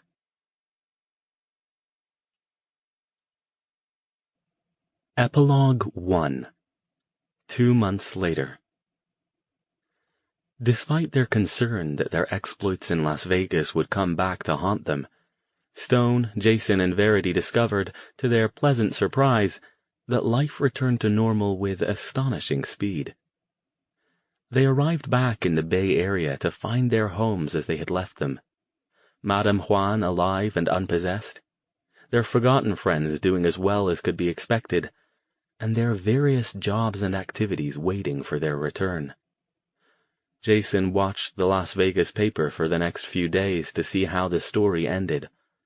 All that made print was a splashy front-page article about the children being kidnapped by a band of renegade survivalists bent on collecting a ransom from their parents, only to be thwarted by the brave actions of the bus driver and 3 teacher chaperones who were being honored as heroes, one posthumously. The story was quite light on details as to how this had been accomplished, but nobody was asking too many questions. Tarkasian and Tammy were not even mentioned, nor was anyone else present. One pleasant evening in early May, while Jason and Verity visited Stone for dinner, there was a knock on the door. "Get that, Jason, will you?" Stone called from the kitchen. Jason put down the silverware he was placing and headed to the door, figuring it was a neighbor who'd come by for some reason. It wasn't a neighbor, though. It was a delivery man. Consulting a clipboard, he eyed Jason. "Are you Alastair Stone?" No. Hang on a sec." Jason frowned. Delivery men didn't usually come this late. "Al," he called over his shoulder. "Somebody here for you." Then back to the guy. "Little late for deliveries, isn't it?" The man pointed to the logo on his shirt. "Private courier. Instructions are to deliver this to nobody but Alastair Stone." Stone came up behind Jason, drying his hands on a dish towel. "I'm Stone. What have you got there?" The man reached into a bag slung over his shoulder. Stone and Jason both stiffened, but he only withdrew a slim, rectangular package. "Sign here, please," he said, offering the clipboard and pointing to a spot on his form. "And I need to see some ID." Stone, eyebrow raised, showed the man his driver's license and scrawled his signature on the indicated line. "Who's that from?" Verity asked, as Stone and Jason came back into the kitchen. Stone shrugged. "No idea." He looked the package over with a critical eye. "No return address, postmark, or anything." Setting it down on a nearby table, he slid it open with care, his curiosity piqued now. he withdrew a fine notebook bound in featureless black leather. "A notebook?" Jason asked, confused. "That it?" Stone didn't reply. He flipped it open. The pages were filled with handwritten notes and what appeared to be mathematical formulas, scrawled in black ink in a bold hand that looked like its author was making a valiant effort to be legible, but not succeeding very well. On the top of the first page, and obviously in the same hand, was a date. 2 days ago. "Wow," Verity said, looking over Stone's shoulder. "Whoever wrote this, they make Daphne's notebooks look like they were typed." Stone still didn't answer. He flipped through a few more pages. Not many had writing on them, perhaps 20 or so. He stared at them in silence for a long time, flipping back and forth between them in seemingly random order. Then, suddenly, he sagged in his chair, his face going pale. The notebook slipped from his hands and hit the table, rattling the wine glasses. "Al?" Jason leaned forward, grabbing his shoulder. "You okay? What is it?" "He's alive," he whispered. "Bloody hell. He's alive." "Who?" Verity demanded. Stone pointed at the notebook. "Do you know what this is?" "No idea," Jason said, getting impatient. "Maybe you could tell us?" "These," Stone whispered in a tone of near reverence, "are instructions. Just the bare bones. He didn't give me all of it, not even close, but with time and research." He looked up at them. "Remember I said I didn't think he was a black or a white mage or anything in between?" Jason's eyes widened as he caught on. "You're kidding. But how did—" "I don't know. I have no idea." "But I thought you said nobody could—" "I know what I said." Stone cut him off. He took a deep breath. "But clearly I was wrong, wasn't I? Or at least there's something about our friend that makes normal rules not applicable." He made a brushing off gesture, as if that weren't important, then picked up the notebook again. "But this is the beginning of how he does it. He's showing me where to start." He looked at them again, appearing with reluctance to drag himself back to the real world, and shook his head in amazement. "I think he's thanking us for doing what we did, and letting us know he's alive, and I think he's challenging me to see if I can get anywhere with what he's given me here." Verity looked down at the notebook.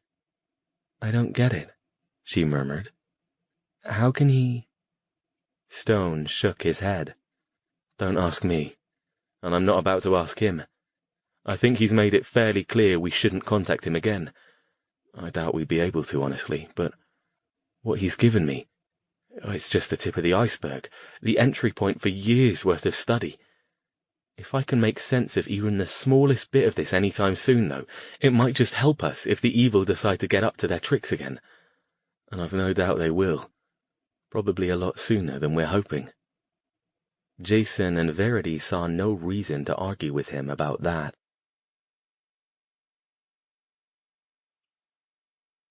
Epilogue 2. Las Vegas. Sirens split the night, interrupting the peace of an unassuming middle-class Las Vegas residential neighborhood. People stood around outside in their nightclothes, watching as bright flames tore upward as if reaching to ignite the stars. All around them were police cars, fire trucks, and ambulances, their lights adding red and blue to the white headlights of cars and the yellow of the sodium vapor streetlights. Emergency personnel scurried around carrying hoses, taking reports, helping the injured. The sounds of radio chatter crackled over the hushed conversations of knots of nearby residents. "Did they get out?" one older woman asked her neighbor. "Oh, God, they're not still in there, are they?" The neighbor patted her hand and shook her head. Tears streamed down her face. "Nobody's come out. I talked to one of the policemen. He said they think it might be a gas explosion. They never had a chance, poor things. They're trying to contain it now so it doesn't spread to the other houses." The first woman looked down at her hands. "How horrible," she murmured. "So soon after their little boy was involved in that terrible kidnapping, too. And now the whole family just gone." A police car rolled past them. They didn't even look up from their conversation. At the wheel was a young man in an LVPD uniform, driving slowly and watching the scene as he picked his way past the people and vehicles. Nobody noticed the small figure in the back seat, his eyes glittering with malevolent intelligence as he watched his former home burn.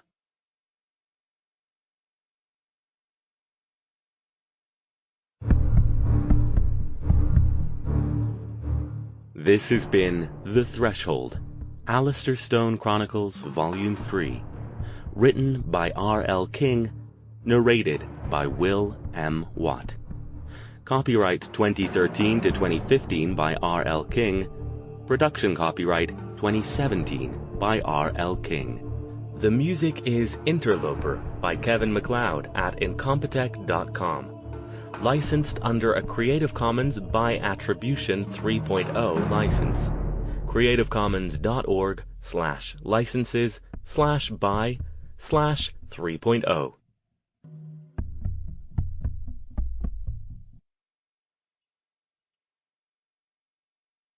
Audible hopes you have enjoyed this